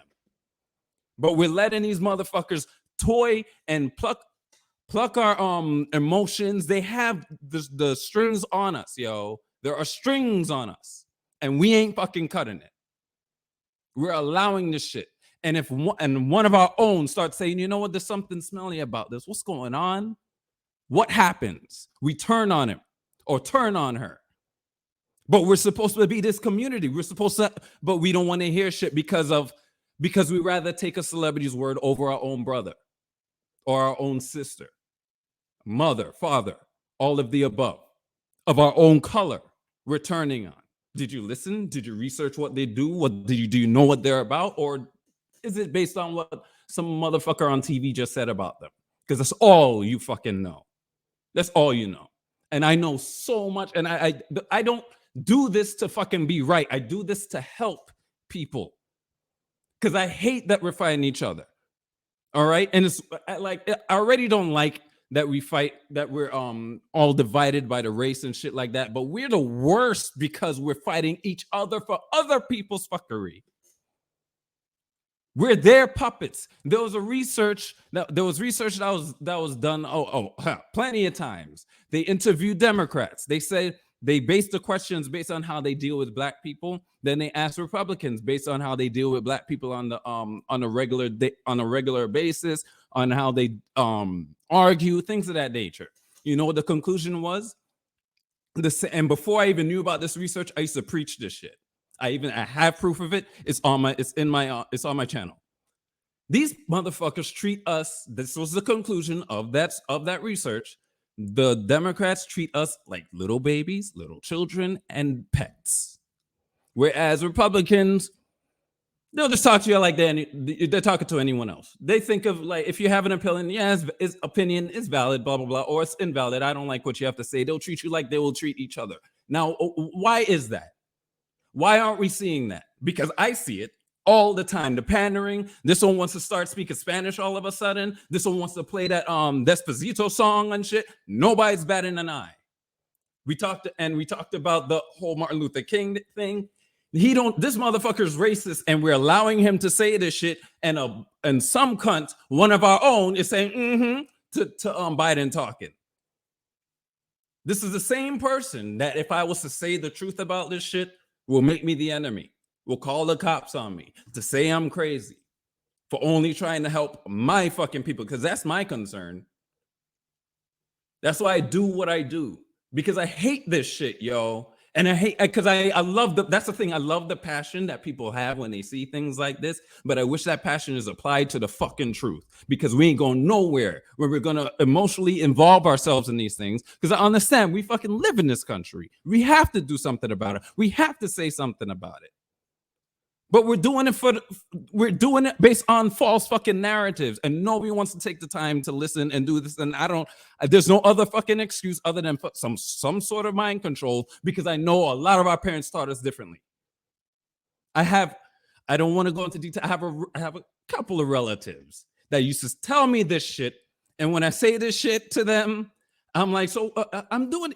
I would address and say, you know what? I'm doing exactly what you taught me to do. You didn't do any of this, and you're still rolling with this narrative, and you're trying to disown me or say I'm crazy or call me a fucker. You don't know how much I hate that shit when people call me a Republican. I hate that shit because I'm not like those fucking pussies, and I'm not like those fucking corrupt motherfuckers who are the rhinos. So don't compare me with them, because they both have, Democrats and Republicans, they have this whole thing with hero worship and these idols, because these Republicans like to look at Trump and be like, if he does something wrong, they won't say shit.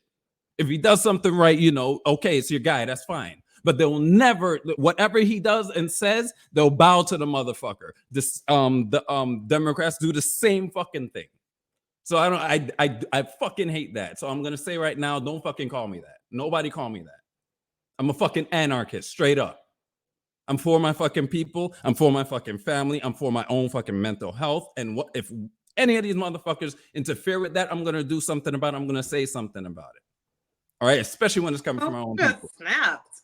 You just yo straight up, yo, because I'm sick of it. We're and a lot of us we're complaining about some bullshit that we can easily get past. And I've seen people get past. I know people who get past, and we're like, what is going on, yo? What the fuck is going on? Nobody's paying attention, but they have a lot to say. They have all this energy to hate each other, to crack on this, not letting a voice be heard, not letting your own voice be heard. I would love to see the mainstream media play on the fucking daily, BLM destroying their own community and saying it's fucking wrong. Say it. They won't. They won't show that footage. They won't show the footage of the owners who they all have on their fucking doors. We are business owners of color. Please don't destroy this. Please don't hurt us. The news cameras are not pointing at those signs, but I see those signs all the time before anything goes down. Because why do they know what's going to come when a protest comes? They don't do it the day of the protest. They know when it's coming, and they put these things on their doors. You guys should be glad that they aren't. This ain't back in the 90s. This ain't 92, I think it was, with the LA riots, that these motherfuckers didn't say, fuck signs. Let me take my gun out. A lot of these people are fucking lucky. You understand? And all you need to do, people, I keep saying this, rethink your fucking heroes and do your own research. Otherwise, shut the fuck up. I'm not taking you seriously. I'm just gonna fucking laugh in your face. And I am at that point now where I will be fucking petty, because this is crunch time. This is it. We've seen enough fuckery to be sitting back and still rolling with the shit and still hating each other. We should be locked, arm in arm right now and do something about it. Let's stop fucking playing games, yo. Straight up. You know our history. Stop. You know what this motherfucker's declining. He's not making any sense. But you're talking about, like, we talked about this. This was brought up earlier about grab her by the pussy. I've had this fucking conversation with all my male friends. Never a fucking problem. Never a problem. This guy says it, a rich guy who do you listen to who does not say this shit? Well, what artist do you listen to who does not say this shit? We don't bat an eye.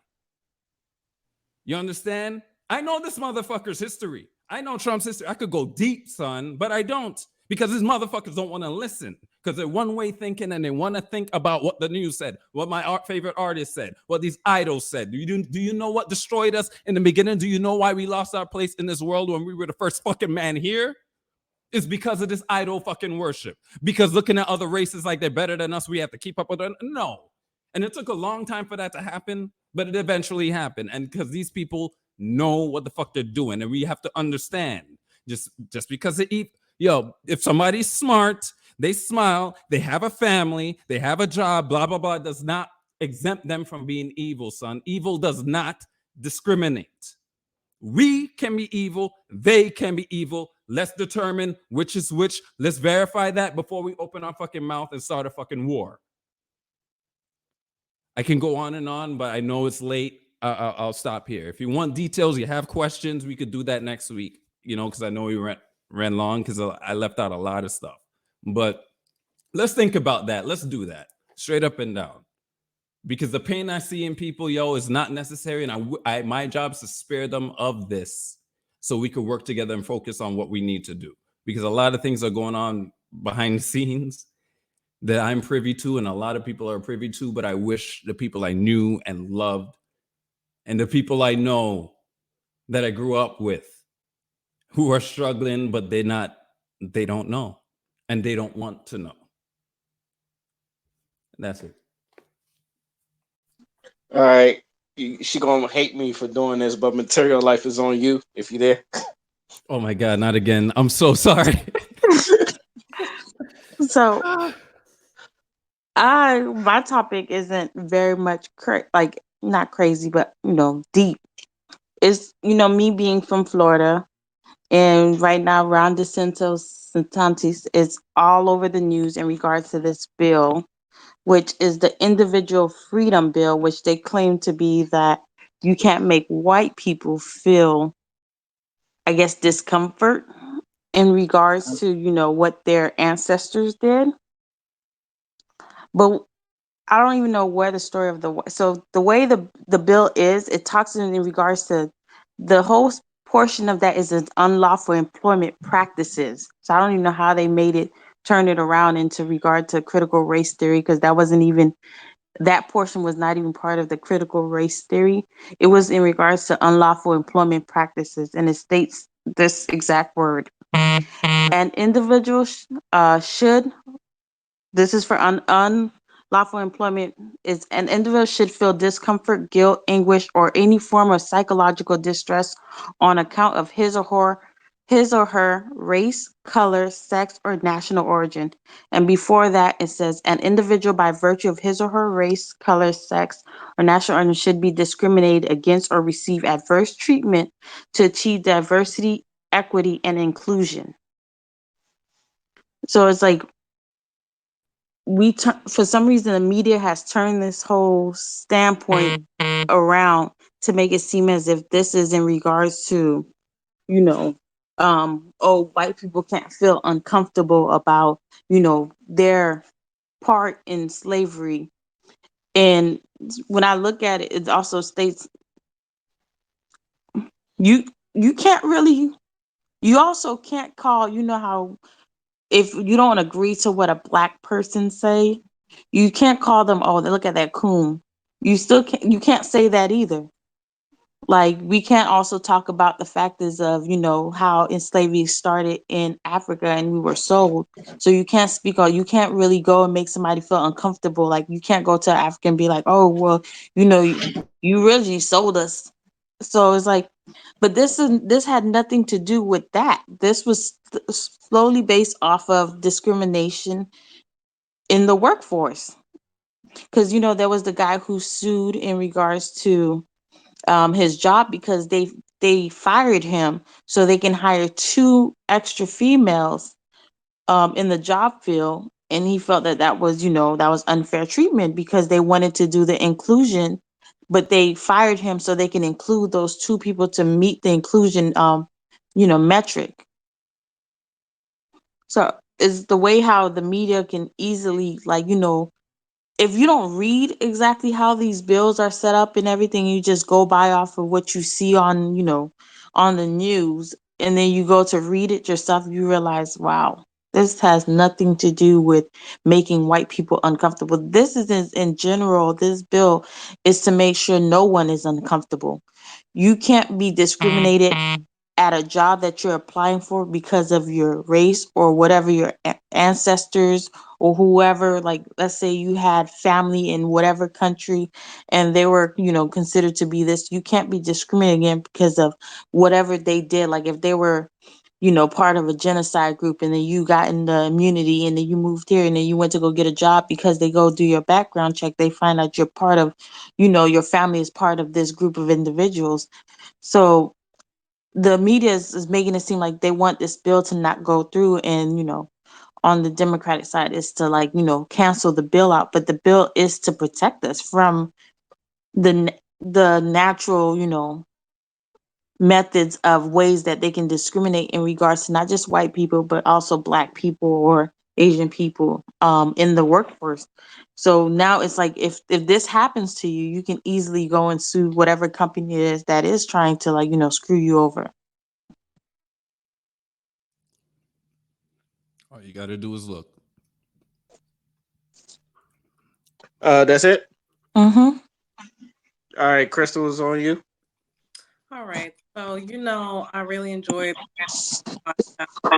about relationships because I'm all over talking about relationships. But my last thoughts was about the communication factor, because it's so many parts to communicating in a relationship. So you also have to factor in the person that's receiving the message that you're giving.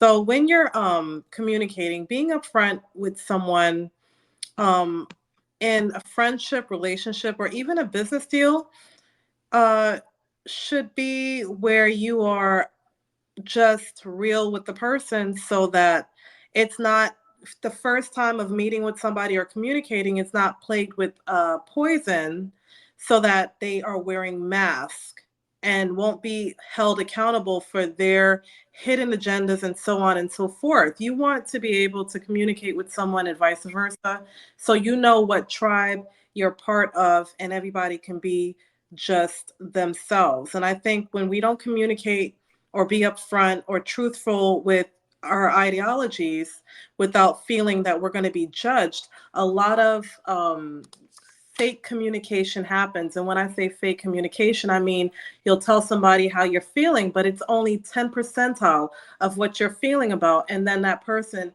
is so used to receiving the 10% that when you finally get the balls to say 90% of how you're feeling, that person is in shock.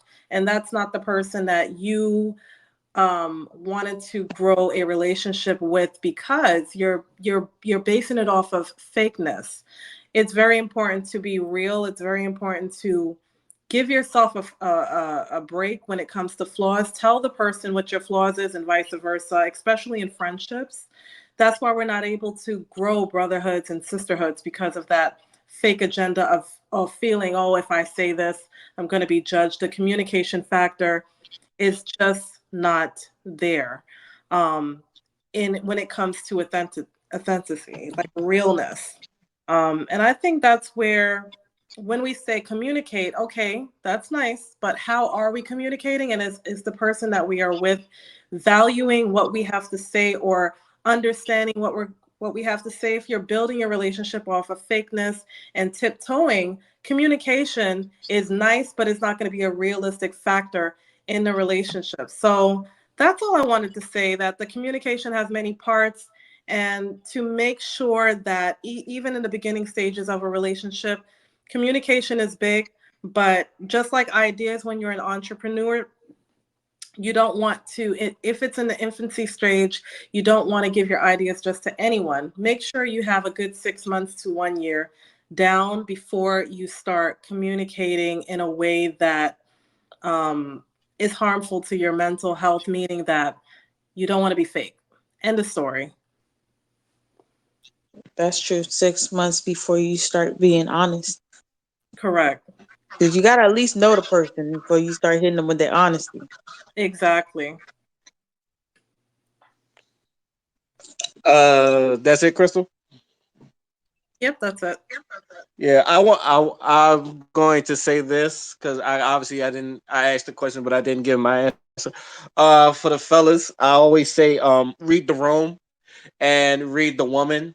Know, because like I said, sometimes you got to know when it's the right time to approach. And I noticed that a lot of men, y'all do not know when to approach. Y'all just like really just go for the gusto. But and I know some dudes be hype you up. It's like go over there, holler at her. You don't know if she's having a bad day or a good day and all that other stuff. And I learned this from Hitch. So you just gotta like read the room and know what the it's like. It's funny, but I think Hitch is actually a good movie, for dudes to like learn at least a little bit about women or something like that. Mm-hmm. But yeah, I always tell men like, yo, you got to learn how to read the room and or read the woman because body language will tell you anything before her voice or her before she can tell you. Like the girls can give you, they have definitely giveaways to tell you they're not interested or you're making them uncomfortable and all that stuff. And if you're just trying to go in like a nice guy and all that stuff, but you make them uncomfortable, sometimes it's just okay to back off. And then like my thing is especially when it comes to approaching women, I've always tell people like since I use humor, always try to go in with humor. Don't go in as in like all abrasive and all that other stuff because obviously you've heard from my sister. Sometimes being abrasive and some it could like really look at you the wrong way. I've seen nice guys get turned down because of the way they approach. So I always say, yeah, first impressions are a thing. I know some people are not that shallow, but first impressions are a thing. So just read the room, and that's I'm gonna just leave it at that.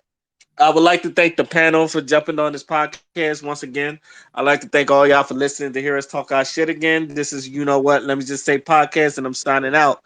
Peace. Cheers.